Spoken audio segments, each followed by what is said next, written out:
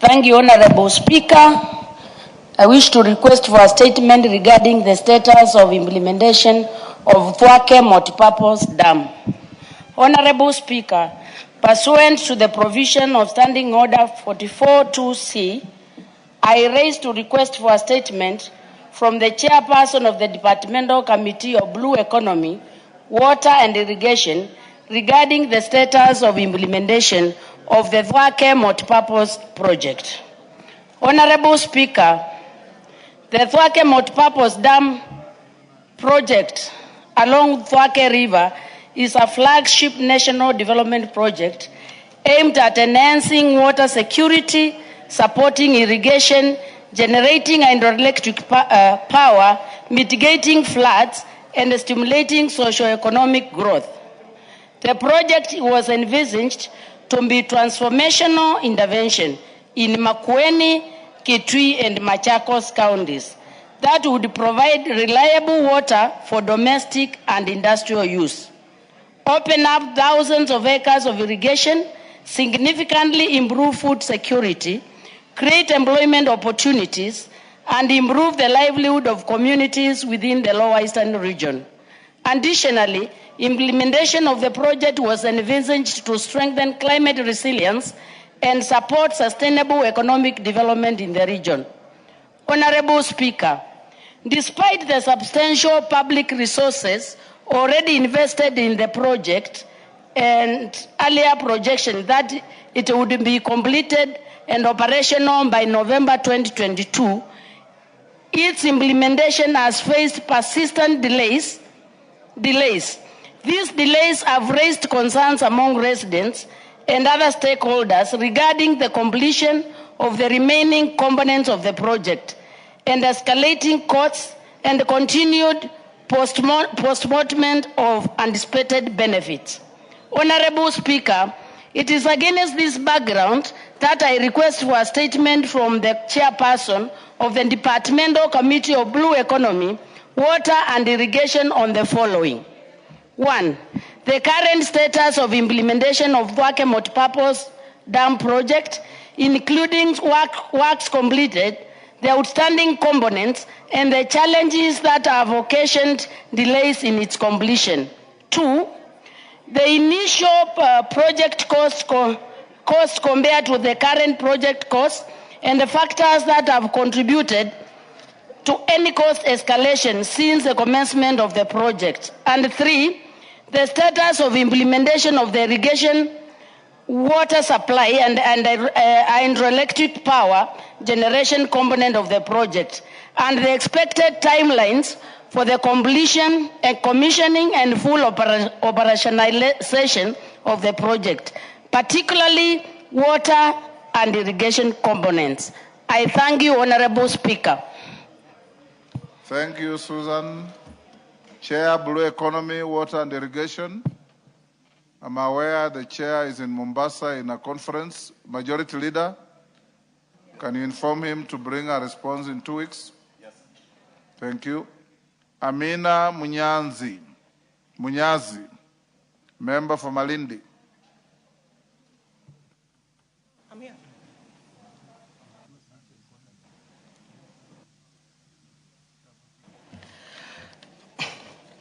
Thank you, Honorable Speaker. Honorable Speaker, pursuant to the provisions of Standing Order 44-2C, I rise to request for a statement from the Chairperson of the Departmental Committee on Transport and Infrastructure regarding the deteriorating state of the Malindi-Salagate Road in Malindi constituency. Honorable Speaker, the Malindi-Salagate Road was commissioned in 2016 as a strategic transport corridor intended to link the coastal tourism hub of Malindi with Tsavo East National Park, while also unlocking the economic potential of the region by enhancing trade through facilitating the movement of goods and services. The road also serves as a key route, providing residents with access to healthcare facilities and other essential public services. Despite the annual allocation of funds by this House for the maintenance and rehabilitation of roads, the Malindi-Salagate Road has continued to deteriorate due to prolonged neglect. Large sections of the road have extensive potholes and washed out segments, which pose serious safety risks to road users. The situation has disrupted the movement of goods and services and impeded access to essential services, particularly during periods of heavy rainfall when parts of the road become impassable. Honorable Speaker, it is against this background that I request for a statement from the chairperson of the Departmental Committee on Transport and Infrastructure on the following. Number one, the plan by the Kenya National Highways Authority, that is KENHA, to rehabilitate the Malindi-Salagate Road, including expected timelines for commencement and completion. Number two, the immediate and long-term interventions by the ministry to ensure timely maintenance and rehabilitation of roads. And lastly, the measures being taken by the Ministry of Roads and Transport and KENHA to ensure that any roads construction and maintenance work are undertaken in accordance with required quality standard. I thank you, Honorable Speaker. Thank you, Honorable Amina. Chair, Transport and Infrastructure, GK. When can you bring a response? Honorable Speaker, will respond in 2 weeks. 2 weeks, thank you. Response to statements. Honorable Caroline Ngeleche, is she in the House? Yes. Defense, Intelligence and Foreign. Is Nelson Koech in the House? Caroline, the respondent is not in the House. In case they come, we'll give them an opportunity. Right? You want to say something? Go ahead. Thank you so much, Mr. Speaker. I wanted to please insist that this matter is something that is active, and the family and the community really wanted the answer, because even repatriating the body of the deceased has not been done. And I wish and I would pray that the relevant committee chair should do it as soon as possible, because even it was supposed to be done last week, but it was interfered by the budget. So it is my sincere request that as soon as possible he responds to it. Thank you. Yes, Cindy Amoge, on the same. Go ahead. Thank you, Honorable Speaker. Allow me to also add my voice to what the Honorable Ngeleche has said.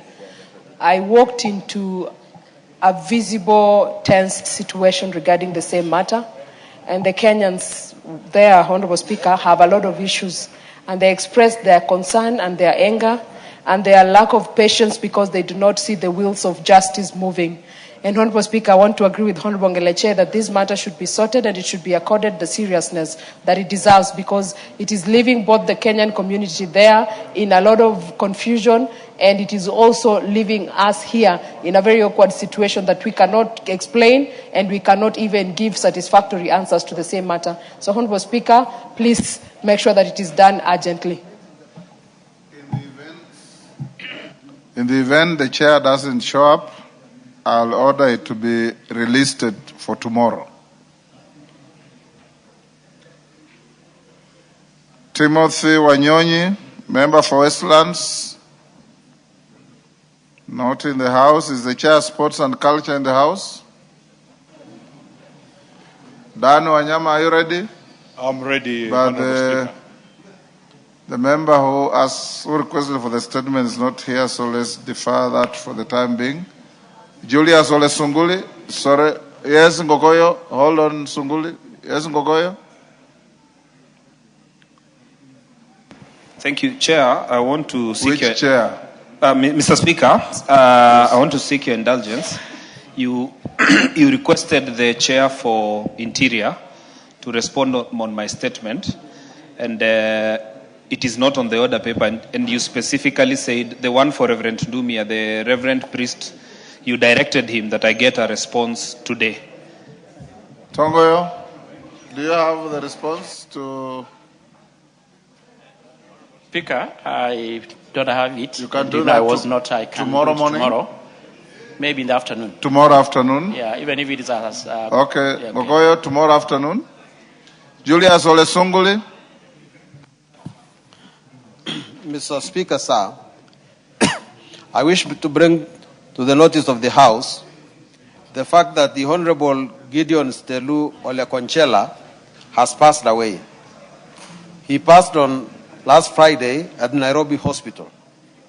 Konchela represented Kilgoris constituency as his member of parliament for multiple terms between 2003 and 2022 under different political parties, the PNU, URP, and Jubilee.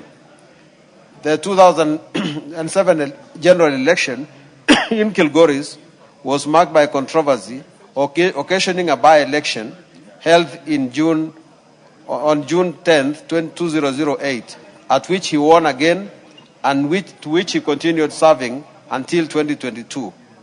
Before entering politics, Gideon Konchela had a distinguished career in the military spanning over 30 years, serving as a commander and logistics officer in the Department of Defense. He trained in the resource and financial management at the Military Training College at Lanet and in Camberley in the United Kingdom.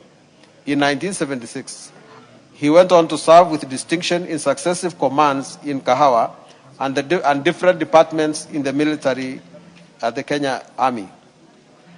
Konchela also served in the President Mwai Kibaki's cabinet as Minister for Immigration and Registration of Persons between 2006 and 2007, having served earlier as an Assistant Minister for Health and Medical Services. During his tenure, he oversaw the landmark Refugee Act of 2006, which replaced the repressive colonial-era Control of Aliens Act and established a humane and legal framework to register and protect refugees in Kenya. Although we did compete in elections, we often served in different times as allies. The people of Kilgoris constituency will miss the Honorable Gideon Stelu Konchela, the Member of Parliament they knew for 20 years. We pray for his family and pray for his soul to rest in peace. Thank you, Honorable Olesunguli, obviously. Yes, Nguna, what is it? CRN, what is it? Thank you, Mr. Speaker. I just wanted to convey condolences, but Go let ahead. us fall in order. Go Thank ahead. you, Mr. Speaker. I take this opportunity on behalf of the people of Mwingi West, actually to convey a message of condolences and to the people of Kajanto County who lost a very good leader. Gojela Gideon, actually we served with him in 12th Parliament, and he was a very good person. He was my good friend. We served in the same committee, and on behalf of my family, I convey a message of condolences to the family, and let his soul rest in eternal peace, Mr. Speaker. Thank you. Mandazi? Yeah, thank you so much, Honorable Speaker. Permit me as well, on behalf of myself and on behalf of the people of Chepalungu constituency where I represent, to convey my message of condolences to the family of Gideon Konchela, who served as a Member of Parliament then for the entire Kilgoris constituency and the people of Transmara. You remember, Honorable Speaker, before Emurua Digir together with Kilgoris, where Honorable Sunguli now serves, was one constituency. And whenever there were disputes then, the then Honorable Isaac Ruto, who was a Member of Parliament for Chepalungu, worked closely together with the Honorable Ngojela to bring peace along the border. Honorable Speaker, permit me to convey my sincere message of condolences to the people of Transmara. And Transmara, where now Sunguli serves, equally as a considerable number of the Kipsigis community. Honorable Speaker, the Member of Parliament was known to serve people there equally. Honorable Speaker, that is my message of condolences to the people of Transmara. Thank you. Rebecca Tonkei?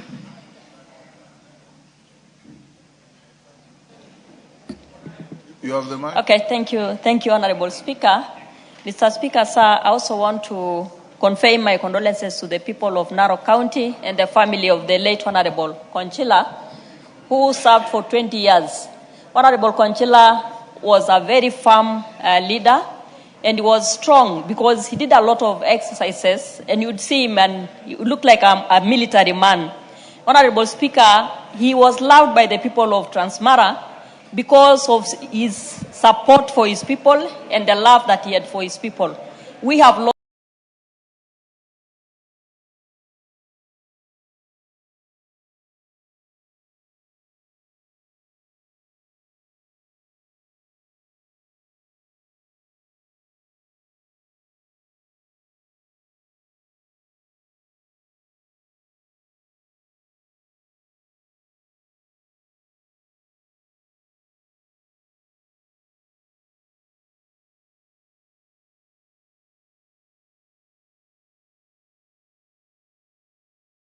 a leader who was consulted by the Ma people because of his knowledge and his love for the people.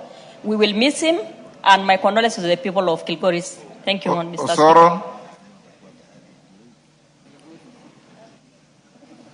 Thank you very much, Honorable Speaker. Honorable Speaker, I also wish to join the people of Narok in general and Kilgoris, Honorable Speaker, and the Honorable Member that has just read the statement in condoling with the family of the Honorable Conchela. Honorable Speaker, the Honorable Conchela served in that constituency for 20 years. That is an area, Honorable Speaker, that borders different constituencies and different regions. You know, the county that, or the constituency that the Honorable Conchela was leading then, in terms of boundaries, Honorable Speaker, it borders Migori County, borders Kisii County, and in particular, South Mugrango constituency, where I lead, and Bomachoge, Borabu, and even Bobasi constituency, Honorable Speaker.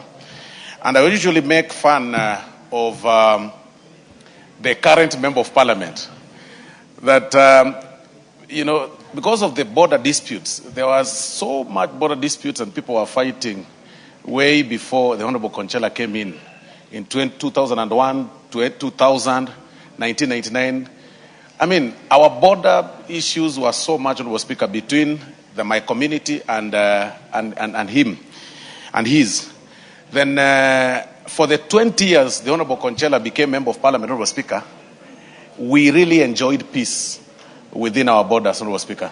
In fact, the other day when we had a small squabble with the counterpart, the neighbor community, Honorable Speaker, I made fun of the current Member of Parliament that, you know, it's been 20 years of peace, now you've come back. What is this?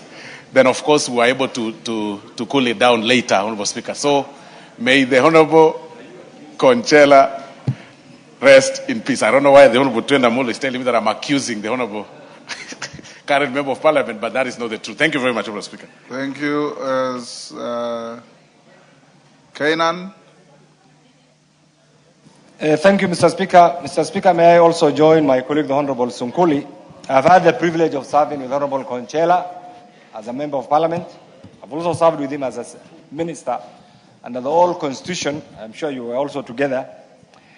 He's one man that I have always seen as a very simple, very pragmatic, and a good team player.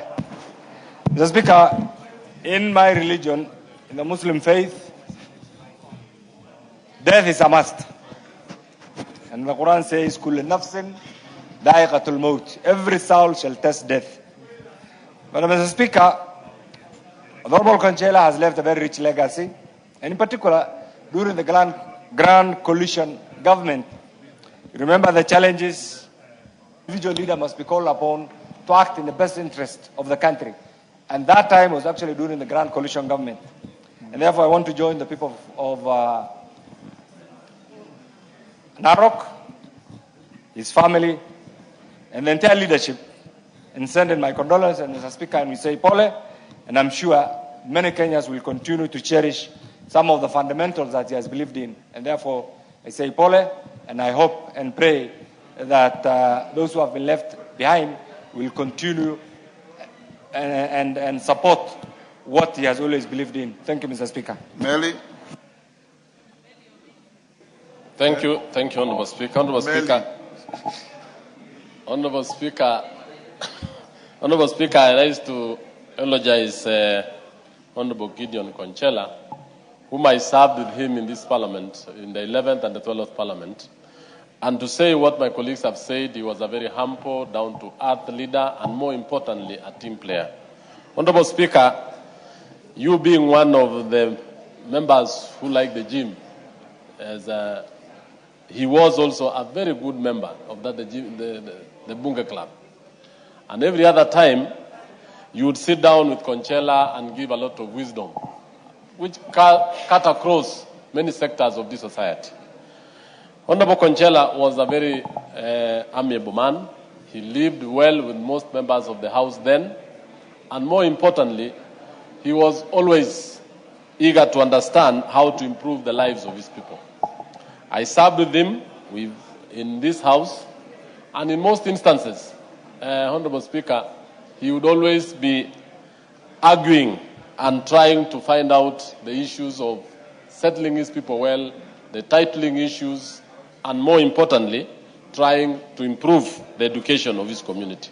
So with my colleagues and Kenyans, I want to pass my condolences to the family, the Honorable Member for Kilgoris, Julius Sunkuli, for losing one of his citizens, his constituents, and the people of Kilgoris for the loss of Honorable Conchela. May his soul rest in eternal peace. Thank you.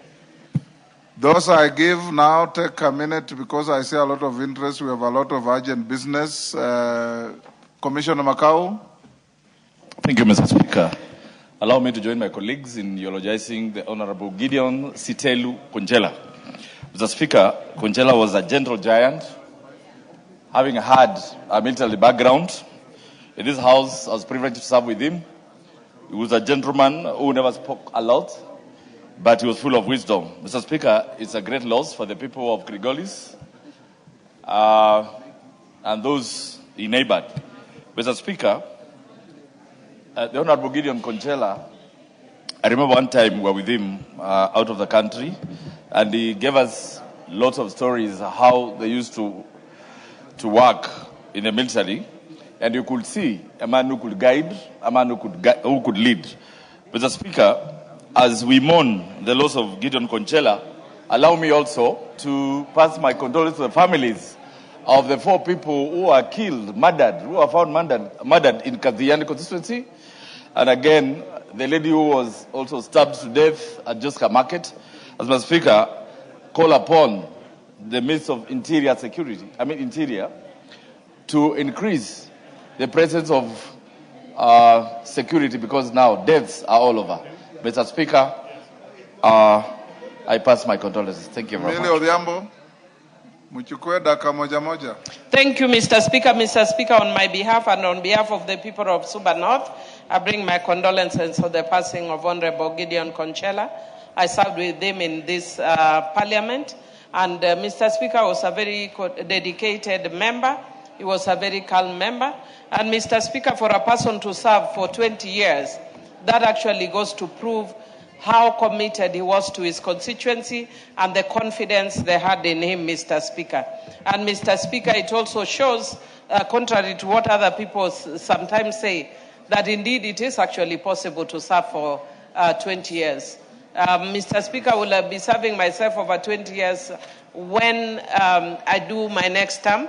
But because we are following the footsteps of people like Honorable Gideon Conchela that are exemplary, Mr. Speaker, may his soul rest in eternal peace.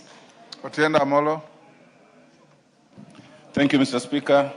Mr. Speaker, I bring the condolences of the people of Rarieda and myself to the family and constituents of Kilgoris on the loss of the Honorable Gideon Conchela. The Honorable Gideon Conchela was a ranking member. We served with him in the 12th Parliament. And Mr. Speaker, this was a gentleman who was humble. And his mark of humility was seen in the fact that although he was a ranking member, serving a 4th time, he never ever reminded anyone that he was a ranking member. Mr. Speaker, The Honorable Gideon Conchela served with dedication, and that is why he kept being elected. But more importantly, he was a man bereft of verbal aggression.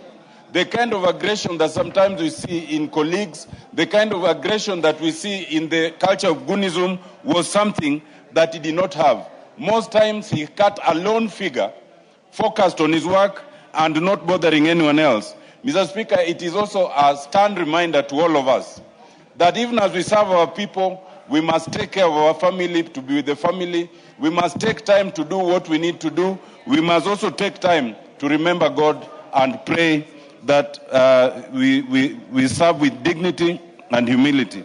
Mr. Speaker, we mourn the Honorable Conchela. Thank you. Thank you. Oundo.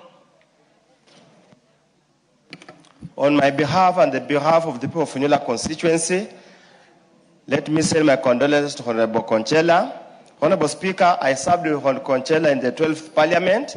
We are also in the same committee of Trade Industry and Cooperative, and we interacted fairly well. I have never seen a humble man like him, regardless of his past history. It also happened, Honorable Speaker, we lived through almost the same place in Nairobi here, so we occasionally meet with his family at the hub. And also let me, on my behalf and behalf of my family, send message to the family and wish them God comfort at this most disturbing time. Thank you, Honorable Speaker. Mule. Thank you, Mr. Speaker. I want to join my colleagues to say pole to the family of Conchela.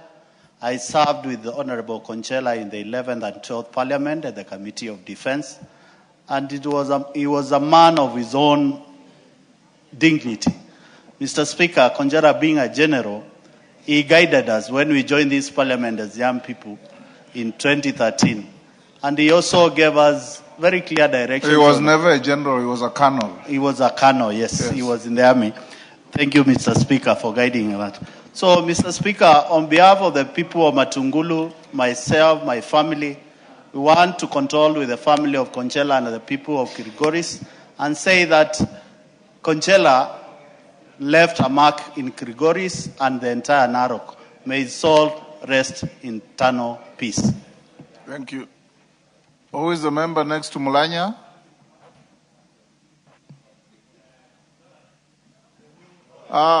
Yes, the new member for Emurua Digir. Yes, thank you, Mr. Speaker, yes, sir. Mheshimiwa, go ahead. Thank you, Mr. Speaker, sir. I come from Emurua Digir. I want to join members of this House in sending a message of condolence to the family of Mheshimiwa, the late Honorable Conchela. It is because of Honorable Conchela that Emurua Digir consensus was created. Honorable Conchela was a very peaceful person. When during the 2007, Honorable Conchela made a very good step and joined all the communities in Narok County. He brought peace in Narok County. May his soul rest in peace. I want to end here. Hassan. Thank you, Mr. Speaker, for giving me the opportunity. I want to, on my behalf and on behalf of my constituents, Kamkunji, to send my condolences, my sincere condolences to the family and friends of Honorable Gideon Conchela. I had the privilege and honor of serving with him in several parliaments from the 10th, 11th, and the 12th. And he was really down to earth, wonderful, humble person to know. And in fact, it was quite a surprise for me to know that he served in the military, because he behaved not like a loud military man. He always spoke in soft tones, and he was a very good person to know and to befriend. And I wish, may he rest, his soul rest in peace, and my best wishes to the people of Kilgoris. Honorable members, let's end here. Honorable Conchela was a wonderful man. I was in this parliament with him. I was in cabinet with him. And he preached peace everywhere. He represented a very volatile area. I'm sure the member for Emurua Digiri can tell. But he tried his best to make peace with everybody. He succeeded Julius Sunguli, I think, in one of the elections. I don't know if he succeeded or defeated, but he succeeded Julius Sunguli and remained in this house until Sunguli came back to reclaim the seat from him.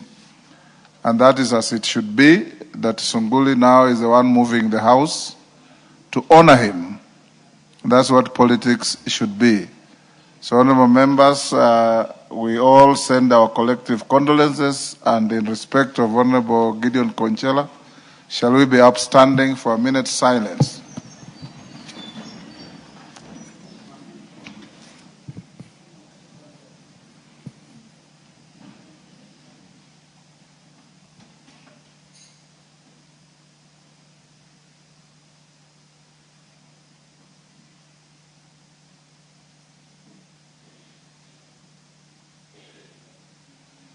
May his soul rest in eternal peace. Amen. For members who have not had an opportunity to send their condolences, we have set up a condolence table out there with a condolence book. You may wish to go and do so. Honorable members, while on my feet, allow me to acknowledge in the Speaker's Gallery Mawingo Girls Secondary School from Kipipiri, Nyandarua, Merti Muslim Girls Secondary School from Isiolo, North Isiolo,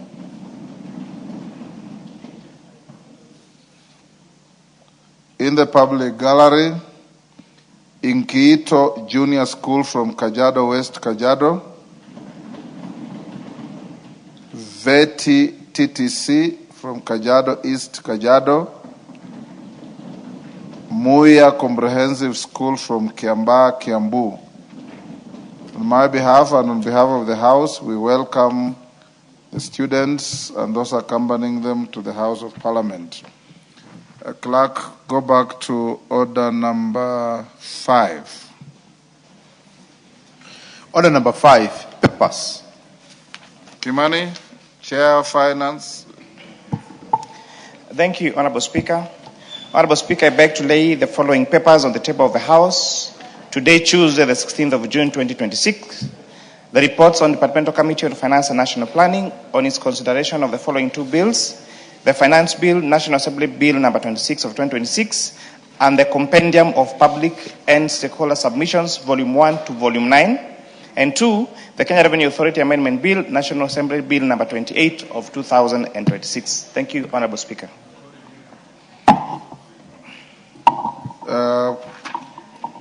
Go back also to order number 7.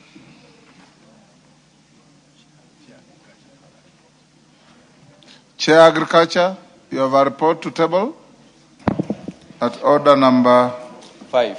5. Yeah, Honorable Speaker, I beg to lay the following paper on the table of the House. Today, Tuesday, 16th of June, 2026, report of the Departmental Committee on Agriculture and Livestock on its consideration of the Plant Protection Bill, National Assembly Bill number 28 of 2025.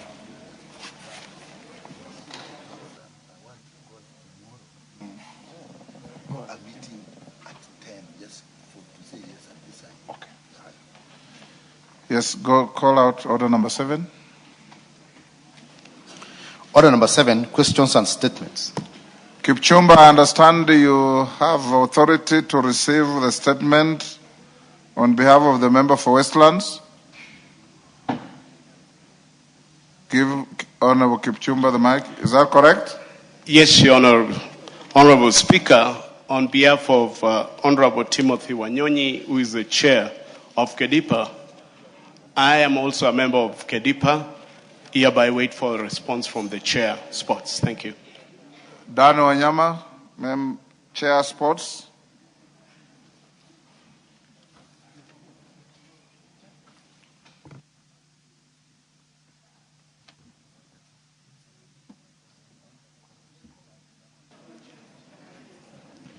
Thank you, Honorable Speaker. This is the response for the statement sought by Honorable Tim Wanyonyi, member for Westlands, that the steps taken by the Ministry of Youth Affairs, Creative Economy and Sports to review and reconstitute the LOC to ensure inclusion of persons with disabilities, including representatives from KEDIPA, the Kenya National Paralympic Committee, KNPC, disability-related sporting federations, and experts in accessibility and inclusive design. And two, the timelines for the reconstitution of the LOC to accord with Article 27 and 54(2) of the Constitution. And Honorable Speaker, here is the response. The Ministry acknowledges the request for inclusion and representation of persons with disability, BWDs, within the Pamoja Africa Cup of Nations 2027 Local Organizing Committee. I wish to note that during the tournament preparations and implementation of African Nation Champions CHAN, that is 2024, representation of BWDs was incorporated within the organizational framework. Lessons drawn from the CHAN experience have informed ongoing efforts to strengthen and institutionalize inclusivity within broader AFCON 2027 tournament organizational framework. Further, the Ministry recently gazetted the Oversight Committee and the National Steering Committee.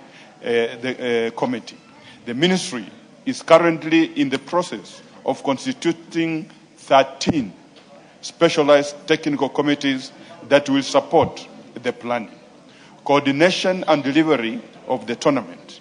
The Ministry intends to deliberately mainstream the participation of persons with disabilities within these committees to ensure inclusivity is embedded across all functional areas of tournament delivery. These include, among others, infrastructure and facilities, that is venue construction progress, accessibility standards, training sites, and pitch readiness, safety and security, venue security frameworks, emergency response systems, crowd management, and safety protocols. And number three, event operations, match day operations, accreditation system, tournament coordination and operational protocols. Then team services, hotel certification, training site allocation, and team liaison coordination. 5, ticketing, digital ticketing system and access control. Commercial affairs, sponsorship rights, delivery, branding, and merchandising. Number 7, communications and broadcasting. Media operations, public communication, broadcasting service, and stakeholder engagement. Number 8, borders and mobility. Immigration facilitation, customs coordination, visa processing, and movement logistics. Number 9, protocol, guests and workforce, protocol management, hospitality services, volunteers and workforce coordination. And number 10, legal, finance and governance, legal compliance, financial management and governance. In addition to representation within the committees, the Ministry also undertaking measures to ensure that tournament facilities and operations comply with accessibility and universal design standards, including accessible stadium infrastructure, designated seating areas, accessible washrooms, mobility support service, appropriate signage, and communication support services where necessary. This is aimed at ensuring that both participants and spectators living with disabilities are able to fully enjoy and participate in the tournament experience. The Ministry further appreciates the importance of engaging stakeholders representing persons with disabilities in order to ensure that inclusivity measures are practical, responsive, and aligned with international best practices. Consequently, the Ministry welcomes proposals, recommendations, and the technical input from relevant institutions and organizations representing PWDs to support the realization of this objective. Further, given that subcommittees are highly technical and service-oriented in nature, the Ministry will appreciate the recommendations of qualified persons with relevant expertise, experience, and competencies aligned to the mandates of the respective committees. This will ensure that representation is not only inclusive, but also effective in supporting the successful delivery of the tournament. The Ministry remains committed to fostering an inclusive sports environment that guarantees equal opportunity, participation, and representation for all persons, including persons with disabilities, in the organization and the hosting of the national, regional, and international sporting events. I thank you, Honorable Speaker, and as I conclude, Honorable Speaker, let me also take this opportunity to eulogize with the family of Conchela, whom I served with in the 11th and 12th Parliament. May his soul rest in peace. I thank you. Kipchumba, are you satisfied with that clear explanation? Honorable Speaker, satisfied, yes, but there are issues that we still want to be clarified. The disability community constitutes a significant segment of Kenya's population, which includes athletes, sports administrators, professionals, advocates, spectators, volunteers, and consumers of sporting services. AFCON 2027 presents a unique opportunity for Kenya to demonstrate leadership in disability-inclusive sports governance and to set a benchmark for future continental and global sporting events. We therefore recommend that, one, inclusion of representatives of persons with disabilities in the Pamoja AFCON 2027 local organizing committee to provide a direct input into policy formulation, strategic decision-making, and oversight functions. Two, the expansion of the current 38-member local organizing committee to ensure compliance with Article 54(2) of the Constitution, which provides for the representation of persons with disabilities in governance and other spheres of public life.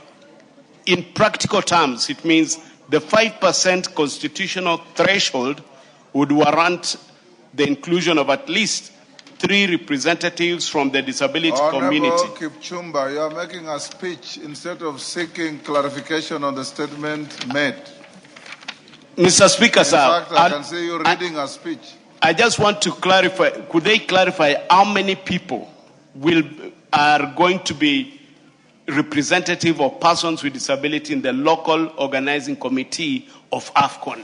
You could have said that in those few seconds. And, Honorable Speaker, there's need also to know what are they putting in place so that the AFCON 2027 aligns with the disability protocol that brings in persons with disability into the sporting arena during this coming event. Thank you, Your Speaker. Asante sana Mheshimiwa Spika, na mimi pia niweze kutilia pondo kama alivyosema Mheshimiwa. Mheshimiwa Spika, walemavu hata nikiangalia ndani ya Mombasa County, walemavu ambao wanafanya mbaomba, mpaka kuna picha niliona na video, walemavu wamelala kwenye veranda na mvua imenyesha, hawana hata ile tikiti ya kurudi nyumbani, wala pia ile tikiti ya kwenda kuparticipate kwenye michezo pia Mheshimiwa Spika hawapati na hawaangalii maslahi yao Mheshimiwa Spika. Kwa hiyo mimi ningeuliza hii kamati inayohusika ndani ya bunge na walemavu, maana yake najua kuna cheo walemavu kule Mombasa County anaitwa Jared, kila siku hata leo nimeona simu zake anatafuta usaidizi. Tunataka kujua ule usaidizi unaotoka kwa serikali kwa walemavu ambao wanahusika na michezo mbalimbali uko na nani, na kwa nini haujafikia hata watu wangu wa Mombasa Mheshimiwa Spika. Asante sana. Wanyama. Honorable Speaker, I want to confirm here now that as we speak, already 2 names of the disabilities that are supposed to join the LOC have been given to the PS Sports, and it is work in progress. And for Honorable Zamzam, I want to confirm to you that any team, whether disabled or normal, once it is representing this country, no team nowadays sleeps on the corridors or lacks the tickets, unless maybe they are just participating on their own, but the moment we get their request, and maybe you advise the person that for you to get funded, kindly make a request in good time so that the same can be processed and funds will be available for the team to participate in any international matches as long as you are representing this country. I thank you, Mr. Speaker. Next order. 2026 and Wednesday, 24 June 2026, from the provisions of Standing Order 43, being sitting allocated for business not sponsored by the majority or minority party or business sponsored by a committee. Honorable Speaker, it is in the knowledge of members in this House that usually Wednesday mornings it's private members' bill day. But Honorable Speaker, the leadership of the majority and the leadership of the minority, Honorable Speaker, have lined up several House business matters, as we discussed in the House Business Committee, Honorable Speaker, that need to be dispensed of before we proceed to another short recess in another week or so, Honorable Speaker. And for that reason, Honorable Speaker, we proposed that we move the private members' bills and exempt that particular day now for other business matters, Honorable Speaker, that are not under the Standing Order 43 for 2 days. And that is this Wednesday, that is tomorrow at 9:30, Honorable Speaker, and then next week on Wednesday, 24th. So for those 2 consecutive Wednesdays, businesses that have been placed under Standing Order 43 will not be in the House, Honorable Speaker, so that we are able to finish and dispense of the matters that needs to be dispensed of before we proceed to the recess.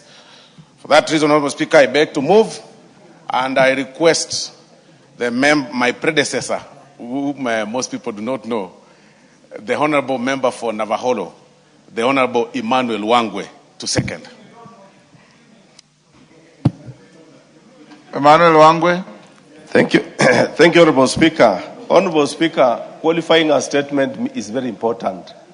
When he says do not know, it's because I crossed over to opposition, Honorable Speaker. I'm no longer in government side. That is why he says they might not know, because I used to be the chief whip majority side. Now I'm seated in the minority side.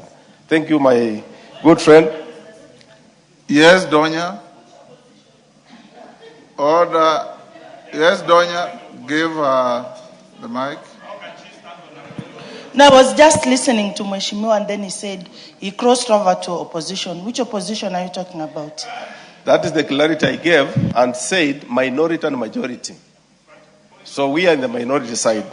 Honorable Speaker, allow me to second the motion so that we cut this long story short. Donya, did you say you are rising on a point of confusion or point of order?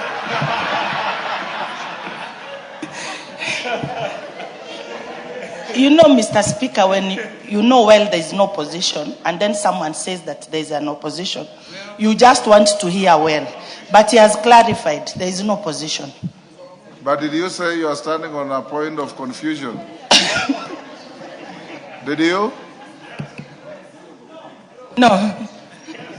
Yes, go ahead. Thank you. It will make much difference if at all we can shift all motions under Standing Order 40, sub-article 3.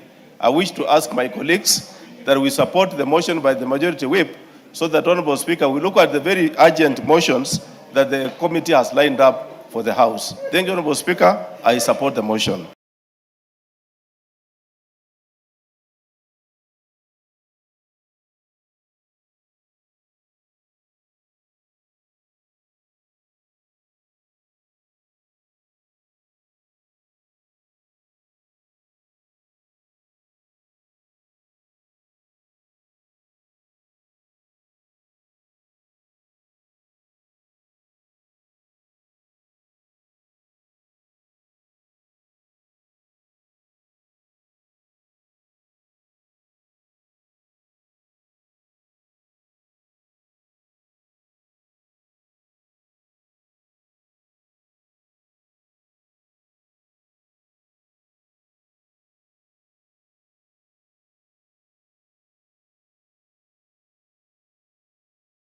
Thank you, members on their feet. Take your seats. Members on their feet, take your seats. Honorable members, I now propose the question at order number 8, which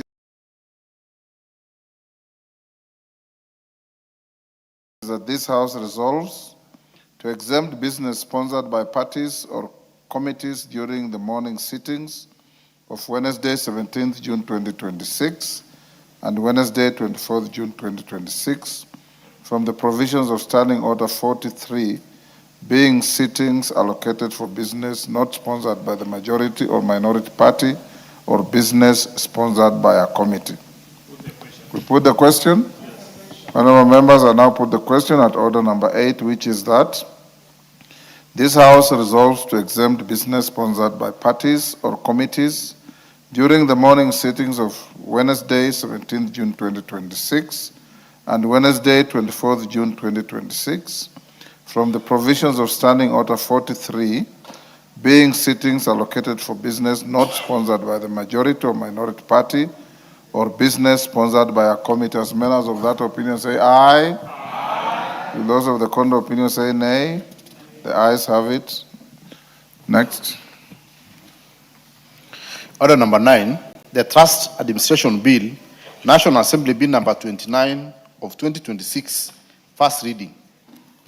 A bill for an act of parliament to consolidate and reform laws relating to the registration, incorporation, management and regulation of trusts and trustees and for connected purposes.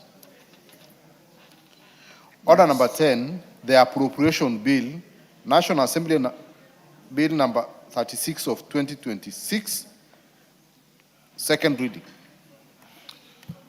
Honorable members, this appropriation bill is literally a continuation of the budget business we have been doing. The budget appropriations that you discussed here for 3 days, culminating with the highlights by the CS. So House Business Committee has directed that we take an average of 30 minutes, including the mover, the seconder, and those who may wish to speak, so that we can go to the next business on the finance bill. Budget Chair, Honorable Atandi. Thank you, Honorable Speaker. Honorable Speaker, I would like to move that the Appropriations Bill, National Assembly Bill number 36 of 2026 be now read a second time. Honorable Speaker, as you have rightfully guided, this House having debated conclusively the budget estimates, and ultimately the Cabinet Secretary was in this House last week to give highlights of the same estimates. I would just like to take a few minutes to remind members of the key highlights of the Appropriations Bill. Honorable Speaker, this bill seeks to authorize the issuance of 2,1.87 billion from the Consolidated Fund to fund national government services and programs for the year ending June 2027. Honorable Speaker, as you have also guided, I just want to highlight to members the contents of the Appropriations Bill, which is basically the contents which mirror the budget estimates which we have already discussed and approved. Honorable Speaker, key highlights of the bill include expenditures that will be spent to fund key programs of government, which include 1, the education sector, Honorable Speaker, which is going to receive 781.3 billion, which will support free primary and secondary education, junior secondary school capitation, teacher recruitment and remuneration, university financing, TVET programs, digital learning, investing in human capital development also, and this is going to be a key driver for economic transformation. Honorable Speaker, the second key allocation is going to be spent on transport infrastructure, industry, and this is going to enhance connectivity, reduce transport costs, and facilitate trade and support regional integration. Honorable Speaker, the road sector has been allocated 230 0.3 billion, which is going to support construction of roads, rehabilitation and maintenance, and building of bridges. The transport sector will receive 51.8 billion for railway modernization, bus, rapid transit system, airport upgrades, logistics hub. Honorable Speaker, the major transport projects include 20.8 billion for SGR Phase 2B and 2C, Kenya shillings 4.2 billion for Dongo Kundu Special Economic Zone, 3.8 billion for flood mitigation works, and Honorable Speaker, further 19.2 billion is going to stimulate industrial growth and improve connectivity. Honorable Speaker, under Universal Health Care Program, the health sector is allocated 175.5 billion, which is going to strengthen universal health coverage, UHC, improve primary health care services, expand specialized health care infrastructure.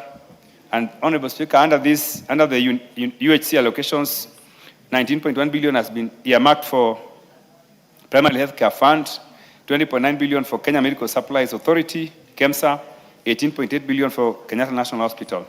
Honorable Speaker, under Housing Urban Development, the Housing Department has been allocated 138.2 billion to support affordable housing programs, and 110 billion for urban infrastructure and informal settlements upgrading.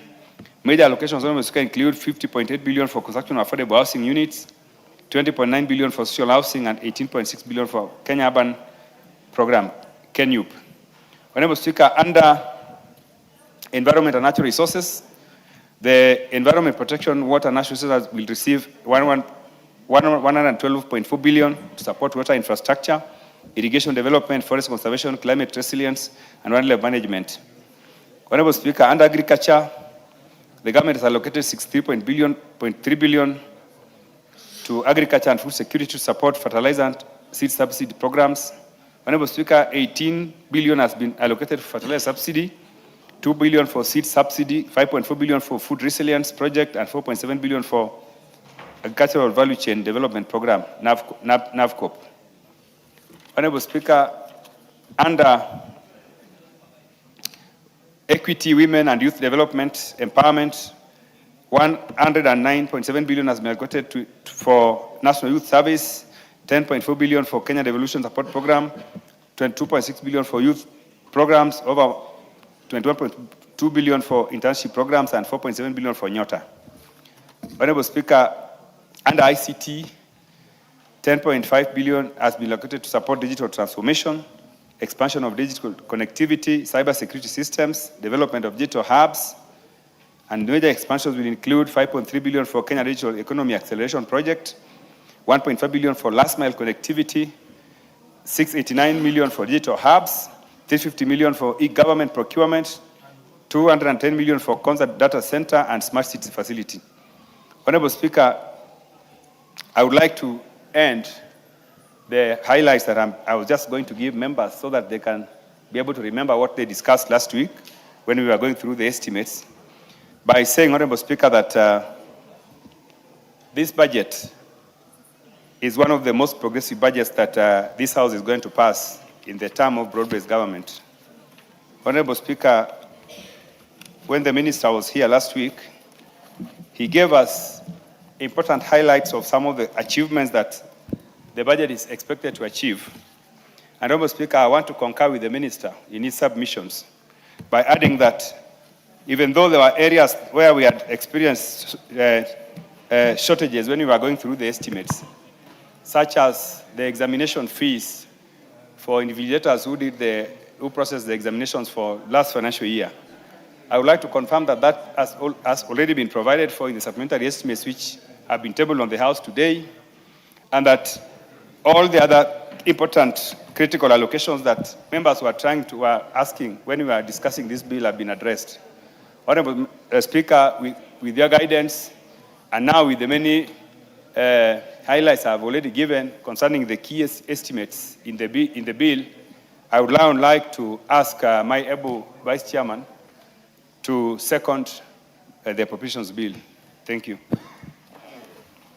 Member for Endebess. Thank you, Honorable Speaker. Honorable Speaker, I stand to second.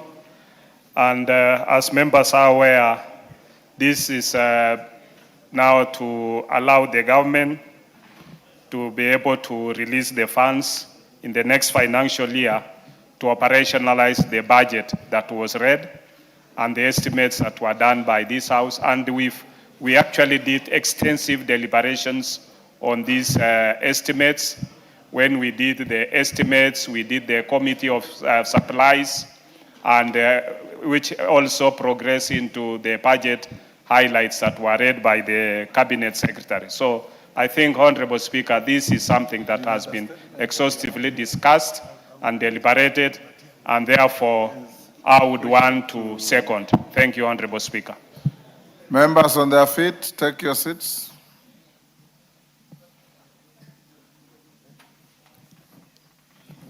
Honorable members, I now propose the question at order number 10, which is that the appropriation bill, National Assembly Bill number 36 of 2026 be now read a second time.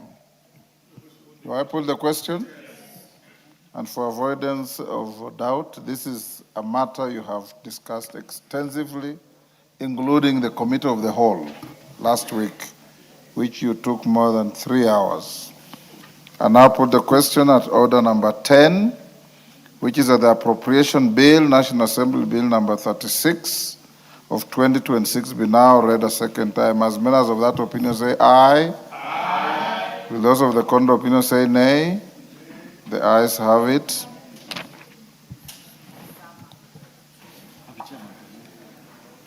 A bill for an act of parliament to authorize the issuance of a sum of money out of the consolidated fund and its application towards the service of the year ending on the 30th of June 2027, and to appropriate that sum and a sum voted on account by the National Assembly for certain public services and purposes.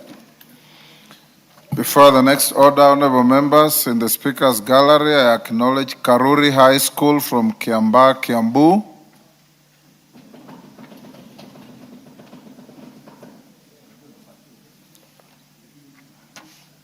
And in the public gallery, Taita Taveta opinion leaders from all Taita Taveta constituencies in Taita Taveta.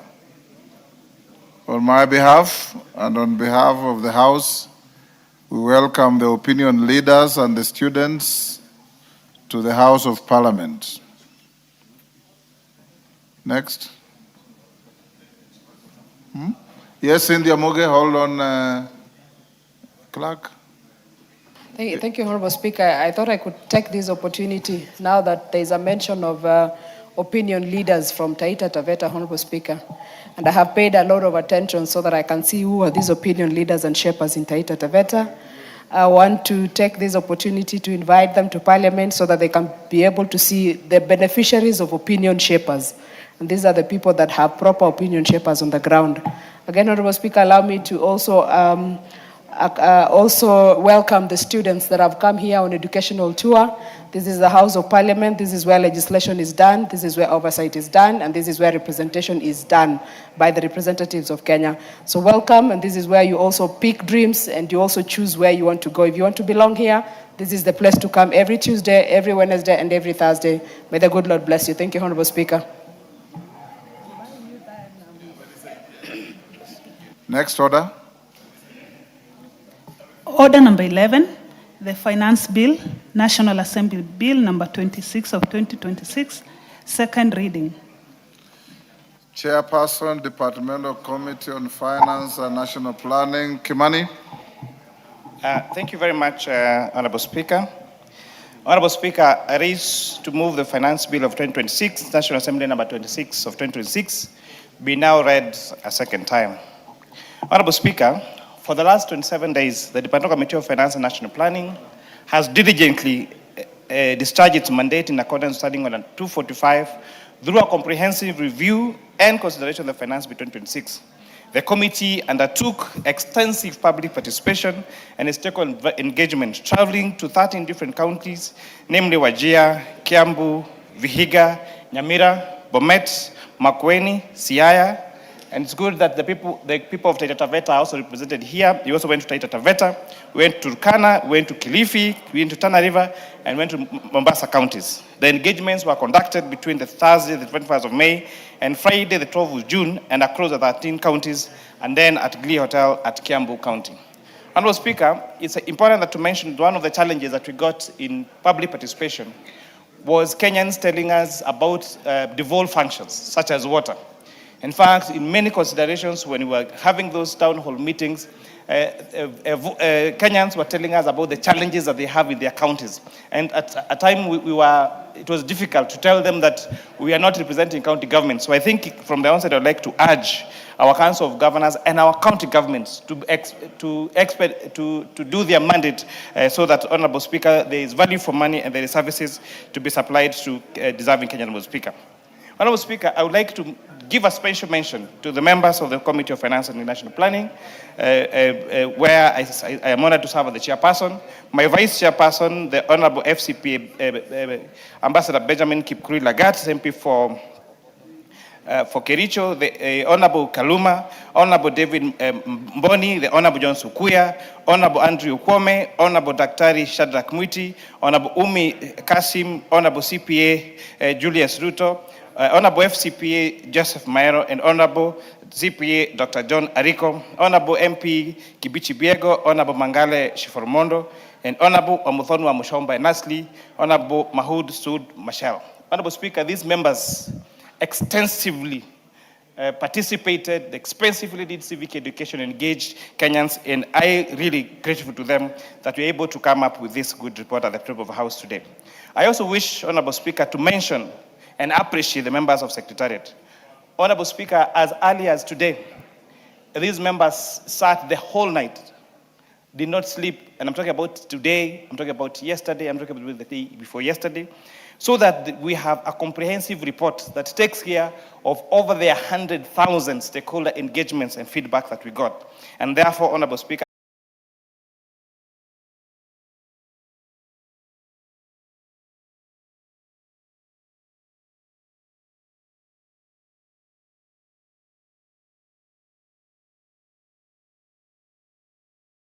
policy reform framework aimed at strengthening Kenya's tax system. Unlike previous approaches that have focused primarily on introducing new taxes, this bill places emphasis on simplifying tax laws, addressing ambiguities, strengthening enforcement, and aligning Kenya's tax framework with international standards.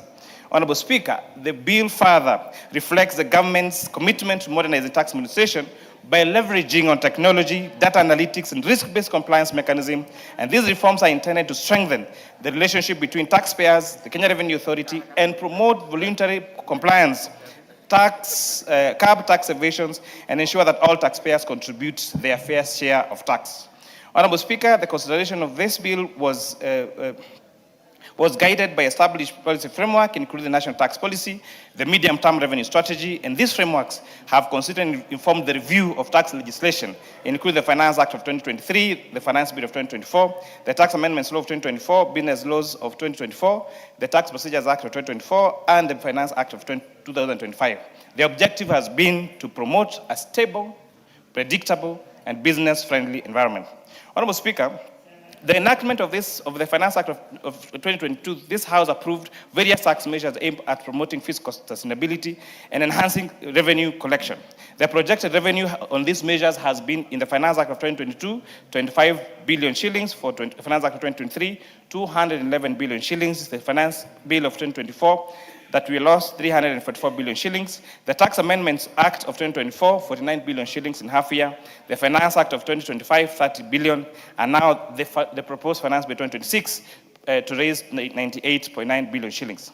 Honorable Speaker, through the rationalization of tax incentives, improved compliance measures, and continued administration, this government expects to raise 98.9 billion shillings that will supply money, Honorable Speaker, as one that mentioned this, to the appropriations that will be led, that will move tomorrow by the Chair of Budget and Appropriations Committee. The committee primary objective was to streamline tax expenditures, reduce revenue leakage, enhance compliance, and ensure that tax incentives are targeted towards national development priorities. The proposed amendments are seeking to promote fairness and sustainability with the tax system while maintaining an environment that supports investment, business growth, and long-term economic planning. Honorable Speaker, a predictable and transparent tax framework enables taxpayers and investors to make informed decisions, encourage confidence in the economy, and support sustainable growth. Honorable Speaker, the committee conducted extensive public participation, and based on their views, it will be recommending amendments to the bill as follows. Honorable Speaker, Clause 2 of the Finance Bill under the definition of software includes both the software itself and its distribution within the meaning of royalty. The committee observed that distribution of software does not by itself constitute a royalty-generating activity, and that including it in such could lead to an intended tax implication for distributors. In line with the international best standards and OECD guidelines, and to safeguard the interests of stakeholders and Kenyans operating the sector, the committee recommends deletion of the phrase and include distribution of software from definition. This amendment seeks to provide clarity, avoid misinterpretation, and ensure a fair and accurate tax framework for software-related transactions. Honorable Speaker, on the very much debated issue on taxation on funds, Honorable Speaker, we agree with the National Treasury that the framework as outlined in the bill will lead to a reduction on tax on funds. However, Honorable Speaker, upon further engagements with Kenyans and engagements with the Communications Authority, changing the tax incidence from when the funds come into the country to at the point of activation, Honorable Speaker, we are not convinced that we are ready to tax funds at the point of activation. We strongly feel that it is important to establish a framework to make sure that we have the correct softwares installed by sharing data with telcos, by making sure that Communications Authority is ready, Honorable Speaker, to charge taxation on activation. But, Honorable Speaker, with the current framework, the National Treasury is recommending that we change the effective date of this to 1st of January 2027. But however, Honorable Speaker, this Parliament lives and can sit at any particular time. And therefore, Honorable Speaker, even as we continue to engage with the National Treasury and wait for the Committee of the Whole House tomorrow, Honorable Speaker, I would urge that we shelve aside that particular idea until we have correct systems in order so that we do not burden Kenyans, Honorable Speaker, with additional taxation or unpredictability in terms of taxation. Because, for example, Honorable Speaker, then what will happen if I go and buy a phone from a dealer and I'm not aware whether taxes have been paid, and I send that phone to my brother in the village or to my grandmother in the village, only for my mother to be told that you cannot use your phone because your phone has not paid the requisite taxes. So, Honorable Speaker, I think it's very, very important that we rethink this particular proposal and ensure that there is no revenue loss, there is no extra burden to Kenyans. And Honorable Speaker, even I say this, I know we have had an extensive discussion, even including now with the CS and the PS, and I urge them that it's a good idea. Yes, it has a good deal, but we need to reconsider at what point should this tax be paid, Honorable Speaker. The bill is seeking, on the issue of, Honorable Speaker, the bill is seeking to address an existing back on taxation on Clause 2B of income arising from card-based transactions. Currently, such fees are not classified as management or professional fees, and therefore are not subject to withholding tax under Section 35 of the Income Tax Act. And therefore, the committee, Honorable Speaker, will be proposing further amendments to this particular clause to make sure that we are in line with the national standards, there is no revenue loss. And Honorable Speaker, then we also don't make transactions expensive in our digital inclusion space, Honorable Speaker. Clause 2E is proposing to amend provisions relating to betting and gaming by expanding the definition of withdrawals. Honorable Speaker, the proposal is seeking to ensure that there is uniform application of withholding tax across different forms of betting and gaming transactions. The bill further proposes to reintroduce the definition of winnings and reinstate withholding tax at 20%. The committee observed that frequent changes on definitions applicable to winnings and withdrawals have created uncertainty for operators and affected predictability within the gaming and betting tax. And therefore, although it is very important to levy this sin tax, Honorable Speaker, it is important that they line with the best practice, it is in line that it is still predictable, and we must make sure that also we make it easy to pay tax rather than the temptation to have members of the public or these particular entities evade tax, Honorable Speaker. Clause 3 borrows a proposes to narrow the tax exemption applicable to gratuity and similar payments by employers and remitted to registered pension schemes by introducing additional eligibility requirements. Currently, Honorable Speaker, currently such payments made on before 1st of July 25 qualify for exemption regardless of the duration and continuity of the employee services. The committee observed that this broad exemption may be susceptible to abuse through tax administration arrangements, particularly where remuneration is structured as gratuity and a short-term contract, Honorable Speaker. So by extending the time, Honorable Speaker, the risk of exempting all gratuity paid to employees, Honorable Speaker, from income tax could mean that an employer would choose to pay their employees gratuity rather than pay them a salary, Honorable Speaker, and that would lead to very huge tax loss, Honorable Speaker. Clause 4 is proposing to introduce a simplified tax framework for non-residents earning rental income from properties situated in Kenya. And so, Honorable Speaker, it's important that I emphasize this point. There has been a lot of public debate that there has been increase in taxation of rent income, Honorable Speaker. But far from the truth, Honorable Speaker, what this proposal is seeking to do, as contained currently in the Income Tax Act, tenants are required to withhold 30% of the rent they pay to non-residents, Honorable Speaker.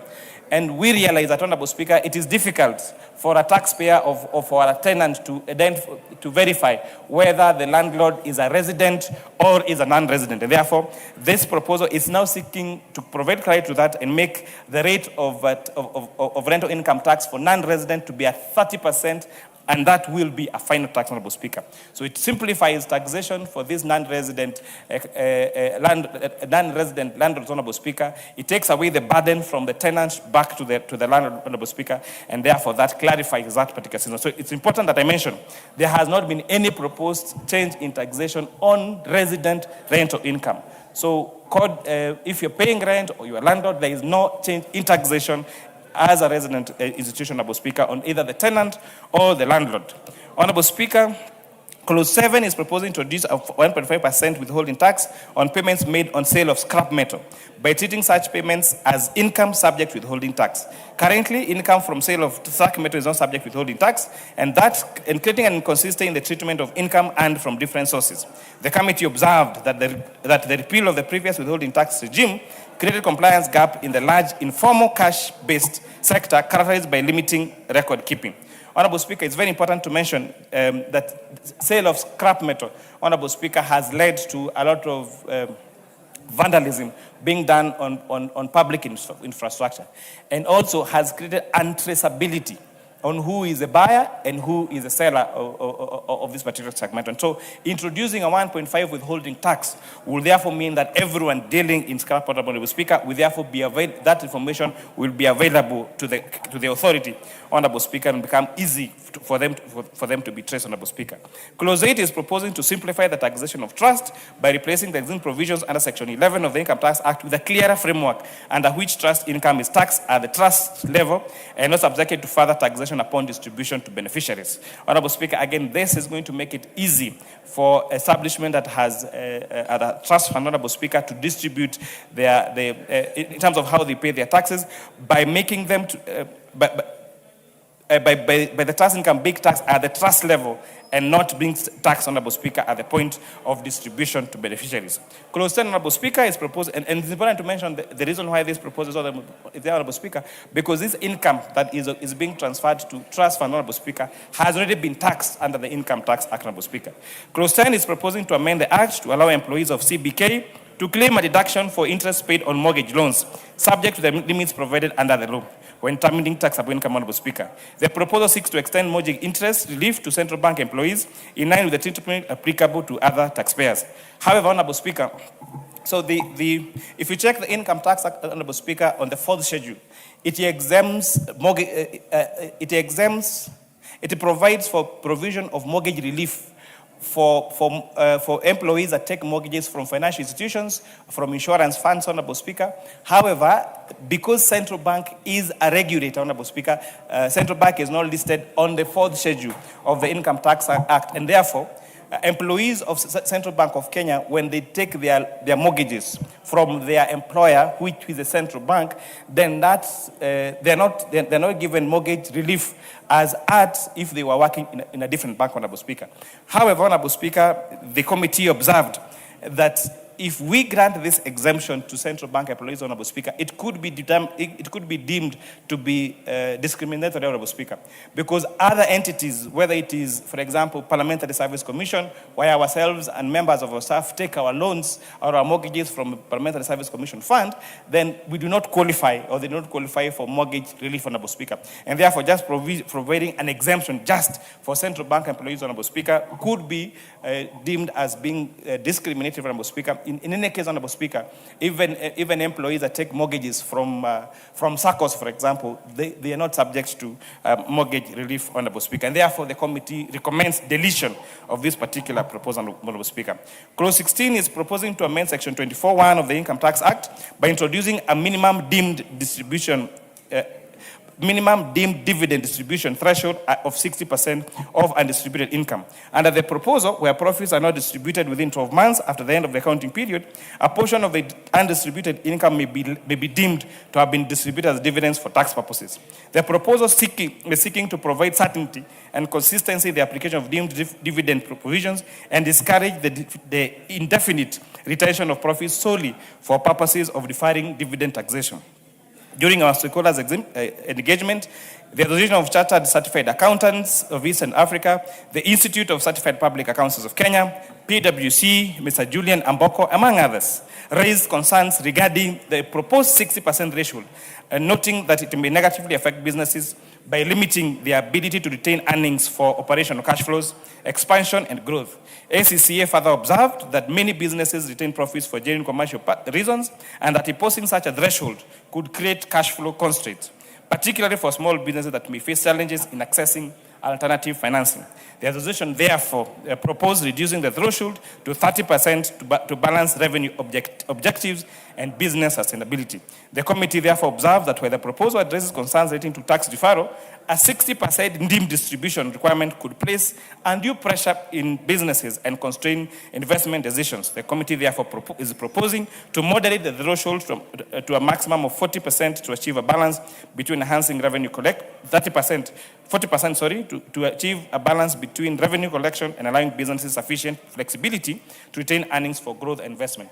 Honorable Speaker, the issue of taxation of deemed dividend, Honorable Speaker, when a business declares a profit and has to distribute dividends to their shareholders, Honorable Speaker, those dividends are subject to dividend tax, Honorable Speaker.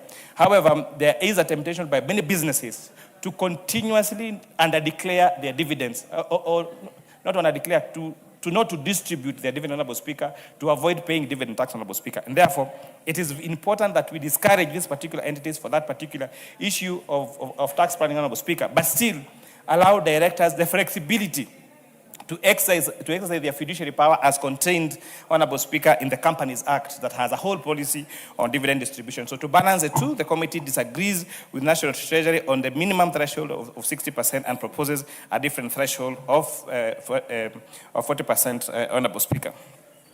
Clause 18 and 19 is proposing to revise the timelines for filing individual income tax returns by introducing different filing-based periods based on the nature of the return, Honorable Speaker.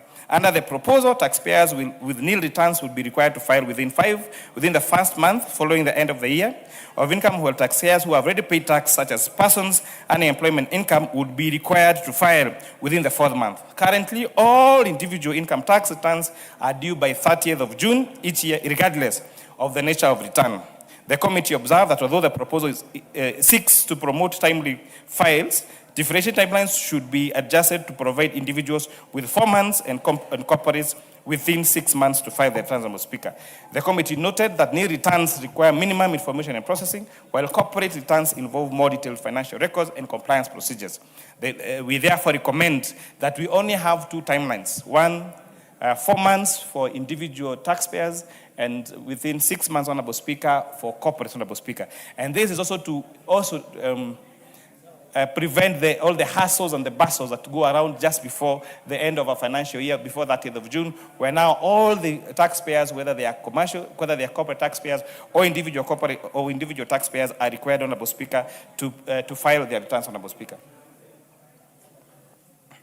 Kulusonito, Honorable Speaker, is proposing to remove the preferential 5% withholding tax rate applicable to dividends paid to East African citizens. The committee observed that this preferential rate creates an equal tax treatment based on residency, undermines equity within the tax system, and provides a tax incentive that is not clearly linked to economic performance, which results in revenue loss. The committee, therefore, notes that the proposal aligns with the national tax policy objectives of rationalizing tax expenditures, promoting a fair, efficient, and neutral tax system, and therefore supported the proposals as it enhances consistency in the tax framework and promotes equitable treatment of taxpayers.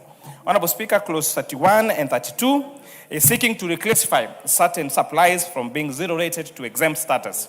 After further scrutiny, Honorable Speaker, we have the proposal that to move from first schedule to second schedule. That means from exempt from zero to exempt, Honorable Speaker. Locally assembled and manufactured mobile phones, electric buses, motorcycles, and electric bicycles, lithium, ion, and solar batteries, transformation of sugarcane farms to milling factories, input on raw materials locally purchased or imported for manufacture of feeds, and inputs of raw materials locally purchased or imported for manufacture of pharmaceutical. Honorable Speaker.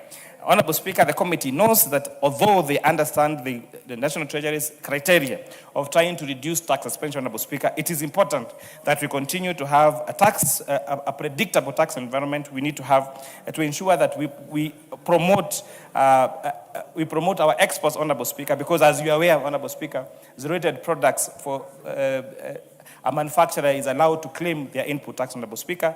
And so then the reason is, and what the committee will be proposing to this House, Honorable Speaker, tomorrow is where we feel that there is a need to continue to have this either exempt or zero status, Honorable Speaker. It is important then if you make a decision to make the products exempt, then we also exempt the raw materials. So we move now so that we have exempt raw materials and exempt finished products, Honorable Speaker.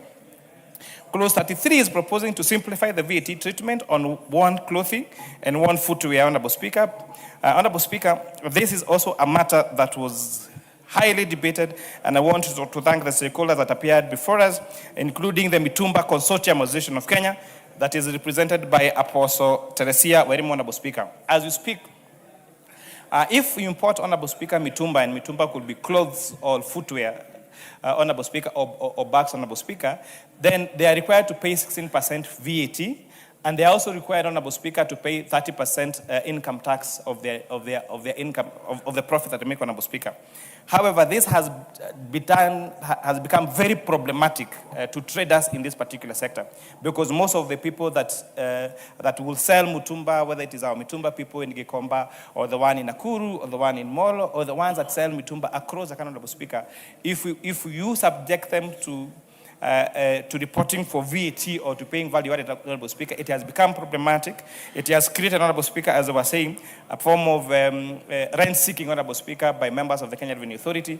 Most of those traders are not able to get tax compliance, and therefore they recommended a simplified tax system where they only pay, Honorable Speaker, 5%, they pay 30% of their deemed profits, Honorable Speaker, which would translate to around 15%, Honorable Speaker, of their profits, which becomes a final tax, Honorable Speaker.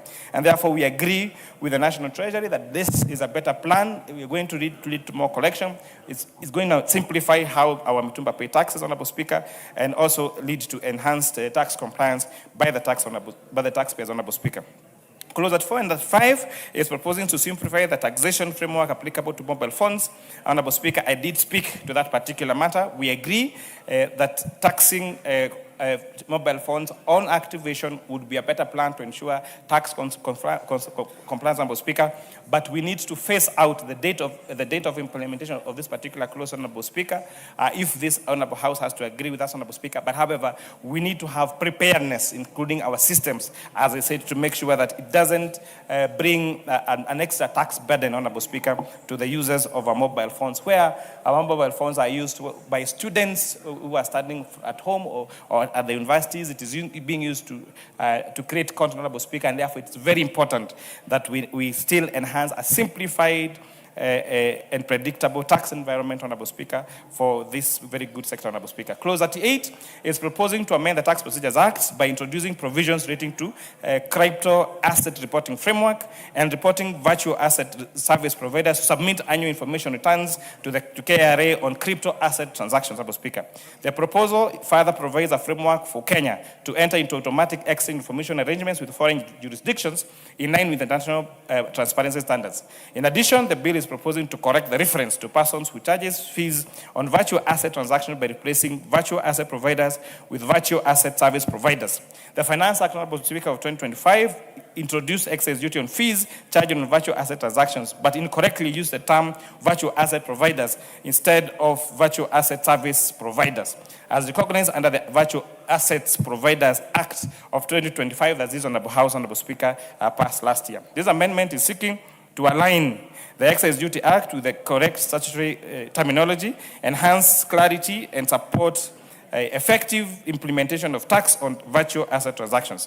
During stakeholder engagements, Honorable Speaker, Mr. Mabuti Mutua of Lexin Consulting Limited supported Kenya's move towards a national tax cooperation and transparency, but raised concerns regarding the need for adequate safeguards in the implementation of crypto asset reporting framework.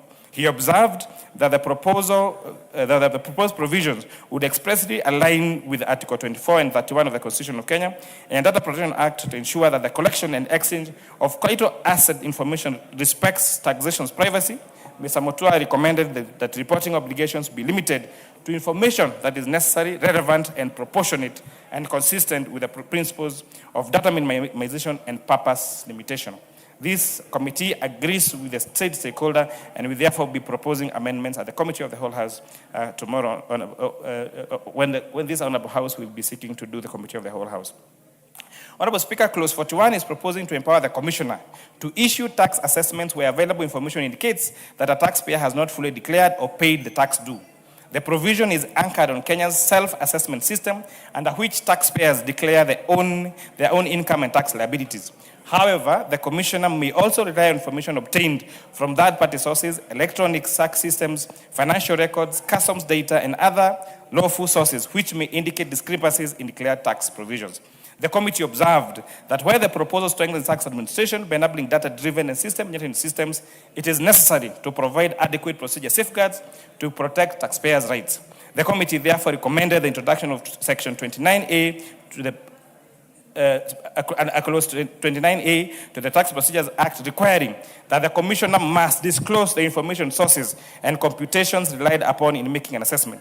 The committee further recommends that such disclosure be a condition for the validity of assessment. And in that case, in case of a dispute, the Commissioner bears the burden of demonstrating the accuracy and reliability of information used, Honourable Speaker. Honourable Speaker, it's very important that I speak to this, I give more context to this matter, Honourable Speaker. Because Clause 41 is providing for powers to the Commissioner to use other sources of third-party data to do a tax assessment on a taxpayer, Honourable Speaker. That would mean they could rely on information, whether it is from whichever source, Honourable Speaker. And Honourable Speaker, although they already have access to that information, Honourable Speaker, because of information sharing, and of course the use now of ITIMs and requirement that all invoices that are allowable have been issued through the ITIM system, Honourable Speaker, giving the Commissioner the absolute right to do an assessment on you without giving the taxpayer the source of that information would be against principles, Honourable Speaker, of justice, Honourable Speaker. It is important that in international best practice that you are allowed, Honourable Speaker, to know the source of information that Honourable Speaker, you are being accused of, and not having that burden on the taxpayer, the burden of it's called the principle of burden of proof, Honorable Speaker, should be on the commissioner and not on the taxpayer. A taxpayer should not be allowed to self-incriminate themselves in terms of their tax liability, Honorable Speaker. Clause 43 is proposing to introduce a one-year tax amnesty under the Tax Procedures Act, running from 1st of July 2026 to 30th of June 2027.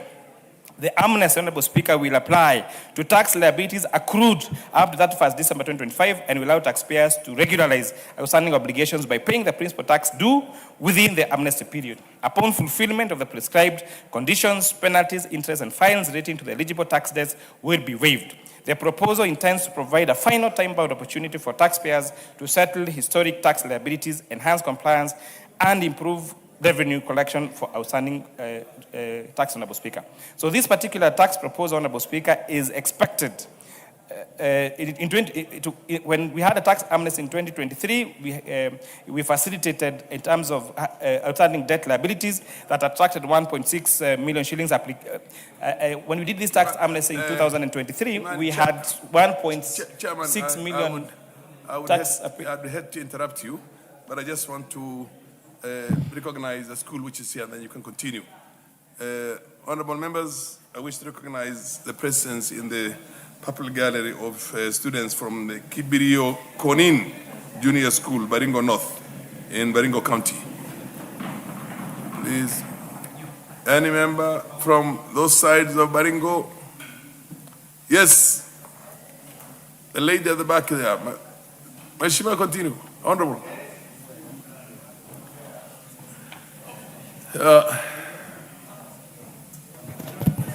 Thank you so much, Honorable Speaker. Let me take this opportunity to welcome the students and the teachers from Baringo County. Baringo is a neighboring county from Elgeyo Marakwet County, and we share in so many things. I just want to encourage all of you that sky is the limit. There is a possibility that if you do your school very well, if you learn very well, one day, one time, you'll find yourselves in this house or in other better places. This is a house where we legislate, where we make the laws of this honorable country. And I want to encourage all of you that education is the only equalizer. Thank you so much, and welcome again to Nairobi. Thank you. The Honorable Woman Rep from Taita Taveta. You can encourage the students up here in Kiswahili also, because we need also to hear. Asante sana Bwana Spika kwa kunipatia hii fursa, na mimi nichukue fursa hii kuweza kuwakaribisha wanafunzi kutoka mashule mbalimbali na vile vile kuwakaribisha wote. Hapo awali nilikuwa na opinion leaders kutoka Taita Taveta hapa, na nataka kuambia wakaribie hapa bunge. Hawa ni wa kutoka Baringo. Hawa ni wa kutoka Baringo, lakini awali kulikuwa na opinion leaders hapa wa kutoka Taita Taveta vile vile. So kwa jumla nawaambia karibu sana bunge. Hapa ndo tunatunga sheria, hapa kunakuwa na majadiliano ya kuboresha hii Kenya yetu, na kwa hivyo wajisikie vizuri kuwa hapa na wawe na wakati mwema hapa bungeni na hapa Nairobi. Asante. Where is Honorable Makilap? Thank you, Mr. Speaker. May I also take this opportunity on behalf of the people of Baringo North and join you on behalf of Parliament to congratulate Kibirio Kwanin JSS class, comprehensive school, for visiting Parliament, together with their teachers and representatives of parents, that this is the house where the people of Baringo North send me to serve them in doing legislation, oversight, and representation. If you work hard, students, you will find yourself here or any sector of government. It only calls upon you to be disciplined and hardworking. There are only two things: hard work, discipline will take you places across the world and across Kenya. I want to welcome them again, and the future is bright. That is one of the brightest schools, the school that does very well in Baringo North, Mr. Speaker, and I wish them success as they go back home. Fair enough, Chairman. Finance, you can continue with your presentation. Thank you, Honorable Speaker. Honorable Speaker, I was discussing clause the issue of tax amnesty, Honorable Speaker. When this Honorable House in the Finance Act of 2023 provided for a window for tax amnesty, Honorable Speaker, we had 1 million applications, Honorable Speaker, that were lodged by the Kenya Revenue Authority. To the Kenya Revenue Authority, this, Honorable Speaker, resulted to 54.5 billion shillings in declared principal tax, and 43.9 billion shillings was collected between September 2023 and June 2024, Honorable Speaker. So it's important. There has been demonstration that when there is provision of a tax amnesty, Honorable Speaker, then we have taxpayers that go and offer to pay their principal tax, and therefore, when you pay your principal tax, all your interest and penalties, Honorable Speaker, are forgiven. Honorable Speaker, however, the committee noted that although this provides a very good relief to taxpayers, Honorable Speaker, it is very dangerous for the country, Honorable Speaker. And it could actually be termed as being unfair, Honorable Speaker, because if, for example, as a tax-compliant taxpayer, I paid my principal tax last year, I paid my penalty last year. If there was any penalty, if there was any interest, then that means I paid both my principal tax, my interest, and my penalties, Honorable Speaker. Then this House then passes a law to forgive interest and penalties for those who did not pay, Honorable Speaker. It would mean that someone who did not pay their so me for me who paid my interest and penalties, Honorable Speaker, then I would be disadvantaged.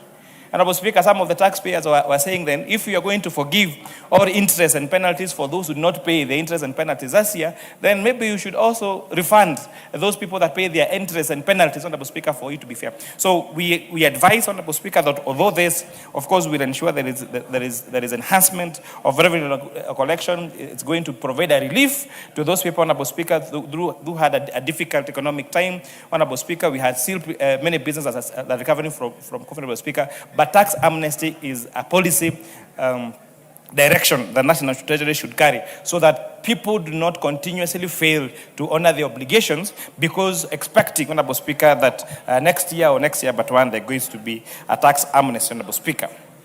Clause 45, Honorable Speaker, is proposing to amend the Tax Procedures Act to allow the Commissioner to issue agency notices for the recovery of tax where a matter has been determined in favor of the Commissioner and to stay order and no stay order has been granted. Under the current FRICO framework, the issuance of agency notices is restricted once a taxpayer lodges an appeal, even in circumstances where the Tax Appeals Tribunal or a court has already determined the matter in favor of the Commissioner, thereby, Honorable Speaker, delaying recovery of tax in the absence of a stay order. The proposed amendment is seeking to align tax recovery procedures with the principle that the filing of an appeal does not on its own suspend enforcement unless a stay is granted, thereby facilitating timely recovery of confirmed tax liabilities when preserving the taxpayer's right to seek a stay from the relevant forum, Honorable Speaker. During stakeholder engagement, concerns were raised regarding the proposed expansion of the Commissioner's enforcement powers.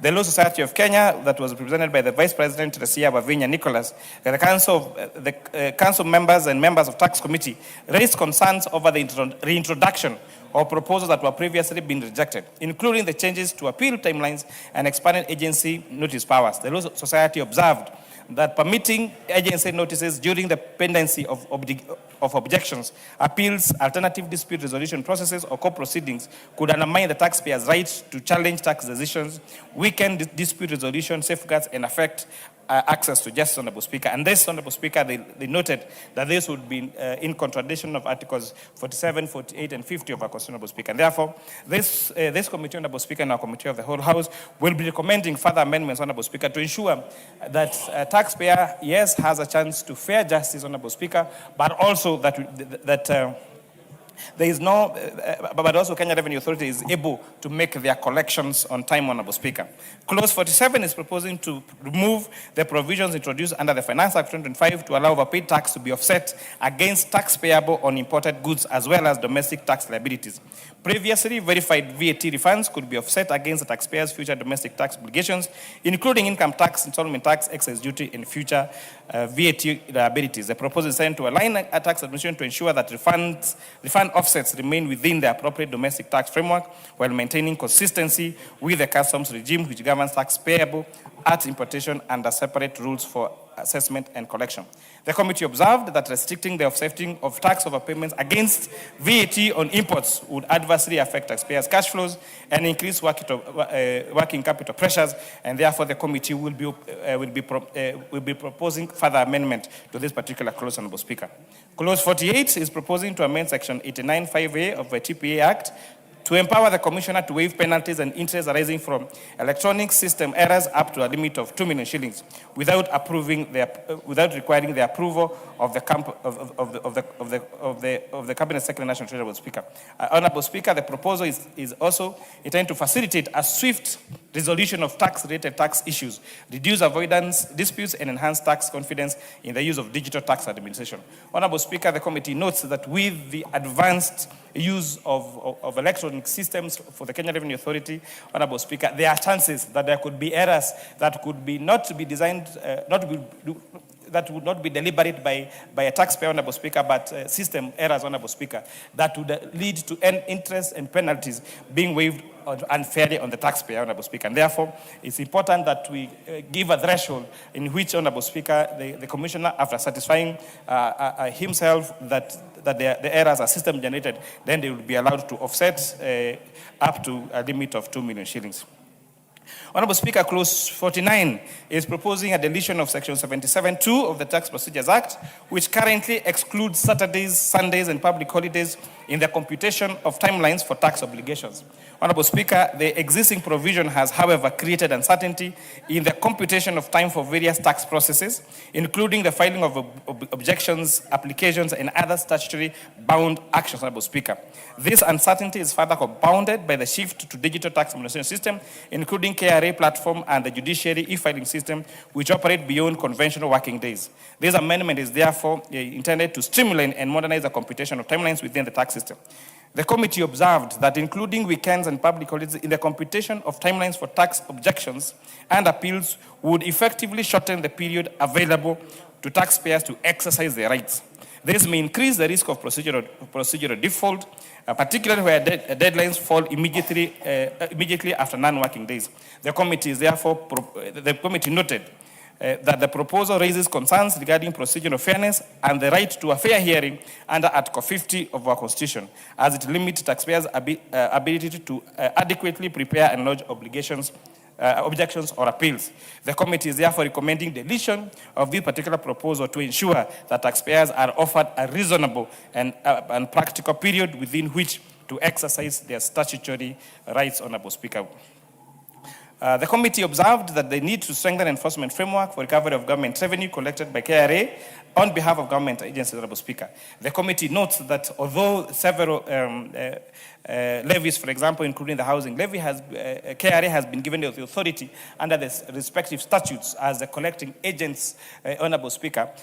Most of these particular agencies, Honourable Speaker, KRA has not been given enforcement powers, Honourable Speaker. And therefore, we note that it is very important that it's important to have now a consequential amendment to amend the Affordable Housing Act, for example, to include, to give to raise, first of all, the current rate that for agency fees collected from 0.5 to making it a maximum of 2%, Honourable Speaker, but most importantly, to give KRA the power to enforce the collection of these levies, Honourable Speaker. Honourable Speaker, the committee proposes, these proposals reflect not only stakeholders' input, but sound economic reasoning grounded in Keynesian fiscal stimulus principles. The Finance Bill of 2026 is supporting aggregate demand, is promoting employment, is stimulating economic growth through targeted incentives in housing, manufacturing, and green technology, while at the same time preserving fiscal discipline, Honourable Speaker. Honourable Speaker, as we deliberate on the Finance Bill of 2026, it is imperative that we prioritize measures that effectively expand the tax base while at the same time maintaining a balance with the broader economic environment, which may include, Honourable Speaker, innovative tax policy approaches, including incentivizing compliance, simplifying tax procedures, and addressing structural barriers that constrain revenue growth, Honourable Speaker. Mr. Speaker, addressing these issues proactively and implementing effective tax policies will help increase our tax revenue collection in line with the economic potential. This will strengthen our fiscal position, allowing for investments in key sectors, social welfare programs, and infrastructure development, fostering sustainable economic growth to benefit all Kenyans. Honourable Speaker, this enormous task has been possible through the collective commitment and cooperation of all those who contributed to the legislative process. The committee's work was greatly enriched by submissions, views, and insights provided by stakeholders, members of the public, and various institutions, which ensured that the bill was considered from a broad and inclusive perspective. Our engagement, Honorable Speaker, received views from across 13 different countries, Honorable Speaker, and it's very important, Honorable Speaker, to note that we received over 100,000 submissions from members of the public. Honorable Speaker, one of the greatest things, and I'm happy that this Honorable House has been able to achieve, Honorable Speaker, is tax education is now in the lips of every Kenyan. Honorable Speaker, it was amazing to go to counties like Wajir and counties like Turkana and listen to ordinary citizens explaining the difference between the first and second schedule of the VAT Act, the difference between between zero rating and exempting, Honorable Speaker. And this shows that Kenyans are willing to be involved in the running of the affairs of this country, Honorable Speaker. I am happy that this time around, and I'd like really to congratulate our Cabinet Secretary for National Treasury, FCPA Bandi, Honorable Speaker, for going out of his way to try to explain to Kenyans and to demystify all the misinformation and disinformation out there, Honorable Speaker. Because I think previously the Finance Bill, Honorable Speaker, used to be left to be a baby of this House, Honorable Speaker, and the executive will just dump it on us and leave us to explain to the members of the public. But I'm very impressed that this time around the National Treasury, led by the PS and the CS, actively engaged Kenyans so that by the time, Honorable Speaker, we are going to public participation, then we had Kenyans already informed of the particular clauses in that particular bill, Honorable Speaker. Honorable Speaker, it's also important to mention that one of the constant submissions we got from the members of the public, although lawmaking is a complex process and it's a legal process that must go in a particular way, this House must innovate in how we communicate to members of the public on proposals of the bills, Honorable Speaker. Because on many occasions, even when we provided members of the public with copies of the bills, Honorable Speaker, they would read and say, Honorable Speaker, some of the clauses in the bill, Honorable Speaker, are usually a deletion of a deletion. So, Honorable Speaker, you read the bill and say you are deleting clause 9. But, Honorable Speaker, when you go now the proposal say to delete section 9, say for example, of the Tax Procedures Act, only for you to go to section 9 of the Tax Procedures Act and you say it's a deletion, Honorable Speaker. So it's a deletion of a deletion. And this particular process, Honorable Speaker, makes it very complicated for ordinary Kenyans to understand legal drafting, Honorable Speaker. So I think I throw this to the people in our legal drafters. Let us find a simplified way, a simplified version of how we do our bills, Honorable Speaker, to the members of the public. Honorable Speaker, it's also important to mention, Honorable Speaker, also other Kenyans said that the way we communicate in English, Honorable Speaker, we have 3 official languages. We have English, we have Swahili, and we have sign language, Honorable Speaker. And therefore, it is important that even the bills that are published by this House are published in the 2 official languages, Honorable Speaker, in English and Swahili. So they enable other Kenyans, Honorable Speaker, who would prefer Swahili as a language of choice, Honorable Speaker, to understand our legal process and understand our business, Honorable Speaker. As we go to the supply of the whole House, Honorable Speaker, Kenyans also really cautioned us on the need to ensure there is value for money for where this money is going, Honorable Speaker. Many Kenyans told us expressly, Honorable Speaker, that they are not opposed to taxation. But, Honorable Speaker, they want to see value for the money where these particular resources are going to. So my urge to all members of the executive, let us be prudent in the use of these financial resources. Let us make sure that these particular resources, when they are supplied to yourselves, go towards value for money, towards economic development, and towards the projects of this particular country, Honorable Speaker. Lastly, Honorable Speaker, the issue of introducing tax deductibility, Honorable Speaker, to Kenyans that are earning below 30,000 shillings was highly canvassed in all our discussion, Honorable Speaker, and is our recommendation to the National Treasury, Honorable Speaker, to go back to the drawing board and let us find a way of waiving, Honorable Speaker, taxpayers or employed Kenyans who earn less than 30,000 shillings. It's also, Honorable Speaker, submissions by institutions like Kenya Bankers Association, Honorable Speaker, that high-income earners are paying up to 35% of income tax, Honorable Speaker, and this particular income tax, they are not allowed to deduct their expenses, and therefore this committee recommends that the National Treasury looks into overhauling all the tax bands, Honorable Speaker, so that because with the increased contributions to SHA and with the affordable housing levy, Honorable Speaker, these have levied a burden on especially salary Kenyans, and therefore important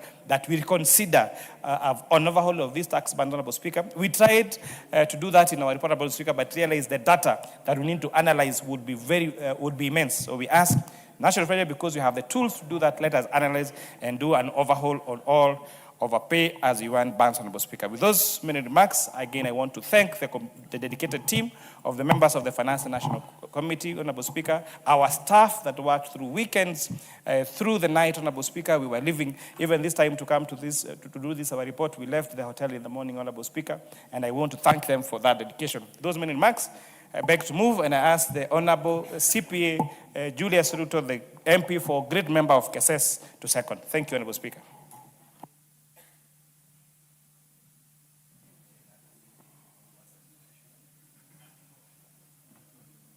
Yes, proceed, Honorable. Thank you so much, Mr. Speaker. May I rise to second this motion on Finance Bill Financial Year 2026. Mr. Speaker, I'm speaking from the ground that I'm also a member of Finance and National Planning Committee, and I did participate all through this particular bill, right after tabling and being committed to the committee, stakeholder engagement, and also participated in county-to-county public participation or public hearing. Mr. Speaker, I want to appreciate my chairman for the leadership that he provided throughout this process. And in truth, how he has read out in brief the content of the finance bill, clause by clause, and not forgetting the views of members of public or stakeholders in every clause that is provided in this bill. As I stand to second this, Mr. Speaker, I want to appreciate that this particular finance bill of this year of 2026 has broadened look at a way of expanding the tax regime than increasing vertically as it used to be before. This is one of the best finance bills that has tried to reorganize the provisions in income tax, provisions in value-added tax, provisions in excise tax, provisions in tax procedures tax, with the objective of reducing the burden on the less taxpayers who have traditionally been known to be contributing to the global tax revenue that finance our budget, and try to accommodate through indirect taxes and deduction of tax expenditure. One of the focus on this particular finance bill, Mr. Speaker, is trying to look at how we are administering our tax expenditure that are increasingly or growing over time to a tune of more than 500 billion a year. It's almost going to 600 or 700 billion or so. That is huge. That, of course, the intention and the objective is to intervene and absorb the burden and pressure on expenditure of disposable income for our taxpayers. However, it is also taking away the advantage and the opportunity to direct resources on the critical expenditure part of our revenue so that we're able to lessen increasing taxes on the few, but derive a balance on all the hands of the society. So that those who are earning less, those who are earning more, are able to contribute in an equilibrium level and be able to achieve the service together in a fair and distribution. And therefore, this finance bill has looked at the issues of VAT. There are many other elements that have been on zero rated, and trying to evaluate the impact of those zero rated over time and the cost element that is bringing about it.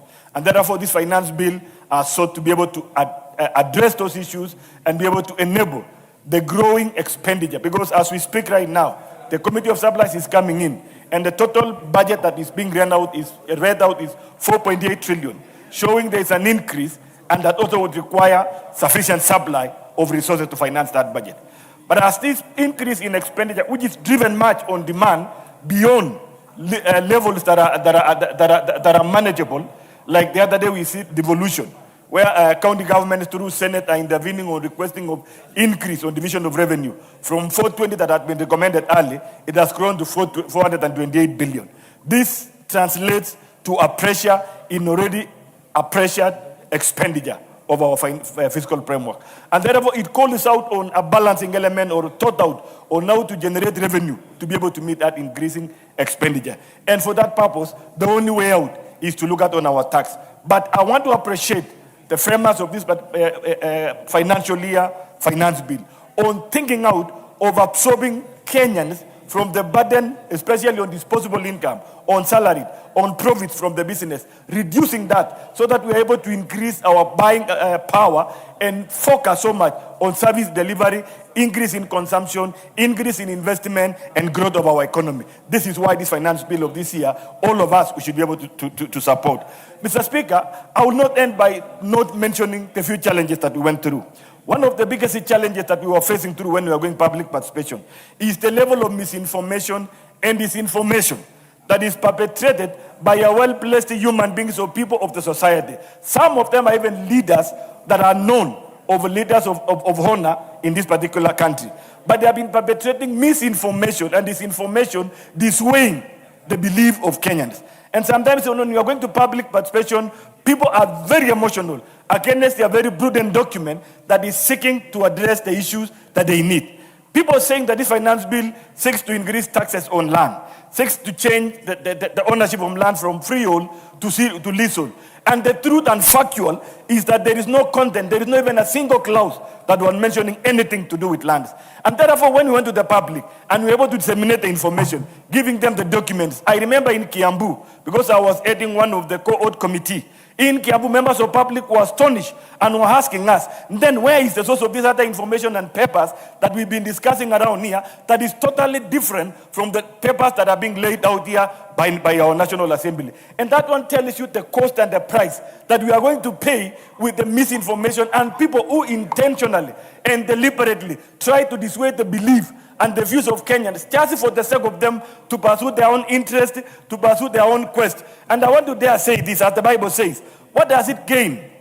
What does it benefit for you to gain the whole world and lose life? And then what does it gain for you to destroy our country just for the sake of your own interest, for the sake of your own, to pursue your own power, for the sake of you to influence the perception of people in your own agenda? It gains nothing when people are disgruntled, when people are, we destroy our own peace, we destabilize our own country, we destabilize our own economy just because of misinformation and disinformation. And I want to call even about the house of media, that let them be upheld by the code of conduct so that the information they prosecute, the information they discuss, let them establish the truth and facts so that we're able to inform our people very well and they make the right decision. And support the upright policies, the policies that is growing, that is going to grow the nation, not the negativity that is bringing about division, dividing people on political ground, and sell out the opportunity of growing our nation all together and achieve the objective of our constitution. Mr. Speaker, I want to support this particular motion.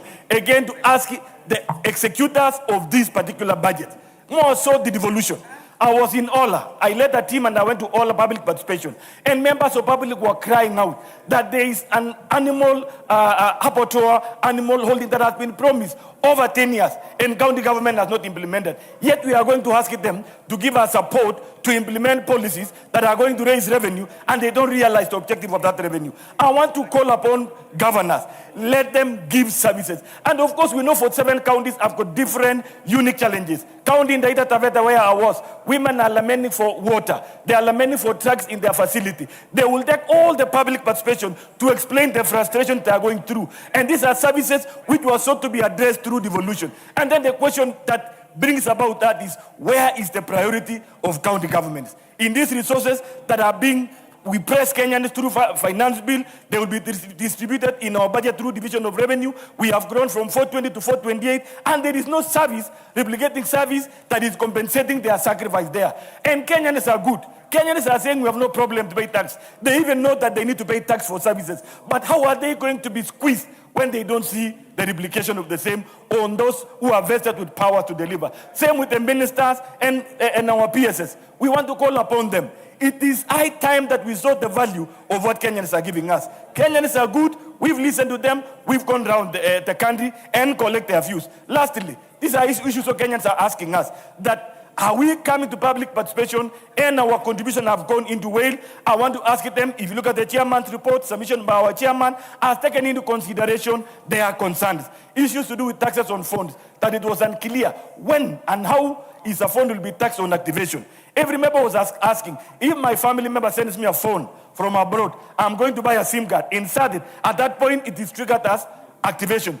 Will I pay tax? What is the value? All those questions that Kenyans were asking, we've taken into consideration, and we want to assure them on the volume of the report that is being tabled in this house. It has taken into consideration their concern. There is one issue that KRA and National Treasury consistently have been putting in finance bill, the issue of agency notice, where they're asking that they want to defeat the chassis system by taking into action collectible tax out of their own assessment on a taxpayer who feel that his right has been infringed. And this committee has taken into consideration and say we cannot take out the process of justice that has been provided by our constitution to justice to give KRA powers to exercise that and collect taxes from Kenyans when they have their right to be followed to the latter. And the end of our justice system is the Supreme Court. Those are the issues that this committee and National Assembly are taking into consideration so that we're able to make laws that favors country, laws that favors Kenyans, laws that promotes equity, laws that promote equalization, and laws that is going to ensure in the long run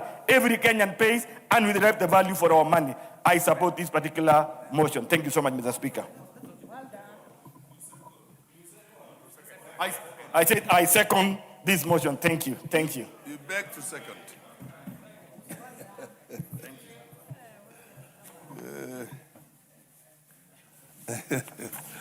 Honorable members, I now propose a question that the Finance Bill, National Assembly Bill number 26 of the year 2026 be now read a second time. Mbui, Honorable Mbui. Yeah, thank you, Mr. Speaker, for this opportunity. Mr. Speaker, I rise to oppose this draconian, punitive, knee in the neck of Kenyans Finance Bill of 2026. And Mr. Speaker, I want to first begin by thanking the committee, because the committee, in the presentation they have done here, they have confirmed to Kenyans that what the executive had presented is a very nasty document. And that is why the raft of amendments, everything that the chair was talking about kept saying, this was a proposal, this is what we are proposing. So, Mr. Speaker, I want to begin by first dealing with the myths that have been around. The majority leader. Because I want to deal with the myths, Mr. Speaker. The chance is given to the the minority leader here, because this is a government bill and you're supposed to be listening, not having small caucuses there. Proceed, Honorable Mbui. Thank you, Mr. Speaker. Now, you see, the first thing we must note is that the intention behind the finance bill, unlike what is being sugar-coated, is actually to raise more money from Kenyans. That is the main intention, so that we can be able to support this very heavy, huge budget of this financial year. And so, Mr. Speaker, in order to do that, then obviously the government must look for ways by which they can raise more money. So I want to begin by saying it's a myth to imagine that the finance bill is going to be a good document that is, supportive to Kenyans. Mr. Speaker, I want to say this, that we were told the other day. What's your point of order, Honorable Kimani? Honorable Speaker, is a leader of minority right, Honorable Speaker, to misinform and disinform this House? Honorable Speaker, I would want to hear the leader of minority say that he's opposed to the amnesty that is being proposed on this particular bill, Honorable Speaker. So him purporting that we're just increasing tax, Honorable Speaker, whereas clauses like introducing penalties where taxpayers will not pay interest and penalty, Honorable Speaker, it's very misleading, Honorable Speaker. So is the leader of minority in order, Honorable Speaker. Mr. Speaker, recently the Speaker did rule on the floor of this House that these very irritating points of order, which is really not a point of order because he wants to expand to extend an argument. Mr. Speaker, everybody has an opportunity to debate. So I will have my opportunity, and anytime anybody stands to interrupt my discussion, then they must allow me to get an extension of that time so that I can finish my contribution. We listen to them in silence, let them also listen to us. The chair will protect you. Thank you, Mr. Speaker. Mr. Speaker, we are told that Kenyans you wish to be informed by the majority I don't leader. want to be informed by the majority leader. Fair enough, continue. Mr. Speaker, I am very well informed, I'm okay. So, Mr. Speaker, Kenyans were told that those that are earning less than 30,000 are going to get some kind of reprieve.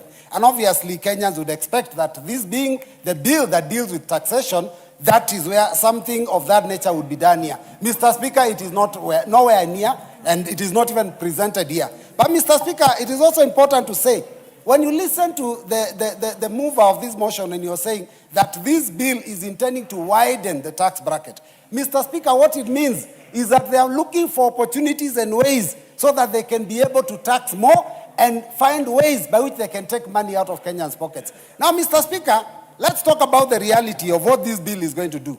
It's going to hit us on the very basic needs.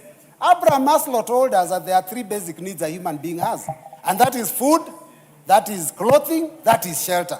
Mr. Speaker, this bill is actually going to tax clothes for those people that cannot afford new clothes. We are introducing a tax on mitumba, the clothes that are bought by the people that we employ in our places that do not have money. Mr. Speaker, we are trying to tax the poor, the hustler, so that the hustler cannot be able, so the hustler cannot be able. Just a moment. He's on a point of order. Majority Leader. Honorable Speaker, Honorable Speaker, I would hate to have interrupted Honorable Roberts, and in fact, that's why I sought to inform him. But is Honorable Robert in order to be using the floor of this House to misinform the country that there is tax on Mutumba? Because, Honorable Speaker, this bill is here before us. And I have gone through this bill clause by clause. And I saw another one, Honorable Speaker, a former Law Society of Kenya chairperson, make the same allegation. And I thought the people like Kaluma, who are lawyers, are referred to as learned friends. And I actually called her to tell her that she may seem learned, but she's not learned at all, because what Robert is saying is a propaganda that is being propagated out there. And I want to challenge Honorable Robert Mbui to substantiate and show the House and the country where in this bill that tax proposal is. Because the bill as published has no such tax proposal. The fact is that there was such a proposal that was presented to the committee in public participation. Honorable Speaker, if you can protect me from the member for Kajiado North, the Honorable Ngogoyo, who still imagines we're in a cattle market in Kajiado. Order, Majority Leader, order. You've made your point of order and allow order. Honorable Omboko. Order, honorable members. Honorable members, this is a house of dignity. Proceed, Honorable Mbui. Yes. Thank you, Mr. Speaker. Mr. Speaker, the other basic need is housing. Mr. Speaker, on Article 4, there is a proposal to introduce... Order. You made a specific... Mr. Speaker, the bill, look at the size of this bill. It will take me, I will present... Order. Honorable members, order.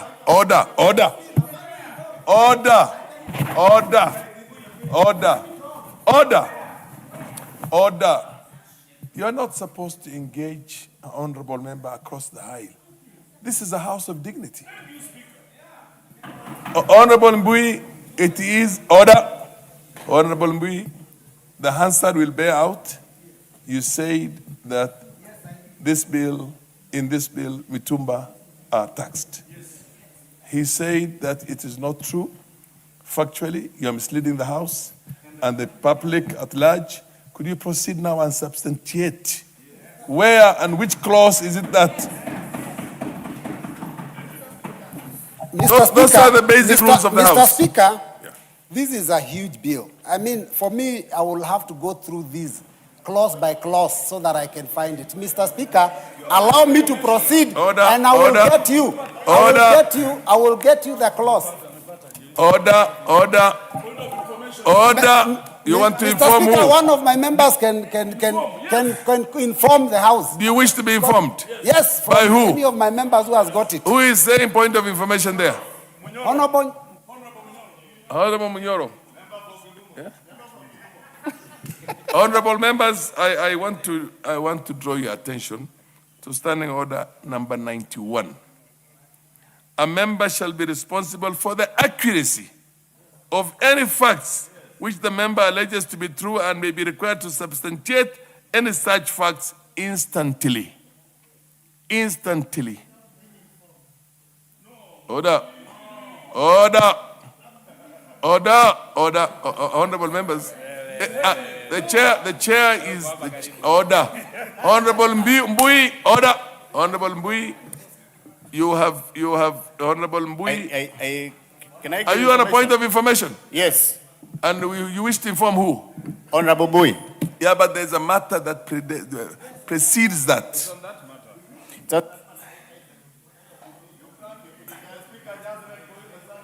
The standing orders are very clear and very straight.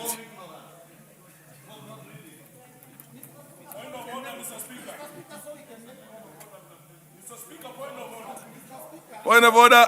Standing order number 91. Order. Honorable Mbui. Standing order number 91-2.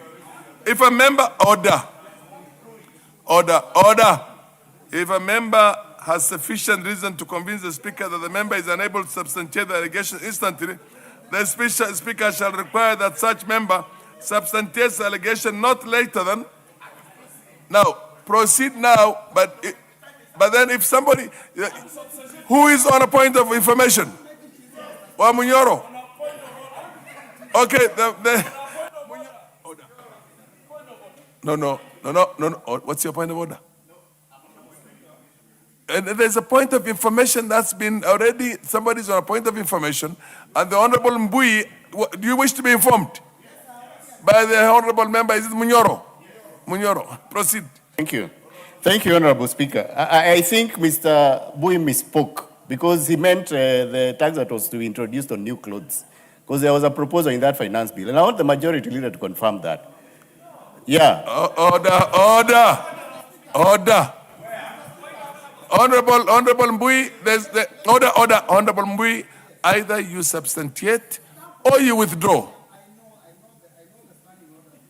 Yes. So, Mr. Speaker, what I will do, yes, for the interest of time, because I can see members want to yes, put into yes, my time, yes. I will withdraw that comment. Fair enough. And then I will substantiate it later. Fair but enough. I will withdraw it Fair for the enough. purpose You of have my contribution. Mr. now. Speaker, now I hope they will not stand up and say that there is no proposal to tax, to tax rental income at a higher rate.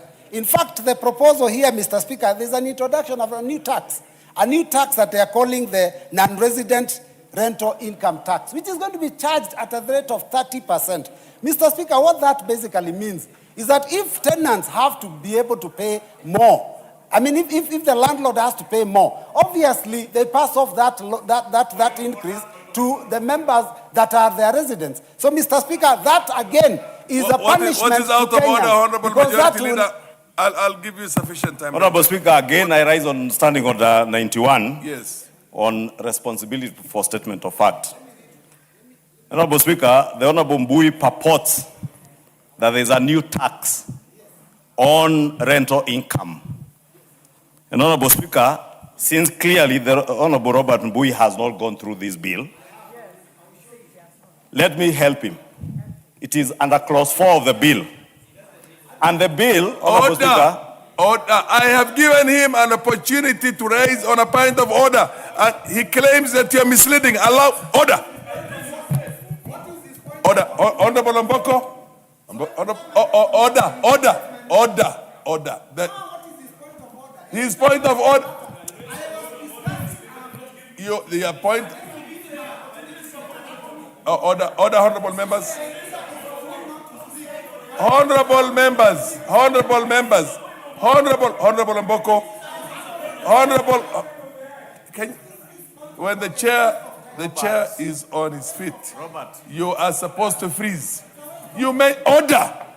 You just said that there is a rental income and there's a tax on that. And he's asking you to substantiate that fact. Proceed and substantiate. Honorable Speaker. Order. The rules are very clear. When you make order. Maybe some of you want to become heroes because you want the chair to throw you out. Mboko. Order, Honorable Mboko. Why don't you just listen? The Honorable Mboko. I know you are a first timer in this house. Order.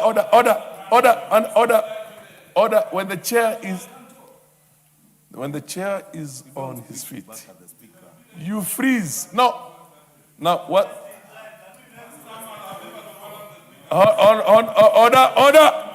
Now, from the look of things, honorable members want to become heroes to appear in the papers tomorrow. If you have facts, you will have an opportunity. If you raise facts and you say they are facts, then the other side has the right to contest that and tell you to prove it. You get my point? Now, if you really have serious issues, you will get to have your moment. Chair is going to give you an opportunity to say whatever you have to say. Order. Order. Speaker, if I can finish my point. Honorable Mbui. Honorable Speaker, I have not even raised the issue, Honorable Speaker, because they interrupted me. And the issue, Honorable Speaker, if you could ask Honorable Robert Mbui, you're actually wasting more time if you don't allow me to just guide.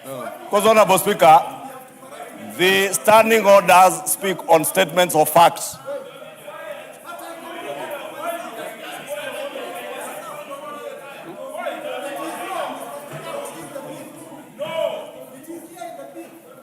Honorable Speaker. Honorable Mbui, I am going to give you all the time for you to make your point. Order. It is not your business to control him. It's my business to control him.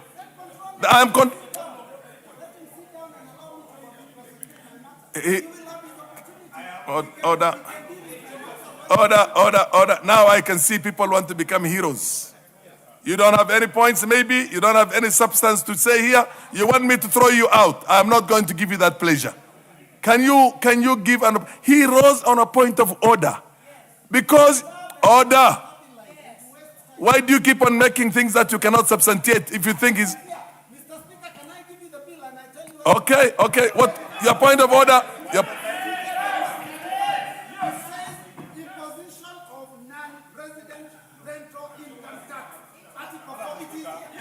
Why do you say it's not in the order? Order.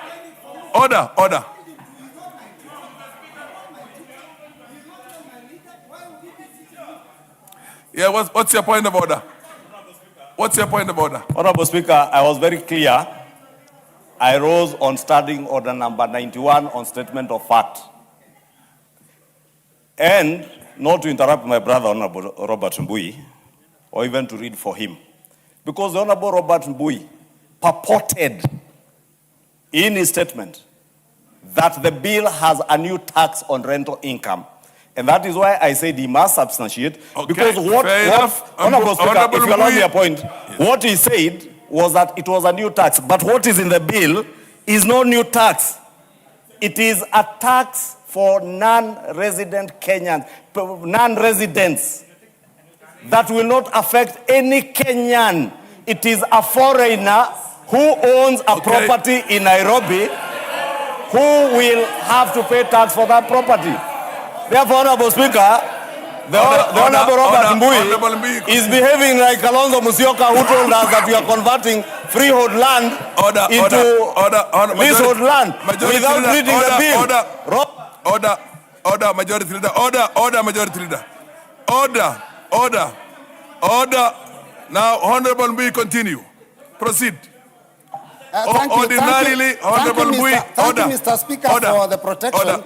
I will protect you. Thank you. Just allow the House also to be orderly. Thank you, Mr. Speaker. So this non-resident rental income tax is actually at the rate of 30%. And what I'm saying is that anyone... Honorable Mbui, yes, ordinarily, your time would have been up, but I'm giving you 5 more minutes for you to proceed. Thank you, Mr. Speaker.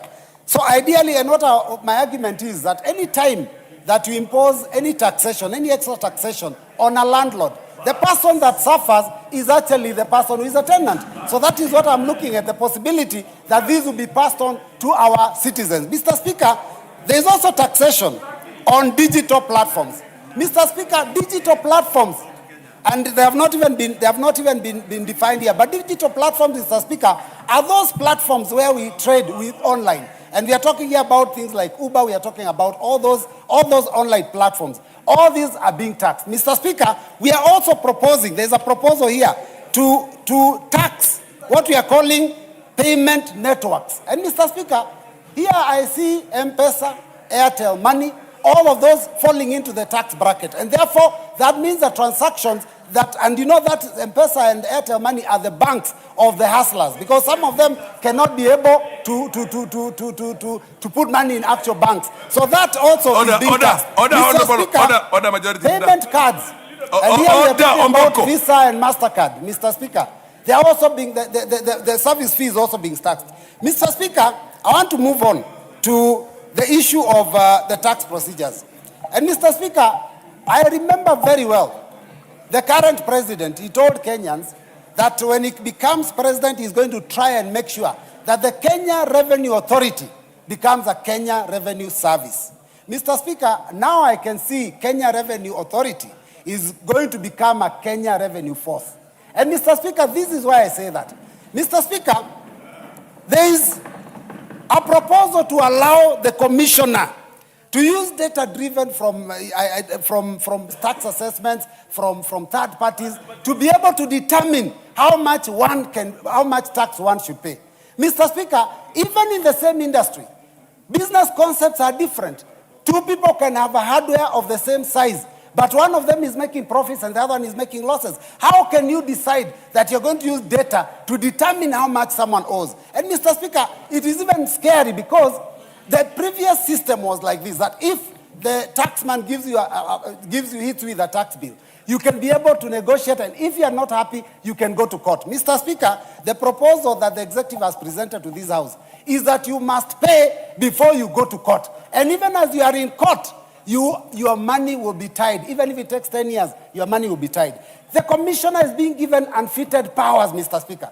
Powers that cannot be given to anyone. And Mr. Speaker, the fear is that if you do that, you weaponize Kenya Revenue Force so that they can be able to implement those assessments by themselves, decide that you owe 100 billion and come and tell you to pay. And if you don't pay, they freeze the accounts. Mr. Speaker, these are things that we cannot accept. These are the things that will punish Kenyans. But I'm happy because I've seen an attempt by the committee to actually refuse some of those things. Mr. Speaker, even though we are talking about them, the fact is that until we go to committee of the whole House, they still remain on print and they still remain the proposals of this executive. Mr. Speaker, there's a proposal to shorten the time that you do your returns at the end of the year. The proposal is that the normal 6 months are going to be shortened to 4 months.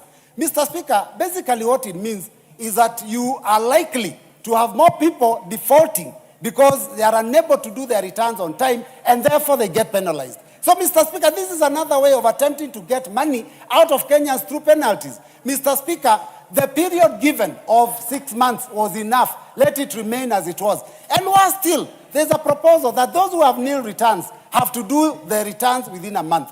Now, the people with nil returns, Mr. Speaker, have to now look for an auditor, an accountant, put their books in order quickly within a month, before a month is over. That basically, again, exposes them to the possibility of default. So, Mr. Speaker, I want to say this bill is a bill that is not helping Kenyans. It is a bill that is hurting Kenyans. And this is the reason why Kenyans are constantly dissatisfied with this regime. Mr. Speaker, we will propose amendments to this bill, all the way from the first clause up to the last clause.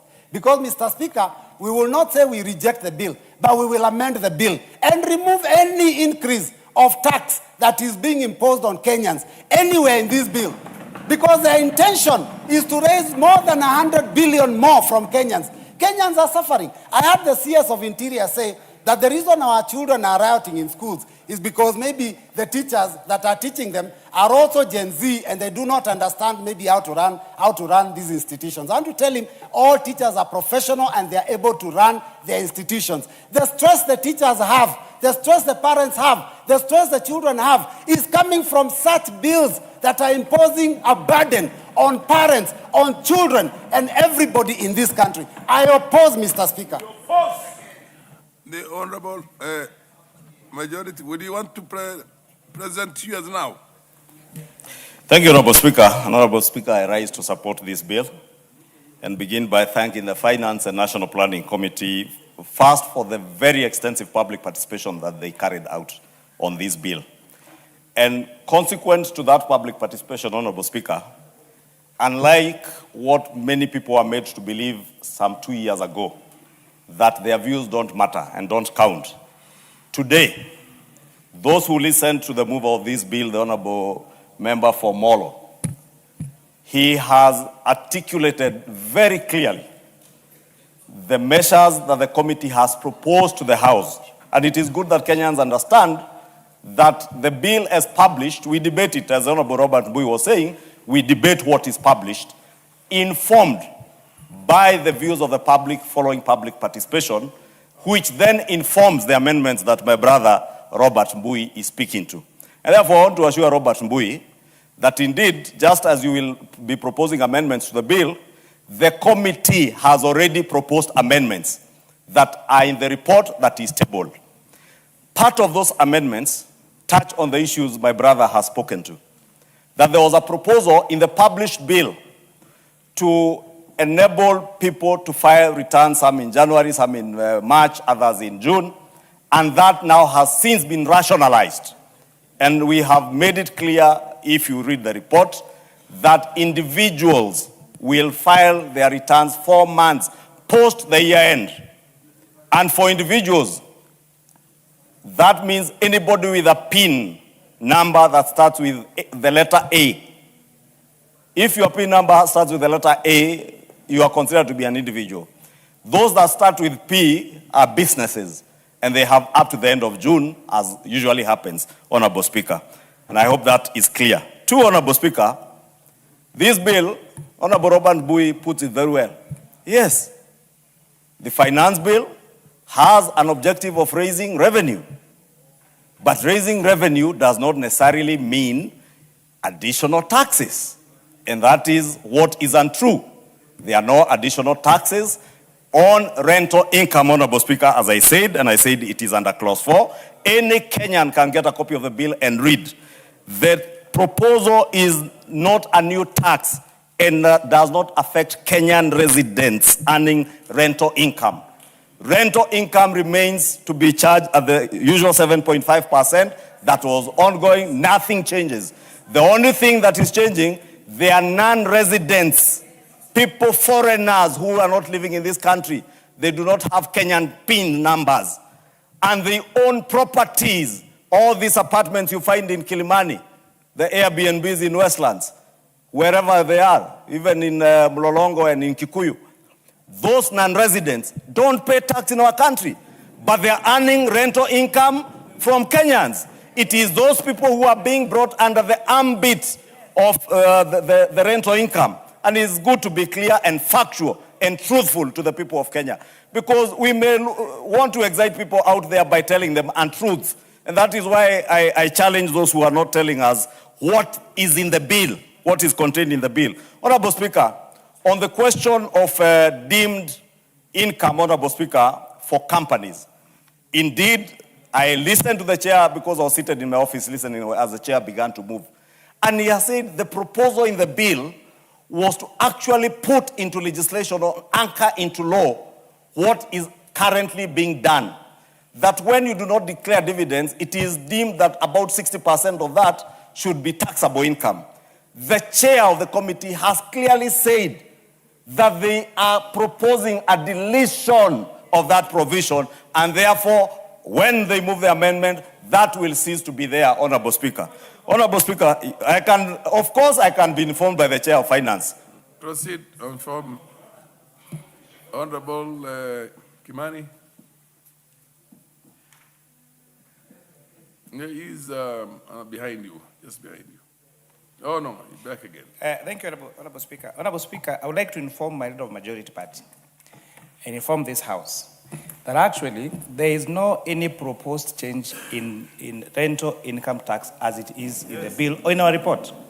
What happens with non-resident tax income, what the bill is changing is what we call the tax incidence.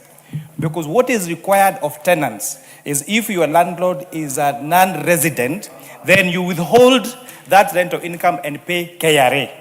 So we are changing that tax incidence to take that responsibility from the tenant to the landlord. So it is now the landlord who pays that tax, and it's the same rate, and it's not changing. And I think it's important to raise that debate and inform this House on that particular matter, Honorable Speaker. Thank you, my point of order, Honorable Muri. Thank you, my chair and Honorable Speaker. Muri, what are you on? Point of information, Mr. Speaker. I cannot be informed by someone who is not informed himself, Honorable Speaker. Of information, Mr. I Speaker. cannot be informed, Honorable Speaker, by somebody Muriu. who is not well informed. I can only be informed by the chair who is well informed. What's your point of order, Wamboka? Honorable Speaker, Honorable Speaker, if I may proceed now. Thank you, Honorable Speaker. I've listened to the... Honorable Wamboka has the floor. Honorable Muriu, when you ask to inform somebody, if that member does not want to be informed, it's settled at that. You don't keep on shouting from there. You wanted to give a point of information and he said he doesn't want to be informed. Okay, Wamboka, you are on a point of order. Point of order, Honorable Speaker. Yes. I've listened to the Chair of Finance Yes. trying to explain about the tax imposed on non-residents and that it will not affect Kenyans. If these non-Kenyans, Honorable Speaker, who own apartments, what Majority Leader is alluding to, their taxes increase, these taxes will pass to the tenants, Honorable Speaker, and that is why we are saying it is mischievous way of increasing taxes because ultimately, Honorable Speaker, the taxes will go. Wamboka, order. I am here on the chair. Order. Unless you did not listen. What the honorable member said is that initially the onus was on the tenant to remit that as a withholding. Now the onus shifts to the owners of the properties who are foreigners. He did not say what you're saying. Proceed, Speaker. Thank you, Honorable Speaker. Proceed, Majority Leader. I think, Honorable Speaker, you have You're put on it a point so of well. order? What's your point You of have order, put it so Muriu? well, Honorable Speaker, and if they can tell us what standing orders they are standing on. He's on a point of order. Let me hear his point of order. What standing order, Honorable Speaker? Yeah. You're Mr. on a point of order. Is it in order for the leader majority to mislead the House on the meaning, literal and legal meaning of non-resident? Mr. Speaker, when I look at the Black Law Dictionary, the non-resident means is an individual who does not live permanently, work or maintain primary presence in a specific jurisdiction or establishment. Mr. Speaker, the concern is this. 2, 1, who are these non-resident? If what, Mr. Speaker, the majority want to mean is what you call non-citizen, then they should have put the word non-citizen. Mr. Speaker, the point is this, Mr. Speaker. The point is this, Mr. Speaker. This issue is that non-citizen in Honorable Speaker. Order, Majority Leader, order. Order, Majority Leader, order. Ongoyo, Tongoyo, Wamboka. Order, Honorable, order. The chair is telling you order. The issue is non-resident can be Kenyan, can be non-Kenyan. Order. Now the position.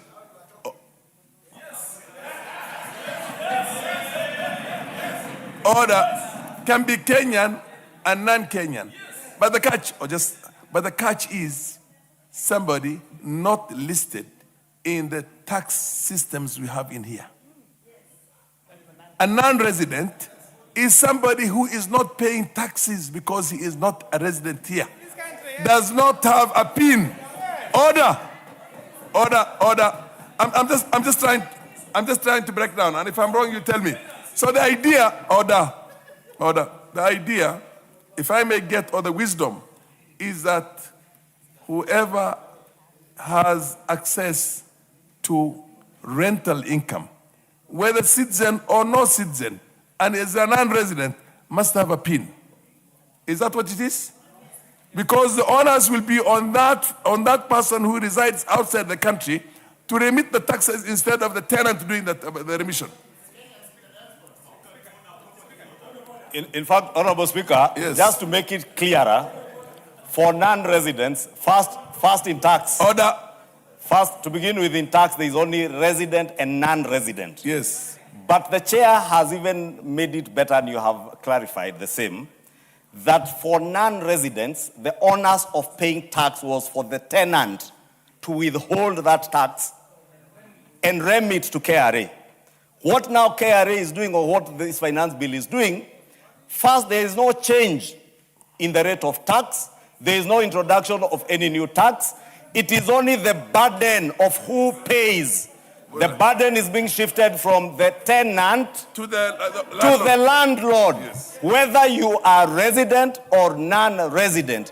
Because for a resident landlord like myself, I declare my own rental income and pay taxes on it.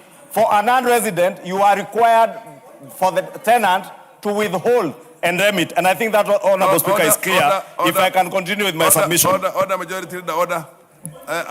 Order. What? Order, Muri. I thought what this meant was that whether citizen or no citizen or non-citizen, as long as you have you collect rental income from here and you are not a resident in Kenya, is that what it is, Kimani? Yes. You are not a resident in Kenya. Yes. Then the honors of remitting that taxes to KRA was on the tenant before. Now it falls on you, whether you are a citizen or not citizen, as long as you are a non-resident.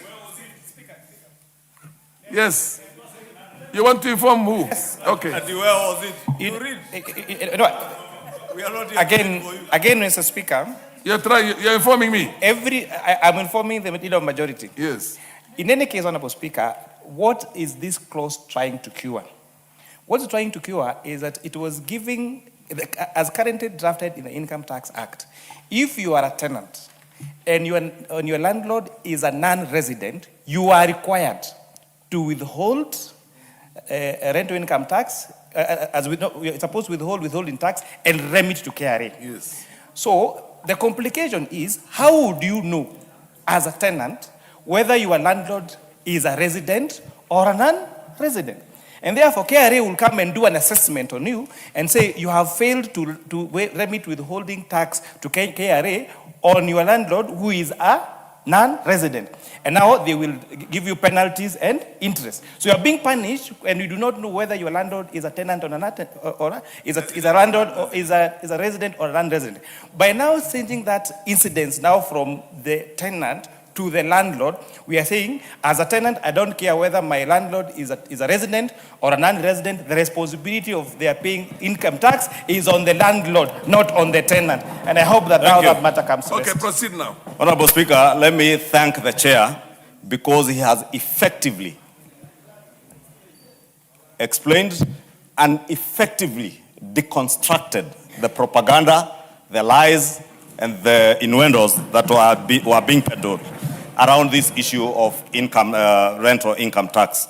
Honorable Speaker, I had submitted on the question of the deemed income for people who are not paying dividends, and I made it clear, as the chair had very well articulated in his moving, that they have made a proposal to delete that particular provision to allow businesses in the country to be able to hold even retained earnings for future investment and to grow their companies and therefore create job opportunities for Kenyans. Too, Honorable Speaker, I wanted to agree with my brother Robert Mbui when he said that indeed the finance bill has an objective of raising revenue, and it is true. And I had said raising revenue does not necessarily mean increasing tax or introducing new taxes, and that is why we wanted to disabuse that notion that was being peddled that tenants will suffer.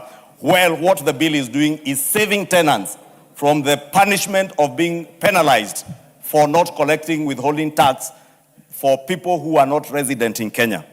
Honorable Speaker, is it true that the finance bill then has an objective of raising revenue? We cannot look Kenyans into the eyes and tell them that we are not raising revenue. We are raising revenue. The question is, from whom are you raising revenue?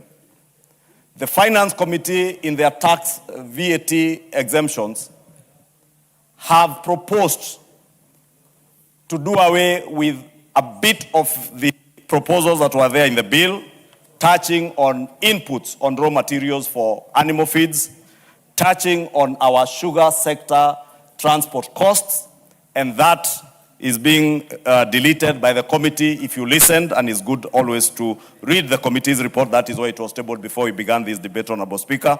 Honorable Speaker, more importantly, where then are we raising this revenue from? We have people who are importing choppers and light aircraft into this country. Luxury and means of transport for the rich. We are going for the rich.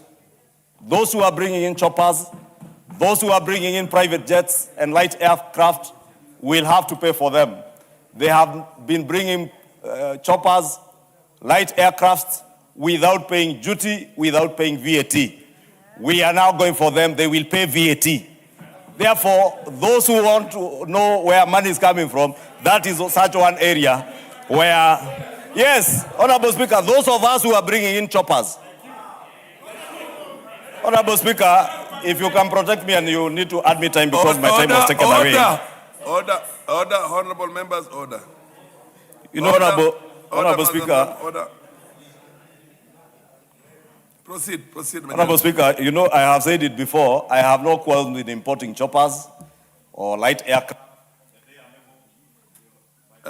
You can have an additional 5 minutes here. Thank you, Honorable Speaker.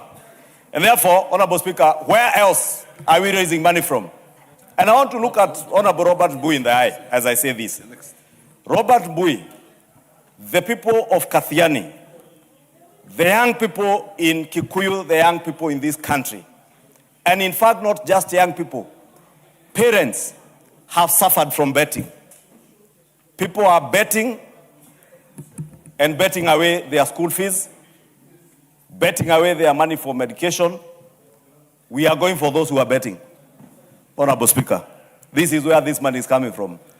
If you read the tax proposals under clause 2 and 17, there is a proposal, Honorable Speaker, in the bill that is bringing into the ambit of taxation what are called the land-based casinos. Because we have effectively dealt with the question of online gambling. But today, people who are doing on land casinos, those who are giving away giveaways like cars, the people who do lottery and you win a car, those things are not being taxed, and therefore we are bringing them into the ambit of taxation at the rate of 20%. Therefore, Honorable Speaker, this also saves not only saving those who are getting into the habit of betting, and many families have suffered from this vice, Honorable Speaker. Many families. Unfortunately, Honorable Speaker, and I'm still looking at Honorable Robert Mbui in the eye. Unfortunately, my brother Robert Mbui, the people who are suffering are people in our villages who are betting at street corners, in kiosks, on those machines that are usually put there by foreigners, most of them Chinese-made and Chinese-owned. And people are betting, and those people are paying no tax. We must go for them to raise taxes. I want anybody to stand here and tell us that we should not tax those people, that we should not protect our children. I want you to tell me that we should not tax those who are importing choppers into this country or light aircraft, while us protecting, Honorable Speaker, we are also protecting the industry in aviation, because in the past what has happened, and that is why this proposal had come to this House, that people were going and buying parts, you ship those parts to our neighboring countries, you take your aircraft to the neighboring country, get it fixed there, because spare parts would have been cheaper there because of taxes. We are exempting tax on spare parts. And even for huge aircraft, if KQ was to buy a new plane, for instance, that is exempted.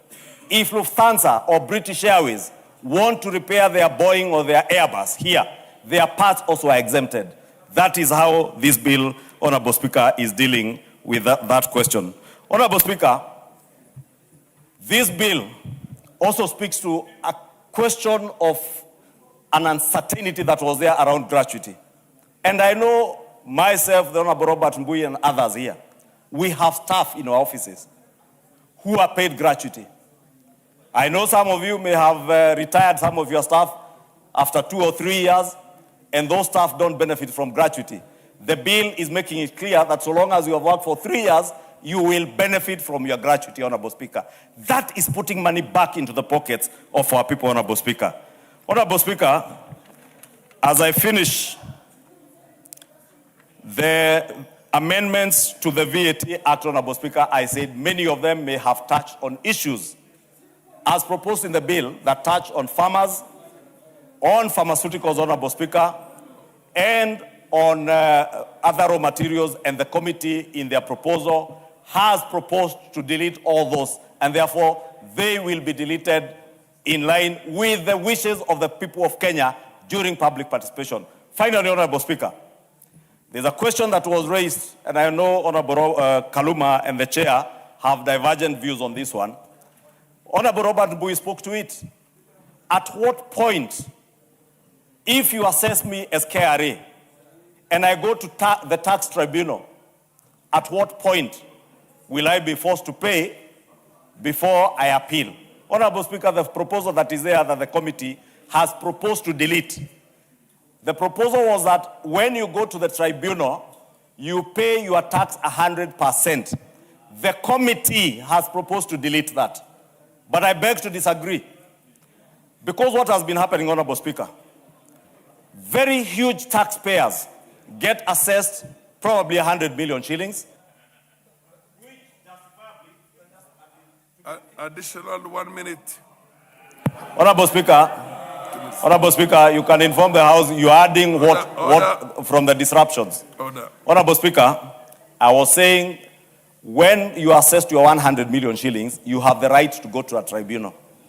Robert Mbui was telling us that Kenyans will not go to court. The tribunal is appointed by the judiciary. It is a quasi-judicial process. You have the right to appeal to the High Court all the way to the Supreme Court. The proposal the Finance Committee has brought to us is to delete that proviso, but I was of a different view, that at the point you are assessed, if you go to the tribunal and the tribunal upholds the assessment by KRA, you must pay something, and I would be proposing at least you pay 50% of what is being demanded as you appeal in the High Court, Honorable Speaker. Because it is a game of chances and probability.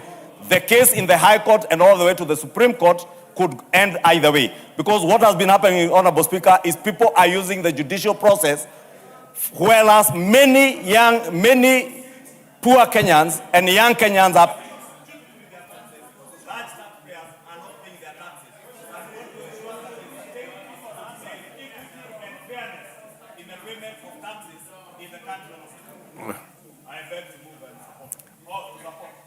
The Honorable Kaluma.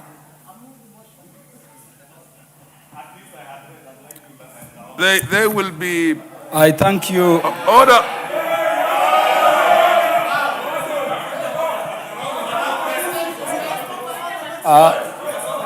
Honorable member, it's my time.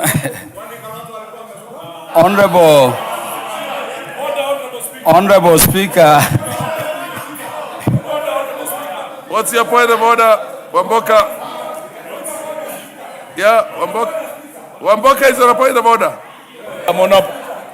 Honorable Speaker, is Honorable Majority Leader. Is Honorable Majority Leader Kimani Ichung'wah in order to keep on mentioning our leaders and bringing their names here on the floor when he knows very well perhaps he may never reach where they have reached? Honorable Speaker, is he in order? Continue. Is it? I thank you, Honorable Speaker. Honorable Speaker, I sit in the Finance Committee. Order, Majority Leader. What is your point of order, Majority Leader? Honorable Speaker, you know, Honorable Jack Wamboka is my very good friend. And he knows what I may have said was not on record. He's now informing Kenyans what I might have said off record, Honorable Speaker. And all I said is that Honorable Kalonzo Musyoka had not read the finance bill when he alleged that we are converting freehold land into leasehold land. Just like Robert Mbui had not read this finance bill. Just like the other man from Wamonyoro has told them to come and make noise in the house instead of contributing ideas on how we can raise taxes. Order, Majority Leader. Order. You know, Honorable Speaker, these people have been mobbing. Order. Honorable Kaluma. Honorable Kaluma, proceed. I thank you, Honorable Speaker. Honorable Speaker. Honorable Speaker. What is your point of order? Honorable Mbui, what's your point of order? What's the point of order? Mbui, order! Order! Thank you, Mr. Speaker. Order! Honorable Kalasinga, order. Order. Order. Order. Thank you. Proceed. What's your point of order? Thank you, Mr. Speaker. Thank you, Mr. Speaker. I have Mr. given the Speaker, floor to Honorable Mbui. Thank you, the rest Mr. of you Speaker. be quiet. Mr. Speaker, Silence. with all due respect to the majority leader, Yes. who, tells us that he understands the standing orders. Yeah. Is he in order Yes. to discuss a member who was a former vice president, most likely the next president, Honorable Kalonzo Musyoka, without a substantive motion? Is he in order? Yes, what's your point of order? Order. Gracious lady, Wamuchomba is on a point of order. What's your point of order? Wamuchomba to be heard in silence. Yes. Thank you, Mr. Speaker. When you are seated there, Mr. Speaker, you have now eyes, no ears until we inform you. Is it in order for honorable members, elected by millions of people, to shout like a marketplace? Instead of asking, is it in order, Mr. Speaker? Is it in order? Order. No, Order. I'll give you. Order. Honorable Kaluma has the floor. I thank you, Honorable Speaker. Honorable Speaker, I sit in the Finance Committee, and Honorable Speaker, this has been the most difficult finance bill to process because, Honorable Speaker, it is being done in a very constrained economic environment. We were looking at how to ensure that tax administration is efficient without, of course, increasing taxes, Honorable Speaker, because as people have been saying, the tax burden on the individual is very big. We were looking at how to broaden the tax base and to get everybody to pay their due taxes, therefore, Honorable Speaker, without having any tax increments. And I wanted to confirm, Honorable Speaker, that as a committee, we did not just go throughout the country, but we sat for very long hours. So much so, Honorable Speaker, that by yesterday, when we were still sitting to process the report, I remember the chair called to be asking, what are you still sitting over because of exhaustion? Of course, I want to be grateful to the Kenyans who gave their views on these taxation measures, and they have been integrated. By yesterday, the report of the committee was over 350 pages. I believe there could be changes upon increases or decreases, but it confirms the level of public participation engaged in this matter. And I want to thank Kenyans, Honorable Speaker, that unlike in 2024, Kenyans are now coming forward with views to enrich the finance bill, especially the young people. Honorable Speaker, the bill as drawn has really helped to secure that we raise enough money to sustain the budget, which we are, was highlighted here and we continue to process. And an Honorable Speaker, we are acutely aware that it is the desire of Kenya that for the individual, at least we reduce, taxes, more so for the vulnerable. And so I'm in support of this bill, Honorable Speaker. We went through them clause by clause. Those provisions which require a bit of cleanups, Honorable Speaker, the committee has made, proposals. Honorable Speaker, because of time and using my expertise in law, allow me only to highlight some issues over which I disagree with the committee in terms of the amendments being proposed on the report. And on this I'm doing, Honorable Speaker, because during the deliberations before adoption, I did indicate to the committee that I was to a contrary view on some of them. Honorable Speaker, let me start by attending to issue number 1, which is the issue of urgency notices which the majority leader ended up with. The current Tax Procedures Act says that when you dispute taxes, there is some alternative dispute resolution between you and Kenya Revenue Authority. And if that fails, Honorable Speaker, you then go to the Tax Appeals Tribunal as the court, or let me say judicial level of the first instance. What it says after that is that you have the right to appeal, And these appeals, based on the strictures of the Constitution, as a lawyer you know, can go then to the Court of Appeal. The point in the Act now, before this bill, Honorable Speaker, is that so long as you appeal the decision of the tax tribunal to the High Court, you can also appeal from the High Court to the Court of Appeal. You can appeal from the Court of Appeal to the Supreme Court. All that time, no agency notice will issue. And in the bill, Honorable Speaker, the chair under whose name the bill is brought, the bill as drafted proposes, Honorable Speaker, that while agency notices will not issue when you are moving up to the tax appeals tribunal, when you are now moving from the tax appeal tribunal, the tax appeals tribunal having listened to the parties and resolved that you owe the government money in terms of taxes, the bill is proposing that if you need any further stays, you now go to the High Court on appeal and you apply for stay in the High Court. Or if you move from the High Court to the Court of Appeal, you apply for stay there. But the fact that you are appealing does not automatically operate to stop you from discharging your obligation to pay the due taxes, because it is already determined by the tribunal after the attempts at alternative dispute tribunal. And Honorable Speaker, I wanted to say that you are a lawyer like me and a very senior one. Even for purposes of civil litigation, once you have an injunction, you go to the court of first instance. When you go to the Court of Appeal, there are applications we usually make under 52B for stay, if you want them. And then the court will consider whether you are appealing, Honorable Speaker, on good grounds, or you just have a frivolous appeal so that you continue enjoy stay to give it to you. So I wanted to disagree with the committee, because the committee is seeking to reverse us to the previous situation, where so long as you have appeals pending, for howsoever they are hard, because we have not limited them in terms of time, and like elections, disputes, there will be automatic stay. What it does, Honorable Speaker, is that this money is with the person indefinitely as long as it's pursuing appeal, even if that appeal is frivolous. So I agree with the bill and disagree with the committee that indeed, up to the level of the tax appeals tribunal, let agency notices be frozen. But after that, Honorable Speaker, go to the court and confirm to court that our having been heard before the tax appeals tribunal, let us now persuade you that we have good grounds of appeal with a memorandum attached, so that a person does not delay. I accept information, Honorable Speaker. You wish to be informed? Honorable Speaker, quickly, I just want to inform Honorable Kaluma, because he's a seasoned lawyer, yes, and has been in the court corridors for some time.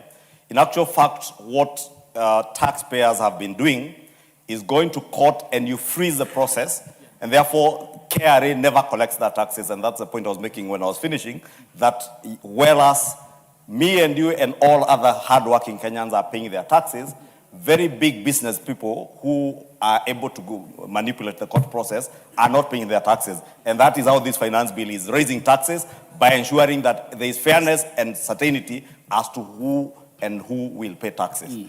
I thank you, Honorable Speaker, and it is about equity, as the majority leader rightly says. Because if we allow a situation where as long as you appeal, Honorable Speaker, you are not paying the government, then it takes too long. We have not limited the time. The guy, without even confirming he has a good appeal, so long as you appeal, will enjoy stay. We are leaving the room that if you need a stay, go to the Court of Appeal like we do under 52B and persuade the court that you are not appealing on frivolous grounds, and then you can be given a stay, and the court can then expedite the hearing. So on that account, I disagree with the committee. Honorable Speaker. Point of information? No, I don't want information. What is your point? No, I don't want information.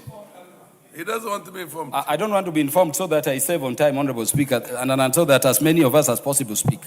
Honorable Speaker, there is also a taxation being proposed to be removed by the bill, and I support the bill to that extent. They are saying, Honorable Speaker, that if you purchase goods or import goods, purchase locally or import goods, the current law says, Honorable Speaker, for direct and exclusive use in affordable housing projects, then you have some tax relief there. You have a big exemption, you have a big relief. I think they could be even zero rated. Honorable Speaker, the question is, how do you prove that goods a contractor is buying for construction are for direct and exclusive use in affordable housing? And KRA came before us and they said, it is difficult to prove. To the contrary, what has been happening is that once you get an affordable housing contract for a single apartment somewhere, Honorable Speaker, you are doing your private property elsewhere, and you are getting that relief, you are distorting the market for the other people. The committee has proposed in the report, Honorable Speaker, to also delete that provision, and on that I disagree with the committee, so that the bill remains as is. Honorable Speaker, there is this issue of funds which has been debated for very long. And honorable members, let me tell you, we met the PS for Treasury last Friday. When the PS came, they said there is a reason as to why they were making those proposals. By the time they were leaving, we still didn't agree on the idea that taxes become due on activation. And they confirmed to us that even on their part, they still need to clarify that area. And so we agreed as a committee with the Treasury that maybe the issue of activation be removed. But there was a fundamental point made, honorable members. And the point, honorable members, was that currently the dealers in the telephony industry prefer to import funds through Tanzania and through Uganda. Why, Honorable Speaker? Because the import-related taxes we levy and the levies we put, including railways levy, on importation of funds are too high. So they would rather import through Uganda or Tanzania than they get rerouted. And so there was a proposal, if we leave aside activation, that we bring our level to the level of the East African community so that we don't become a secondary market, but we can also allow importation of funds directly and we continue to benefit as others. And so, Honorable Speaker, on that account also, while at least I agree with the committee on removing the provision that you will deal with those issues at the point of activation, which, Honorable Speaker, are impracticable even to implement, and we wait for the Treasury to cleanse them up. Do you wish to be informed by Muchomba? Yeah, Honorable Speaker, I'm worried about time. You have 1 more minute, so Muchomba, do you wish to be informed? Honorable Speaker, I think the time that there was good debate, and this is a very critical thing. You have 2 minutes. Do you wish to be informed or not? Say yes or no. Honorable Speaker, I thought I had 4 minutes. Okay. No. Because, Honorable Speaker, you know, Parliament was established because there can be no taxation without representation. And I want to thank you, Honorable Speaker, for allowing this engagement. But when we were engaging, my time was running, Honorable Speaker. Could I have my 4 minutes? Because I don't think they have been taken into account. You have 2 minutes. Proceed. Yes. Yeah, so, Honorable Speaker, the thing is that if we collapse the entire provision, then we are going to a situation where Kenya economically is at a competitive disadvantage against the East African community countries, and people and dealers will still import through them and return here for sale secondarily. And so as we allow them to deal with the issue of activation to avoid funds coming from all over without taxes being paid on them, which is the situation in Kenya, and they said they would be refining it, we bring it later on, the taxes which were proposed for removal, Honorable Speaker, we agree they be removed so that the funds are cheap, and Honorable Speaker, so that we are also an attractive import destination for funds, and we can get those taxes related to imports. Honorable Speaker, my major issue has been this thing called zero rating. Honorable Speaker, the Treasury came before us, and if you look at the bill, there are so many goods which are being proposed to be removed from the zero rated category to go to exempt. And there is a reason for it. The Treasury and KRA told us that maybe the goods with zero rate should be goods which are being used in export, or those processed in EPZs, for good reasons that we want to be competitive in terms of, getting foreign exchange. But, Honorable Speaker, we were told that while list with zero rate goods, there is no commensurate benefit to the people down there. You will zero rate, let me say bread and others, they still remain zero rated. I'm just using as an example. But what happens, Honorable Speaker, is that the bakers, instead of employing more bakers, are employing accountants to seek tax. And it was confirmed before us that tax expenditures on refunds alone, like last year, it was being estimated at around 510 billion. So we are collecting money from poor people. We are giving them to a few people who are not passing benefit to the consumers. And so I was saying that unless there is good explanation and philosophy, we should not have that category where goods are just being thrown without proper logics. because there was a clarification that it should be for export, every other thing be removed. And I would be requesting that when the committee will be moving that amendment, Honorable Speaker, I will put my dissent and they can be addressed. Because of time, I would have addressed the issue of amnesty, which is about the duty of people to pay taxes when due. I'm against such provisions, and I will be proposing that division. Honorable Mazamzam Chimba. Asante sana Mheshimiwa Spika, na mimi nainuka kuunga mkono mswada huu Mheshimiwa Spika. Mswada wa fedha katika taifa lolote Mheshimiwa Spika ni mswada ambao unazingatia matumizi katika nyanja tofauti ya taifa Mheshimiwa Spika. Kuna masala ya elimu, kuboresha elimu Mheshimiwa Spika, inahitaji iwe na mgao wake Mheshimiwa Spika. Kuna masala ya afya, kuna masala ya security, kuna masala mengi sana ya agriculture na mambo mengi Mheshimiwa Spika ambayo yanahitaji mkono wa Mkenya kuwekeza ili kupata huduma bora Mheshimiwa Spika. Jambo ambalo nataka kusema Mheshimiwa Spika ni kuwa wajua mchawi ama mwanga si lazima aruke na uteo Mheshimiwa Spika. Kuna wanga wengine ambao ni wanga tu hata kwa roho mbaya na fitna na mambo ya kupotesha wananchi Mheshimiwa Spika. Mheshimiwa Spika, mimi nataka niseme hivi. Juzi na jana tumeweza kuzungumzia bajeti ya taifa katika bunge hili. Na wengi ambao ni wenzangu katika bunge hili Mheshimiwa Spika waliweza kuunga mkono, wengine wakawa wanasema hapo iongezeke, hapa iongezeke, pale paongezeke Mheshimiwa Spika, lakini mimi nilikuwa na ngoja siku ya leo niweze kuuliza hii ambao tulikuwa tunasema iongezewe ilikuwa itatoka wapi? Ilikuwa tutakusanya mawe tuongezee kwenye bajeti ama ilikuwa tutatoa ushuru ili uweze kuendelesha hili taifa Mheshimiwa Spika? Mheshimiwa Spika, mimi naangalia barabara zetu za Kenya Mheshimiwa Spika.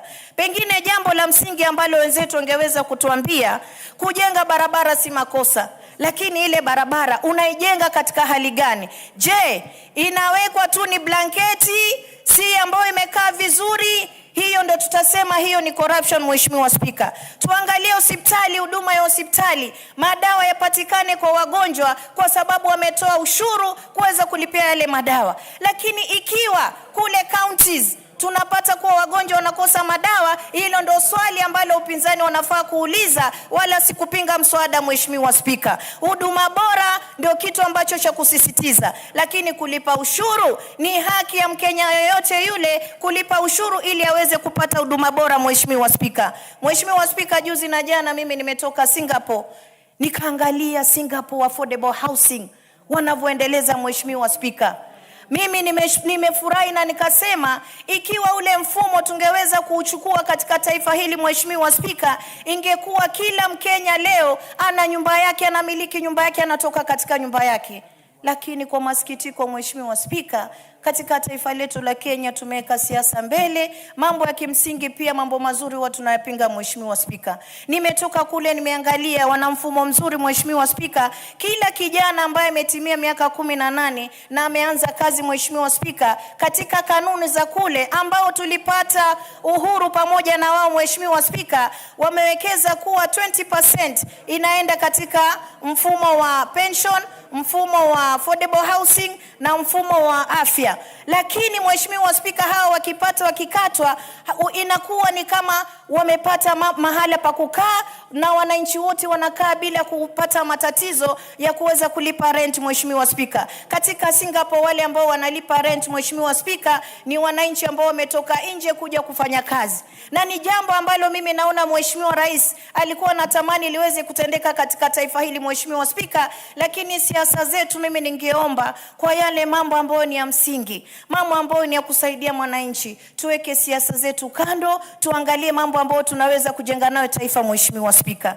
Mheshimiwa Spika, nilikuwa naangalia barabara zao, hata waweza tandika ukalala Mheshimiwa Spika. Jambo la Mkenya ambalo anasikitika ni kuwa ushuru wanatoa na ni haki yake kutoa ushuru, lakini ile service ndio ambayo mwananchi wa Kenya anataka apate huduma bora Mheshimiwa Spika. Ikiwa ni barabara Na wengine wetu hapo umesimamia mabarabara, Mheshimiwa Spika. Unapata barabara imewekwa vipande, lakini pesa ambayo imetumika pale ni chungu zima, Mheshimiwa Spika. Kila mwaka barabara inawekwa vitambara vya kuweza kutengezwa kila mwaka. Lakini ikiwa tunaweza kutumia haya mapeni yetu vizuri, madhubuti, Mheshimiwa Spika, barabara zetu zikanyoka kama mataifa mengine, basi Kenya itakuwa mfano wa kuigwa na mataifa mengine, Mheshimiwa Spika. Mheshimiwa Spika, jambo lingine nimetaka kuzungumza katika wawekezaji. Na nimeona kule tulikuwa tunaelezewa, wanasema wale investors wameweza kupunguziwa ushuru ili waje kwa wingi, waweze kutoa nafasi za ajira kwa wananchi wao, waweze kuendeleza ule uchumi wa ile taifa, Mheshimiwa Spika. Lakini sisi tumekuwa watu wa kupinga usiku na mchana. Hata tukipewa mwelekeo, Mheshimiwa Spika, tunakuwa ni watu wa kupinga kila siku, Mheshimiwa Spika. Mheshimiwa Spika, naangalia hii finance bill imekaa vizuri kabisa. Na hata jambo ambalo wamekuwa wakizungumza la mtumba, na mimi nataka niambie mama mtumba kule sokoni Kongowea, hakuna ushuru ambao umewekwa kwa mitumba, Mheshimiwa Spika. Ile mtumba haina ushuru wowote, wao wanunua mitumba yao, waendelee kuuza, wale wasifuate fitina, Mheshimiwa Spika. Mheshimiwa Spika, katika ushuru ambao umewekewa katika nyumba, ni kwa mfano wale watu ambao wanakaa mataifa ya nje, muda mrefu hawako ndani ya taifa la Kenya na wamekwepa muda mrefu kulipa ushuru. Hii ni ushuru ambao inakusanyika, akija analipa kwa wakati mmoja, Mheshimiwa Spika. Si hawa ambao wamekaa hapa mwaka mzima, wamekaa hapa Kenya wanafanya mambo yao hapa, Mheshimiwa Spika. Kwa hiyo mimi nataka niweke wazi, hii finance bill ya mara hii, Mheshimiwa Spika, isiweze kuleta fitna ya kuweza kuchoma taifa. Kina mama na watoto ndio waliopoteza maisha yao, Mheshimiwa Spika, na wazee tukiona. Na kupalilia moto katika taifa sio kujenga taifa. Hata mimi leo ningekuwa kwenye upinzani, ningekuwa nanyoosha pale mahali natakikana, Mheshimiwa, bila kuweza kuchoma taifa, Mheshimiwa Spika. Kwa hiyo mimi nasema hii finance bill nimeiangalia vizuri, huduma bora hospitali, elimu yetu kwa msingi na mashule yetu kuweza kupata mgao wao, Mheshimiwa Spika, imeweza kuzingatiwa, Mheshimiwa Spika. Kisha nimeona wananchi wa Kenya wamepewa motisha. Wale ambao walikuwa wamelimbikiziwa mafaini ya kulipa kwa sababu walikwepa ushuru, Mheshimiwa Spika, wameweza kupewa motisha ya kutolewa ile ushuru ya juu ili waweze kuingia kwenye line ya kulipa ushuru. Manake, Mheshimiwa Spika, watu wengi wa Kenya hawalipi ushuru. Wanaolipa ushuru ni wachache, na ndio maana unaona ule mzigo wanaona kama unawafinya. Lakini wale ambao wanakwepa kulipa ushuru, Mheshimiwa Spika, ni wengi. Na mimi nikiangalia hapa sijaona ushuru ulioongezwa, ni mapanuzi ya kukusanya ushuru kwa wale ambao hawalipi ushuru, ndio kitu ambacho kimewekwa kwenye finance bill, Mheshimiwa Spika, na imezingatiwa vizuri. Na tusiweke fitna, tuweze kufocus, ndugu zangu. Hii Kenya ni yetu sisi sote. Leo tukaichoma kwa sababu ya mambo ya siasa. Juzi tulikaa vibaya, Mheshimiwa Spika, nakumbuka nilichomoka hapa mbio, mguu ni bebe, mguu wenyewe wa umma, siwezi kukimbia kwa sababu ya mambo ambayo yalikuwa yametokea, fitna, Mheshimiwa Spika. Mimi nina imani hawa ndugu zangu wana mawazo mazuri ya taifa, lakini waangalie msururu na njia ya kuweza kupeleka ile message kule nje, Mheshimiwa Spika. Finance bill iko sawa na mimi naweza kuisupport. Juzi na jana hapa, Mheshimiwa Spika, tuliweza kumfukuza Adani. Nimetoka katika zile airport za kimataifa, hasa Singapore ambao tulipata nao uhuru, Mheshimiwa Spika. Ukikaa pale unaona imeng'aa, imekaa vizuri, Mheshimiwa Spika. Sisi tuliweza kumpoteza yule jamaa. Leo Mwamerika amemtolea mashtaka, anasema alikuwa hana makosa, alindipukiziwa makosa ambayo alikuwa hanayo. Na sisi kama Wakenya tumepoteza. Kwa sababu gani? Kwa sababu ya fitna. Kwa hiyo mimi nasema hii finance bill, Mheshimiwa Spika, na mimi nashukuru kwa vile unavyoni protect, Mheshimiwa Spika, kwa sababu mambo ninayoyazungumza leo kama mama wa Mombasa County, mimi nikiangalia ile port, tumepewa mgao wetu ndani ya port ya kuweza kuendeleza mipango ndani ya port ya Mombasa, Mheshimiwa Spika. What's your point of order? Thank you, Honorable Speaker. Are we here to debate the finance bill, or are we talking about trips people made to Singapore and Mombasa? Thank you, Honorable Speaker. Mheshimiwa Spika, Mheshimiwa Spika, mimi nataka niseme hivi. Ikiwa kama mtu ana akili ambazo anaduduvule ndani ya kichwa chake, ndio anaweza kuzungumza hivi. Mheshimiwa Spika, sisi tumetoka hapa kwa ushuru uliolipwa na Wakenya ili twende tukaangalie maendeleo yanayofanywa kwa mataifa mengine, mahali ambapo walikuwa na mahali sisi ambapo tuko, ili tuweze kuleta huo ujanja ndani ya Kenya. Si kuenda kulala usingizi. Kama wewe unakwenda matrip kulala usingizi, nenda mtandao wa Mama Zamzam, utaona nimeenda kuchapa kazi na naleta haki ya Wakenya katika Wakenya, haki ya maendeleo ndani ya bunge hili. Si kuchaguliwa na watu wa Mombasa nije kulala hapa. Mheshimiwa Spika, na iangalia ile port nikilinganisha na port ya Singapore. Mheshimiwa Spika, Singapore meli kila dakika 4 meli yaingia, lakini port yangu ya Mombasa kwa miezi 6 ndio unapata meli moja. Mheshimiwa Spika, nina haki ya kuwatetea wakazi wa Mombasa ili vijana wetu waweze kupata ajira. Lazima tupanue uchumi wa taifa, na ushuru lazima tutalipa, ila lazima ushuru huu uangaliwe vizuri, uingie kwenye kazi ambayo inatakikana. Mheshimiwa Spika, asante sana Mheshimiwa Spika. Honorable Tongoyo. Honorable Tongoyo. Followed by the Honorable Oda, followed by the Honorable Mawade, and then Honorable Murugara. Proceed. In that order. Thank you, Mr. Speaker. My apologies. The name Tongoyo. Order, honorable members. Sorry, Honorable Ngogoyo. Yes. Thank you, Mr. Speaker. Honorable Ngogoyo, proceed. Thank you, Mr. Speaker. Order, Honorable Zamzam. Order. Honorable Zamzam. Zamzam, order. Take your seat. Order. Zamzam, sit down now. Order.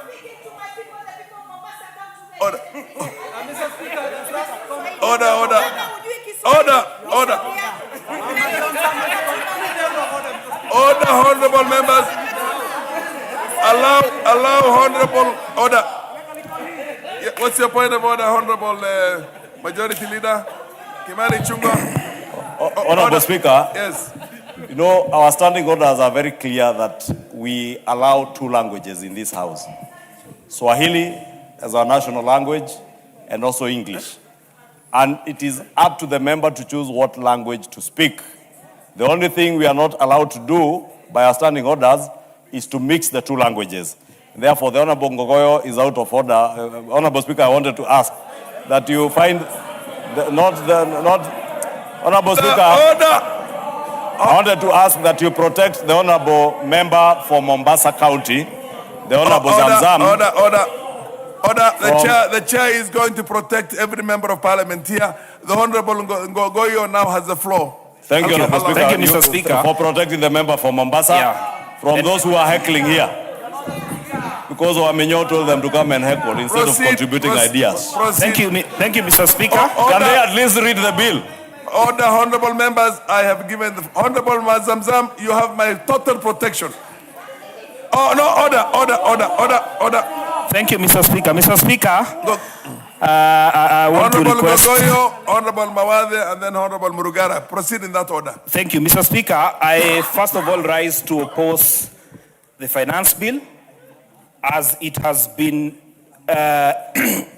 presented before us, and the report that has been presented by the Honorable Chair, Kimani Kuria. Mr. Speaker, first of all, the amendments that have been proposed on various acts of this parliament are in contradiction of a number of principles that I will describe as I give my presentation. And number one, Mr. Speaker, there is a basic assumption that there is no new tax. I will prove that there are new taxes that are being proposed in my presentation, and anybody who has a dispute, I would want them to challenge me. Number one, Mr. Speaker, on the issue of Clause 31, and Mr. Speaker, under the law, Kimani Ichung'wah is taking photos of members while using his phone. It is wrong for a member of parliament to take photos because you're taking photos of honorable members, which is wrong. And Mr. Speaker, it is wrong for members to use their gadgets to take photos. What is out of order, Majority Leader? And can you guillotine time for the Honorable Ngogoyo? Honorable Speaker, you know I am a very disciplined member. And whenever I want to use my phone, I excuse myself to go to the back. I'm on the I floor. know the member for Kajiado. I am on a point of order if you can take your seat. The member for Kajiado is fond of mentioning my name in vain, apparently to gain favor from those he thinks he can gain favor from. And I can give you, Honorable Speaker, I want to direct that I release this phone to the Sergeant at Arms. If there is no photo taken anywhere, because I was simply texting as I listened, the Honorable Ngogoyo be held to account for his misleading statements that I am taking photos. I am too mature. I am not as immature as you are, my friend. I am not as immature as you are. I am too mature to be taking photos. Mr. Speaker, Honorable Majority allow me, Leader. Mr. He's the Speaker, one to who takes finish. photos to send to his girlfriend. Order, please. I have no reason to do Mr. that. Speaker, Order, please. on the issue, Honorable issue. Mongoyo. Honorable members, let me tell you what will happen. You intervene more, I will guillotine time for the members you seek to disrupt. Yeah, so let us allow everybody to have their time to speak, and let us rise on a point of order only when it is very necessary. Honorable Ngongoyo, the Majority Leader says he never took any photo. And I think just say you withdraw and apologize, we proceed with the matter. Mr. Speaker, I saw him holding his phone, pointing at us. It is not wrong for me to raise that issue to you. And Mr. Speaker... Honorable Ngongoyo. Okay, I withdraw, Mr. Speaker. Allow me to go on with my... Just to withdraw and apologize. I want us to move to... Okay, Mr. Speaker, I withdraw and apologize to deal with the finance bill. Thank you.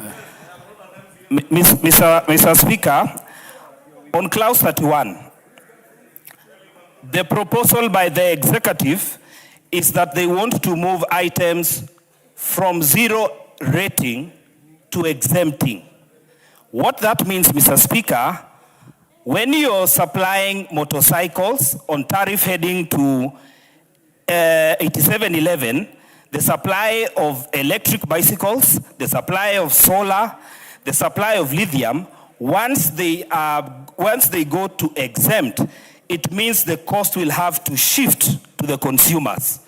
Mr. Speaker, this is a direct increment to the consumers. When you exempt anything, because before, the producers, the manufacturers will claim. But once you exempt, it means, ideally, you have increased the price of that commodity.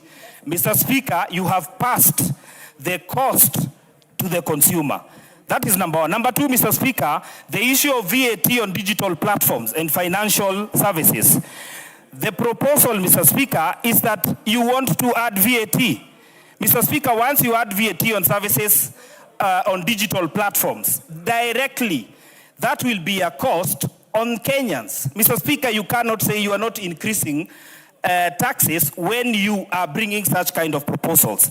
Mr. Speaker, I come from a county where we have a lot of production of ceramics. Mr. Speaker, the proposal by the executive through this bill on clause 36, they propose duty on imported ceramics and sanitary features.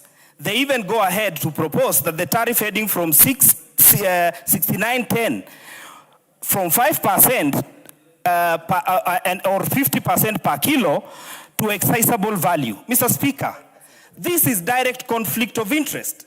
Every year we have been dealing with this issue of people who have tiles and the issue of ceramics. It is specific people who do these businesses that you're interested in making them excisable. What this means, it is that you are targeting people not to pay taxes and move out the importers, people who are importing. Gikomba is full of people who import sanitary materials for sale. And they are cheaper because the economies of scale, for instance, in China, are better than in Kenya. Mr. Speaker, why do you want to advantage one person? So that every time, every finance bill increases the cost for manufacturers who are local, and this is direct conflict of interest because you know the people who are in this business. But nobody will mention that because the committee at this point, every year has continued to do so. Allow me, Mr. Speaker, to also go to a very controversial... Honorable Mungoyo, so that we avoid points of order. Okay. The report of the committee seeks to delete that provision you're worried about. Mr. Speaker, we are debating. Allow me, Mr. Speaker. Thank you very much. Mr. Speaker, we are debating the bill that is on the floor of the House. And Mr. Speaker, the report has been tabled. Honorable Ngogoyo, the chair departmental committee on finance and national planning is on a point of order. Honorable Speaker, is the honorable member in order to import improper motive on conflict of interest to the committee or to the report, Honorable Speaker?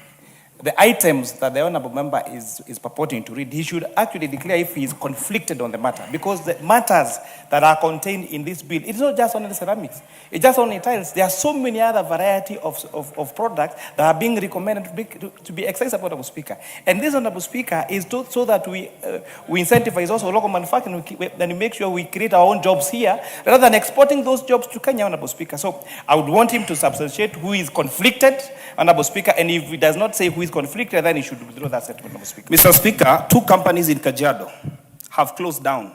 They used to do tiles, one in Isinya, one in Pipeline Road. I am talking of details. They closed down back in 2023 when the first tax was introduced. I am saying that they raised even before the committee. They came before the committee. Honorable Ngogoyo. Allow me, Mr. Speaker, to say also, we are debating the bill that is before us. The report of the committee has just been tabled now. Not everyone has had access to it. No, you are right. You're right. The extension... You're right. The question is, yes, have you said that the members of the committee on finance and national planning have conflict of interest? Mr. Speaker, I have not said so. Mr. Speaker, I am a seasoned member. If you've I not have said not imputed any motive. Well and good. The answer will be checked. If you've not said so, you should proceed. Proceed and make your... Thank you, Mr. Speaker. Allow me to say that, Mr. Speaker, I know you're, and I don't want, Mr. Speaker, to engage you because I'm the one on the floor, but allow me to say that we are debating the bill, not the report of the committee, because the report has been tabled now. But, Mr. Speaker, some of us have not had access to the report until it has been tabled just now. Now, on clause number 3, Mr. Speaker, allow me, Mr. Speaker, to just avoid this. On clause 7, Mr. Speaker, on the issue of the non-resident tax. Mr. Speaker, if you want to mean that foreigners are not paying rent, just say it in the bill. There is nothing wrong in it. Just say you want foreigners to pay. There are Kenyans who own houses in this country, in the diaspora. You are even encouraging them to buy houses in this country. If it is so, do not tax them twice or thrice, because even when some of them were building their own houses, they paid tax. They are also submitting, they are also bringing resources to this country that we do not have. If you want to grow an economy, you do not grow an economy by shouldering people who are trying to make their ends meet. The finance bill should be an enabler. If you're saying you're streamlining what? If it is revenue streams, when the bill that is proposed to this House wants to single-handedly issue the commissioner with the ability to charge me, to tax me using third-party information that they do not have access, they have not verified, and tell me that I am liable to pay this amount of tax. Mr. Speaker, what law would be vague? What law would be useless as such a law? Mr. Speaker, why we are in this House is to make sure we make laws for posterity. Characteristic of a good law is one that can go beyond next year, can go beyond this regime. What is proposed by this Kenya Kwanza regime is the worst finance bill that has ever been. This one, that they are saying that you are streamlining and you have not increased. Uhuru Kenyatta, in his regime, he never wanted to increase tax beyond 20 billion. This one is proposing more than 117 billion. When you look at the figures and the impact of some of these amendments you are trying to propose, the amount are outrageous. Allow me, Mr. Speaker, to finish by saying that if it was a good law, you do not need to convince people to pass it, if it was a good law. A good law should explain itself, should be very explicit, and Mr. Speaker, even for business people, if you received 100,000 proposals from the public, it means it was dangerously bad. And Mr. Speaker, allow me to say that from clause 1 to the last clause, we will propose amendments that we feel will enable Kenyans not be burdened further than what they have been burdened. As I conclude, Mr. Speaker, on the issue of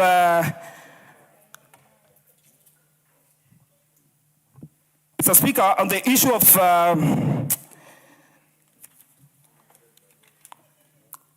of the change of dates of filing returns, Mr. Speaker, people who are doing nil returns, you cannot give them 1 month.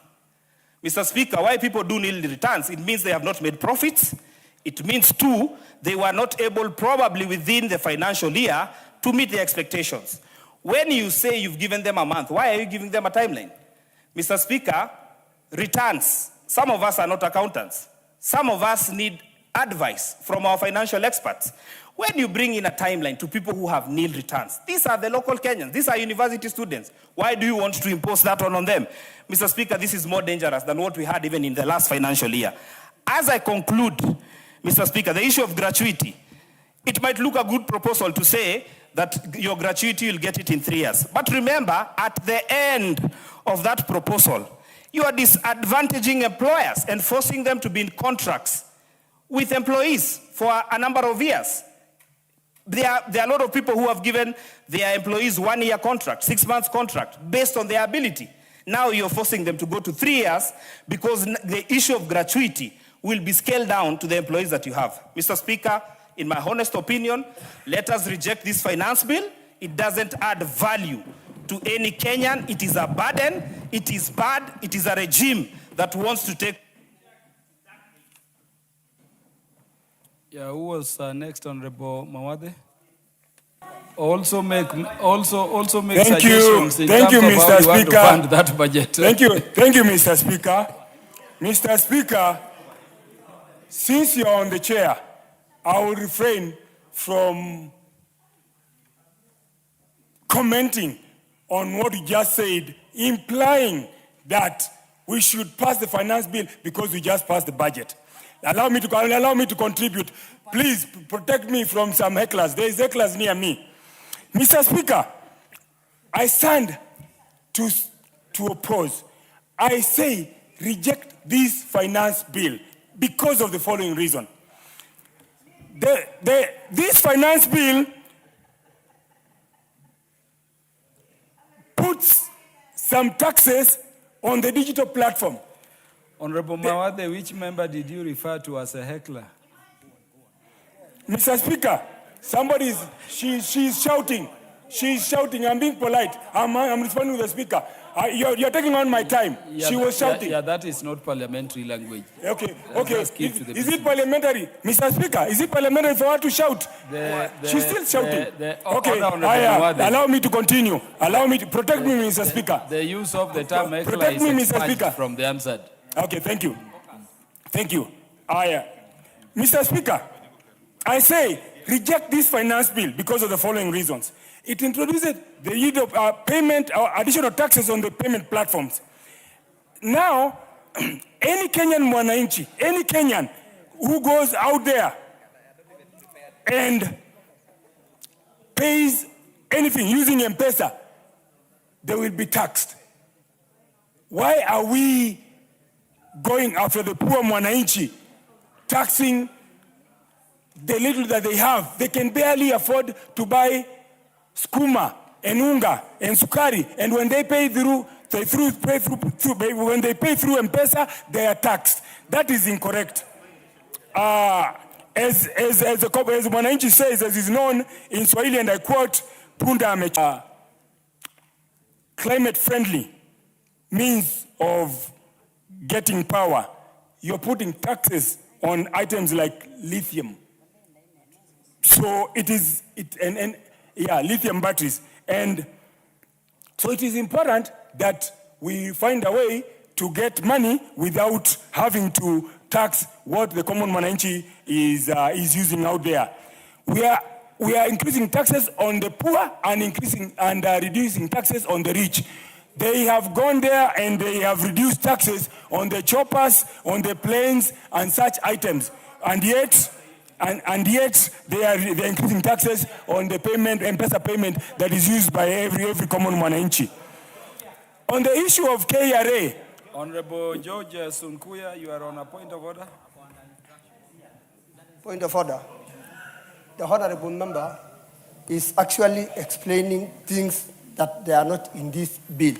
Read properly. Have you read the finance bill? Have you read it? Honorable Mawade. Have you read it? Order. Order. Take your seat. Take your seat, Honorable Mawade. Honorable Mawade, don't worry about time. Take your seat. Take your seat. Honorable George Sunkuya, what was your point of order? Thank you, Honorable Speaker. Actually, what is reading, it is something that is not in that particular, it is not in that bill. Surely. Don't just stand and make a lot of noise because you want to show that you are opposing the bill. Honorable Mawade, your point is made. Your point is made.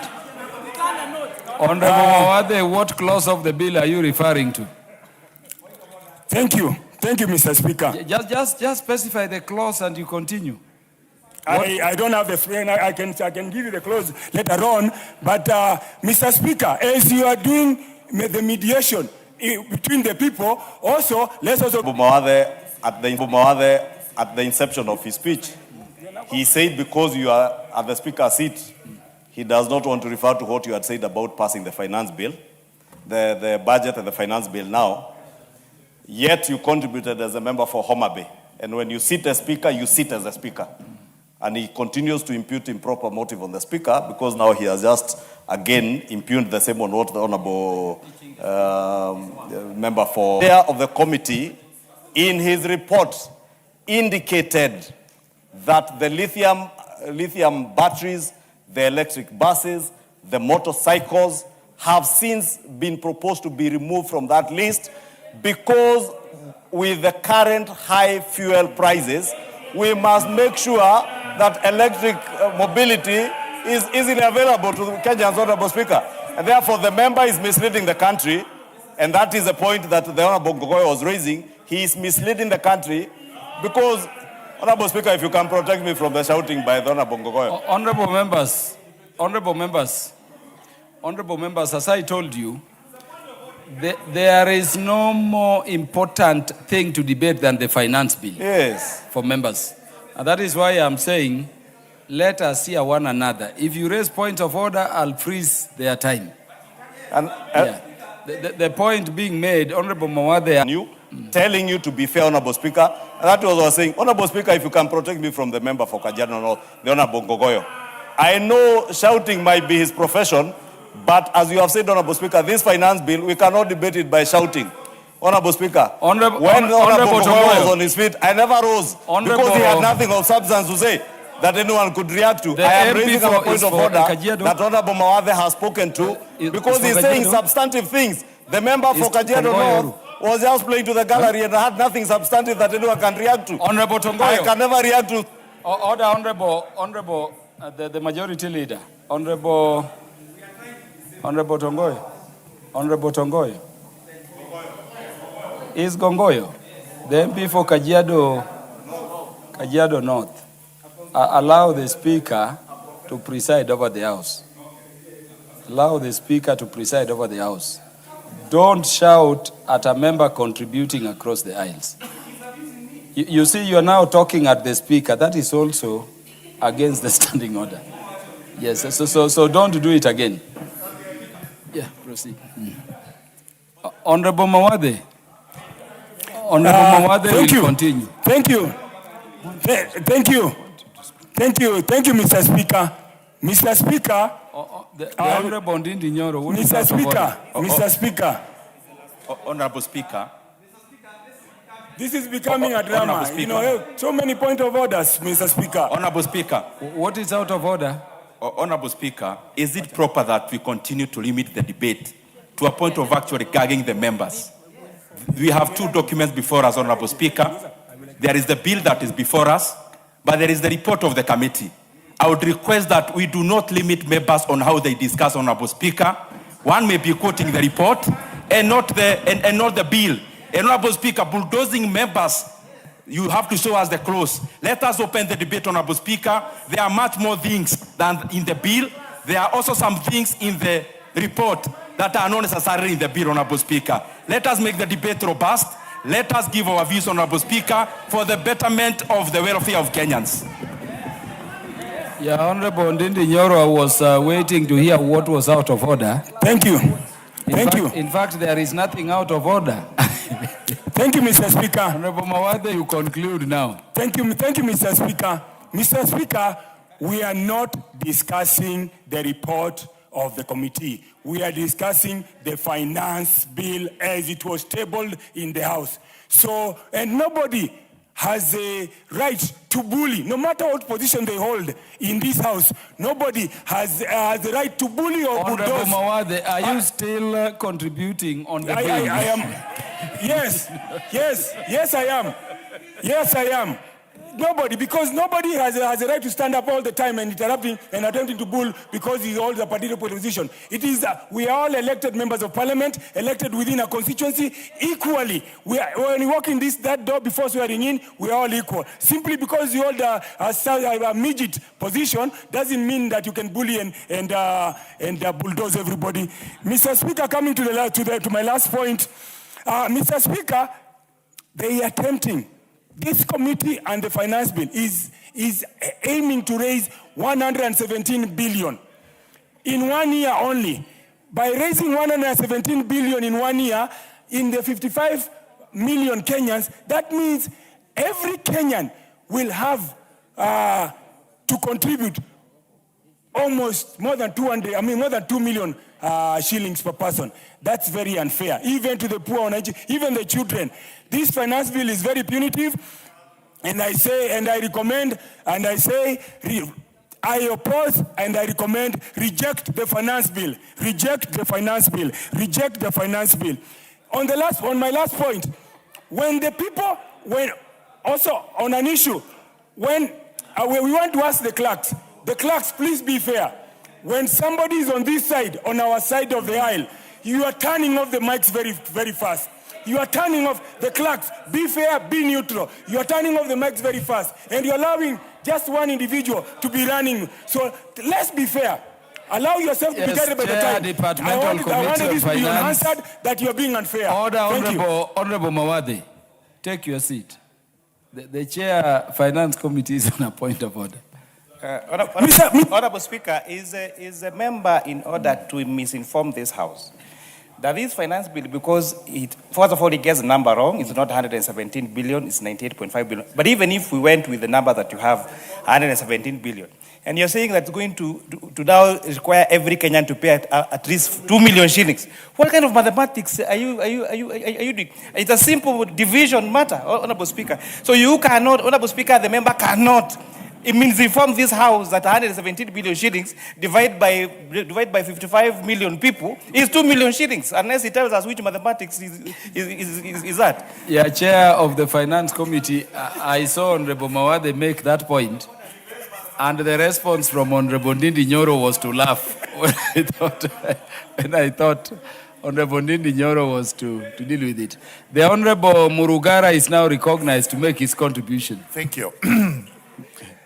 Thank you very much, Honorable Speaker. Honorable Speaker, the debate is hilarious to some extent, purely because as we discuss the Finance Bill 2026, we're also dealing with mathematics of large numbers. And this is why once in a while we have to say or float figures that do not tally, like just what we have heard, that I have to pay 2 million shillings for the country to raise 98 billion. I don't think that is correct. Number two, we must also appreciate that part of the work of this House is to go to comparative jurisdictions so that we are able to see what is happening there. We are able to learn from what is positive and we bring it back to the country. So it is absolutely in order to draw analogies and comparatives so that as we debate, we also enlighten our people on exactly what is happening out there and the reasons why we are proposing what we are proposing and the reasons you are opposing what you are opposing. As we debate this also, it's important to know that we have passed two very important bills, the appropriations and the division of revenue. And just the other day, as the estimates were being presented to us, we were all over foot thumping because some of the proposals that were being made were actually in tandem with what Kenyans want. The time has come now for us to debate, having passed the budget, exactly what Kenyans are getting out of it. How are we going to fund it? And there must be a way of funding a budget. It cannot be in abstract that we are not going to fund it, because if we don't fund it, then we had no reasons whatsoever to pass these particular bills. For the appropriations, we have actually, and on that particular day, we were informed a very important component. And I'm giving an example of what we are funding. Part of the 998 billion that we have to raise is the 3.9 billion that is allocated to the local administrators in the villages, known as village elders. The country is now awash with the jubilation that this house has made an allocation for those workers down there. Now, if we do not fund that, we have to go back to them to explain why they are not going to get their stipends, why they are not going to get their allowances, because we, as a House of Parliament, the budget-making house, has rejected the finance bill. The division of revenue, which is the monies going to the counties and to the national government, this house took a lot of time to mediate, arbitrate, and come up with what is due to the county governments. At the end of the day, we had to agree on 428 billion.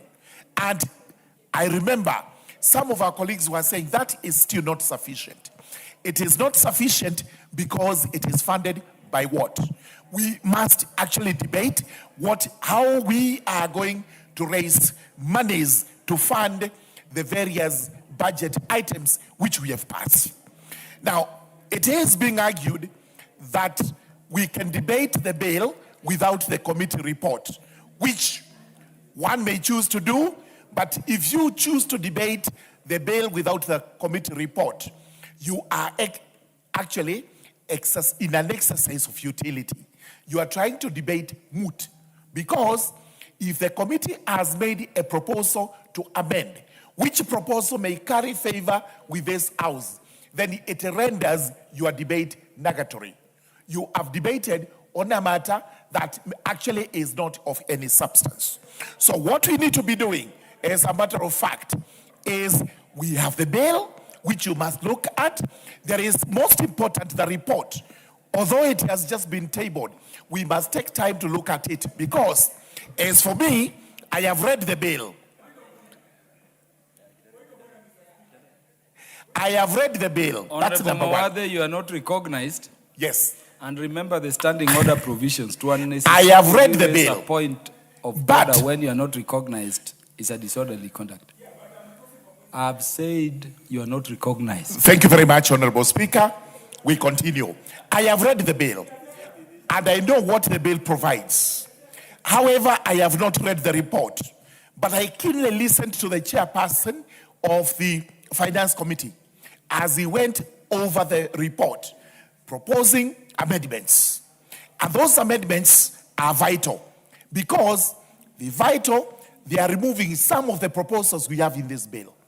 They are deleting some, they are amending some, so as to come into consonance with what Kenyans brought up at public participation. And this is important, because Kenyans also had a say. They came to us, they gave their views, and they told us this is what we think is most appropriate.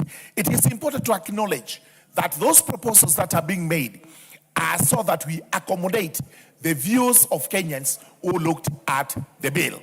It is being proposed that the amendments are too many, and there is absolutely nothing wrong with that, because that is our work. Our work is to make laws, to tailor laws that are in compliance with our constitution and in compliance with what our people tell us when we take those laws for public participation. So there is absolutely nothing wrong with the proposing deletions, amendments, or whatever alterations we think are necessary. Finally, it is also very important to know that in the developed countries, and this is where we are drawing analogies, most of them are welfare states. And we keep on saying every day that Kenyans would want to go to Singapore or would want to become like Singapore. And most of us, members of parliament, they are waiting for us down there to ask you questions. What exactly are you doing in the parliament now that we do not have electricity, we do not have good roads, we do not have water, we do not have everything? Honorable Bui started by saying the three basic needs or basic rights are food, shelter, and clothing. And that remains it. A parliament that is functional must constantly look at the basic rights of its people. So as we debate this, we must bear in mind that, number one, we have the housing plan, which is going on, such that our country must be moving towards development. And the housing as a shelter is paramount. Number two, we must also acknowledge that we are bringing in water. And there's no way this country can develop without provision of water. And this is exactly what is being funded by the proposed finance bill. And finally, we must also address electricity. We must address our roads. And roads are important because we have said we must now move towards having tarmac roads, not just in urban centers, but also in the rural constituencies. And I speak this, I have spoken to the people of the Raka constituency to tell them what this bill entails. And I confirm that when I took a vote from them, they told me, go and agree with the bill, because all the things that we are expecting from the government must come to us, and we must be able to actually realize the development promised. So with those remarks, I do support this, and I'll be listening to the proposed amendments to support them because they're important. Thank you very much. The Honorable Ndindi Nyoro. Thank you very much, Honorable Speaker. And on the onset, just like many things from this government, dangerous things are wrapped in semantics, Honorable Speaker. But I want to start, Honorable Speaker, by first bemoaning the point that the finance bill, as it is, was actually published in the order paper slightly before the session. And clearly, Honorable Speaker, this was an ambush to members of parliament. But I want to hail all the pro-people members of parliament for turning up, Honorable Speaker, and defeating the treachery that had been planned, Honorable Speaker. Secondly, I had an opportunity to attend before the committee because, as Kenyans know, we are in a situation that is not ordinary, and especially when it comes to fuel prices. And I thank Parliament for giving me an opportunity to appear before the committee, and Honorable Chair, you are there. And I gave proposals. The reasoning having been that the situation the globe is facing is temporal. And it would have been better for Kenya to address this temporal matter, Honorable Speaker, if we could, other than having sticky situations affect our economy in the future. Now we have seen already there are movements around peace, Honorable Speaker, in the Middle East.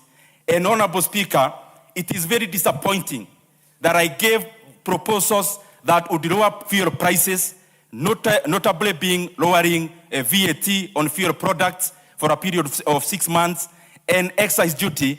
But Honorable Speaker, the committee has decided to give the proposal a wide berth. It is a very dark day on that sphere, Honorable Speaker, and I wish the committee, Honorable Speaker, would have listened to Kenyans, and especially around this point in time. Secondly, Honorable Speaker, I also want to give an issue around the finance bill itself. Order, Honorable Ndindi Nyoro. Honorable Speaker, on a point of procedure, the Honorable Member for Kiharu is a member of this House. The committee, Honorable Speaker... Honorable members, you know, just a minute. I said before that we have passed the budget. In as much as we may have a contest with the finance bill, as members, let us think of how to raise funds to fund that budget. Without saying you should either support or go against it. The Honorable Kuria Kimani, what point are you making? Honorable Speaker, it is starting on the 71 on a statement of fact, Honorable Speaker. In terms of procedures of this House, and it's important that even as we speak to the gallery, we speak the truth. Our committee tabled our report today. We've seen even the leader of Majority Party recommending that you'll be moving amendments of that particular bill. Yourself, a member of this particular committee, Speaker, you have said there are some clauses that you feel you'll be moving those amendments on this particular bill, Speaker.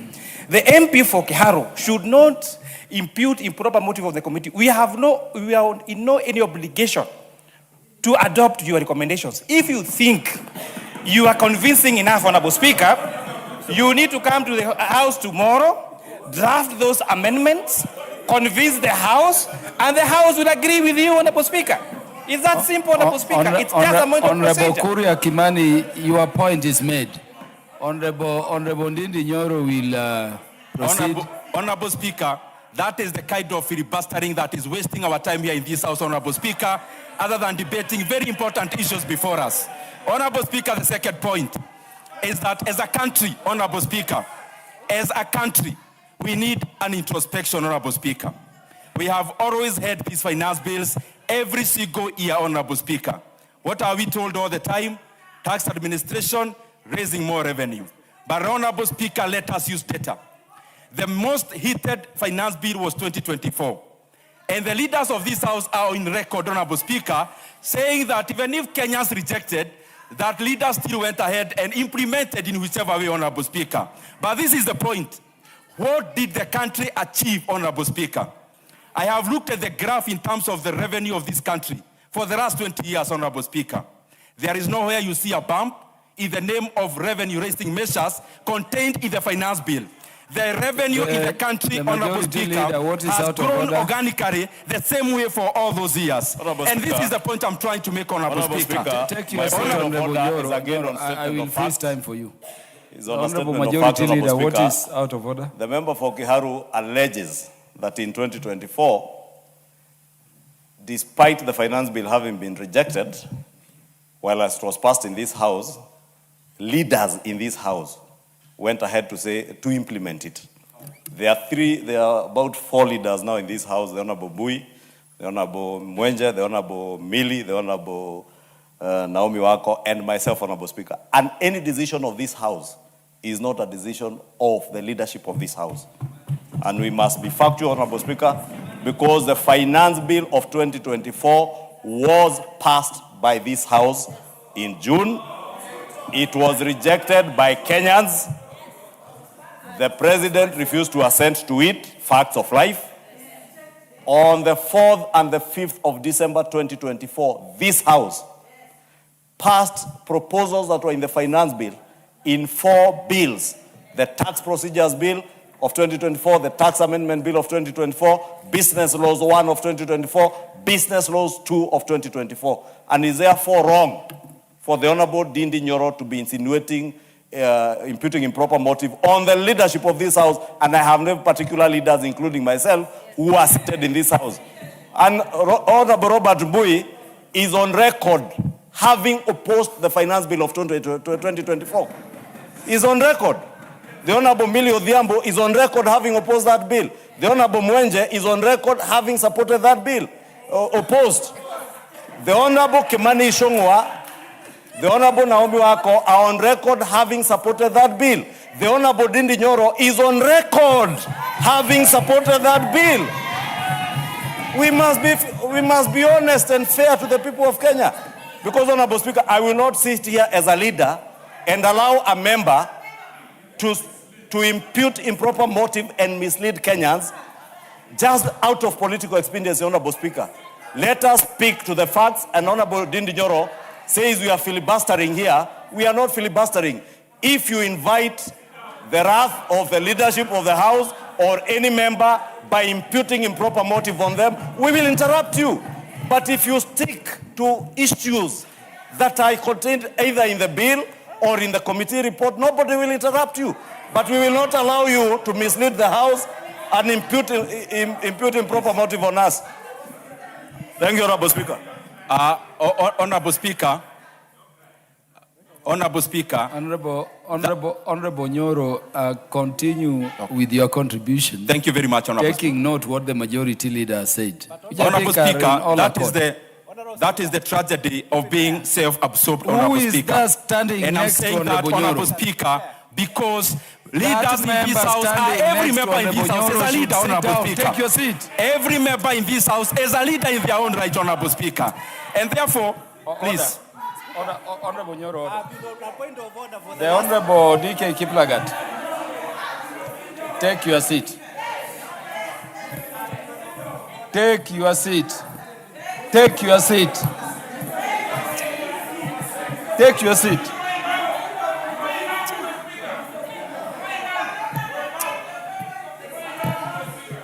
You've taken your seat at the right time.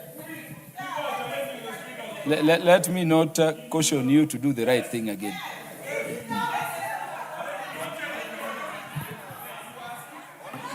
Honorable Speaker, that is the tragedy of being self-absorbed. When you have a higher estimation of yourself, Honorable Speaker, than the reality. Because, Honorable Speaker, every person in this house is a leader, Honorable Speaker. It doesn't matter the positions you occupy in this house. We are here as leaders, all of us, with an equal voice to represent Kenyans. Secondly, Honorable Speaker, the point I was trying to make. We need an introspection, Honorable Speaker. And we check through facts. These sequential finance bills every year, what have they yielded? Other than instability when it comes to policies in terms of the investments and decision-making, Honorable Speaker, of business people and economic actors. The third thing, Honorable Speaker, that I want to pinpoint, Honorable Speaker. Kenyans watch in horror, Honorable Speaker. And Kenyans, we are dismayed. We have seen different pronouncements, Honorable Speaker, from the same government addressing the same issue. We have seen the head of state, Honorable Speaker, talking about exemption, Honorable Speaker, of payee for the Kenyans earning below 30,000 Kenya shillings, Honorable Speaker. That has not been carried in here, Honorable Speaker. These kind of roadside declarations, Honorable Speaker, are the ones we need to bring an end to, Honorable Speaker. But more importantly, Honorable Speaker, Kenyans earning below 30,000 shillings deserve a reprieve, Honorable Speaker. And especially in a situation where their pockets are raided from every direction, from the cost of living to taxes and levies, Honorable Speaker. Kenyans who are watching us expected that Kenyans earning below 30,000 shillings, Honorable Speaker, will be exempted from pay from this discussion, from this bill, Honorable Speaker. The other thing, take your seat. Take your seat. The Honorable Kiplagat is on a point of order. Order, Speaker. I don't know. I was wondering whether I'm transparent because I've been asking for a point of order for a very long time. But all the same, stop the noise. I'm on a point of order.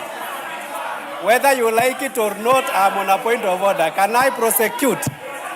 Can you allow me to prosecute? Point of order, Speaker. Make noise. When you finish, I can contribute. Honorable Kiplagat, please address the Speaker.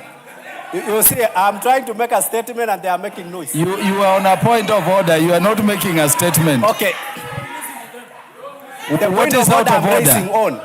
The point of order I'm raising on. Honorable Ndindi Nyoro, who is well versed in the current affairs, knows very well that what was happening between America and Iran, already there is a deal, and the deal will be signed on Friday, and that one has allowed the oil.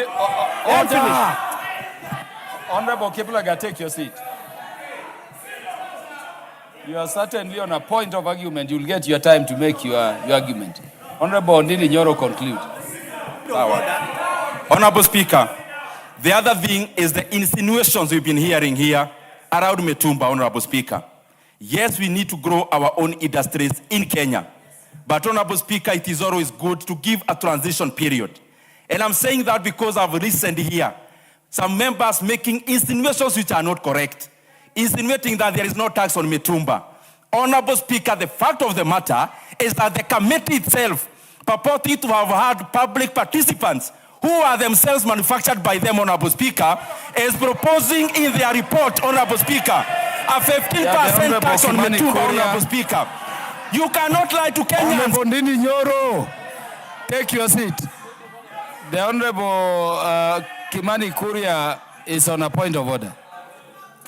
Honorable Speaker, the Honorable Member for Kiharu must withdraw the statement that he has made. He is saying that the public participants that came to the Finance Committee were manufactured people, Honorable Speaker. We have tabled here submissions of over 100,000 people across the country, Honorable Speaker.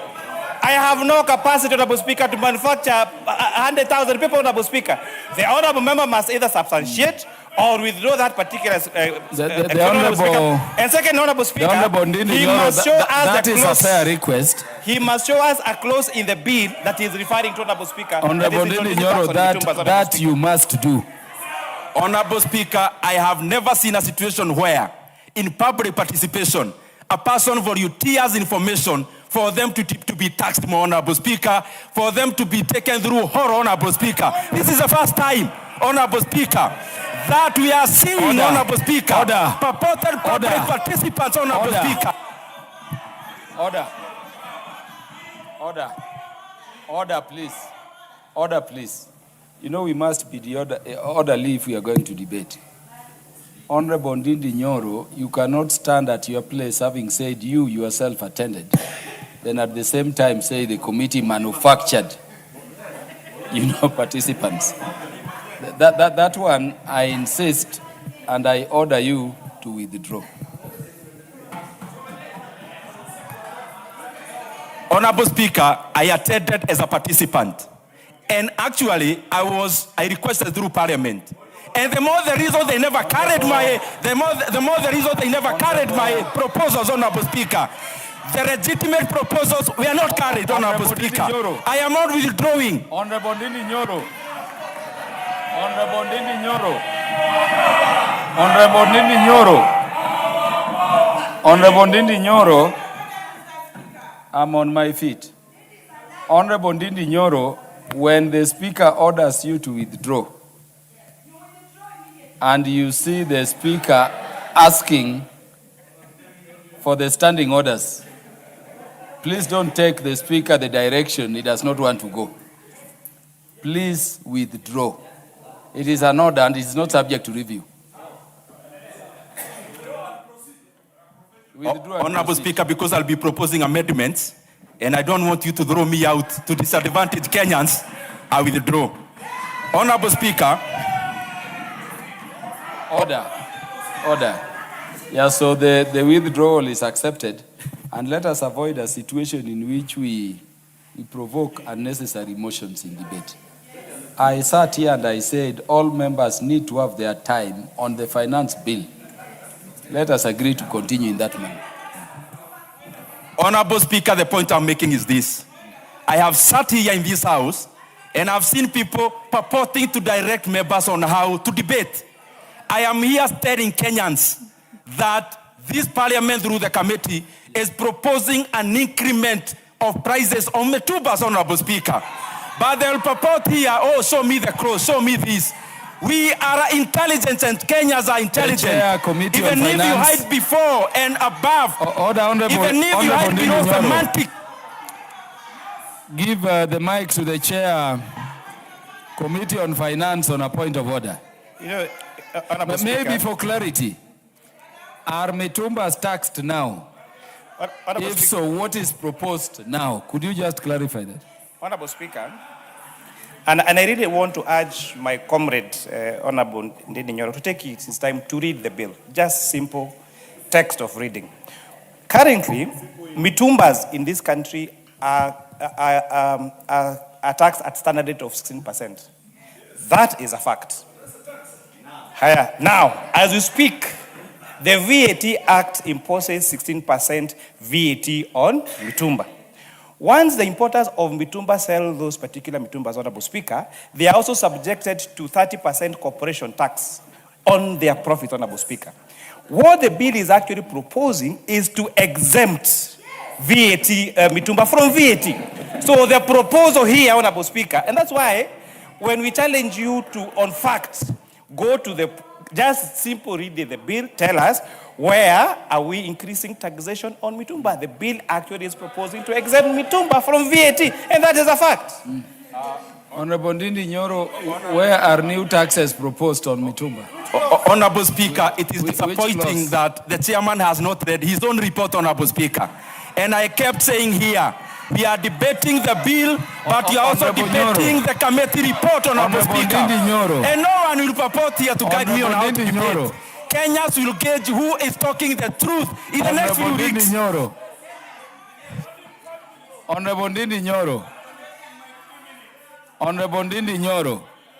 Order, honorable members. Honorable Ndindi Nyoro, in which clause is Mutumba taxes being increased? Honorable Speaker, I am repeating for the 18th time. I am at no obligation to tell anyone anything other than debating, Honorable Speaker. And Honorable Speaker, we are debating both the bill, but we are also debating the committee, Honorable Speaker. We cannot hide above and below semantics. Order! Order, honorable members.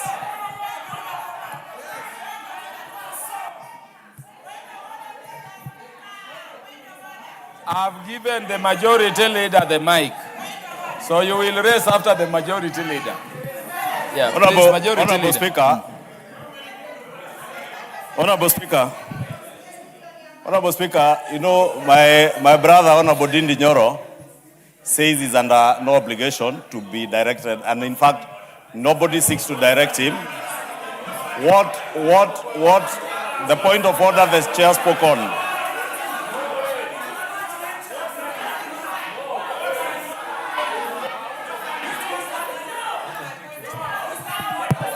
Hey, take your seat. Honorable Kwaguchia.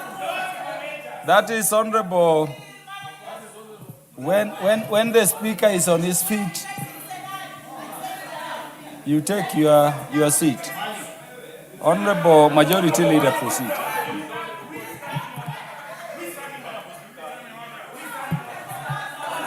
Honorable Speaker, I was saying the guidance you sought from Honorable Ndindi Nyoro was on the clause that is taxing Mitumba in the bill or the proposal in the report of the committee that is proposing that. The chair has clarified that. And all that Honorable Ndindi Nyoro is doing is now to throw words as the chair and the speaker because he cannot substantiate. And Honorable Speaker, I know people want to shout and mislead Kenyans on record. But we also have an obligation, Honorable Speaker, to set the record straight. Just like the Honorable Ndindi Nyoro purported that there are roadside declarations on pay as you earn. And there is nowhere in our report or in the bill that pay as you earn was touched. But when the Cabinet Secretary appeared before this House last week, he did clarify that the proposal on pay as you earn is coming in a different proposal before the House to be considered by the House, and therefore all this heckling, Honorable Speaker, you know I'm the last person to be dissuaded by hecklers. I know they have been instructed that they must be here to come and heckle. But you must use your brains and intellect to debate, not to come and shout aimlessly in the House. Use your brains and intellect to debate, not to shout. When you shout, Honorable Speaker, you are simply exposing to Kenyans just like the leaders who are misleading people out there. You are not utilizing your heads. Be upstanding.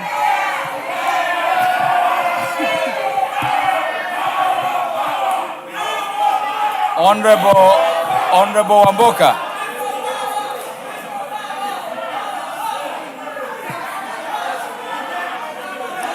Honorable members, the time being 19:05 p.m., this House, order!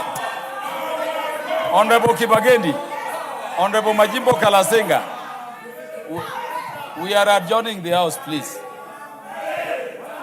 Honorable members, and the time being 19:05 p.m., this House stands adjourned until Wednesday, the 17th day of June at 9:30 a.m.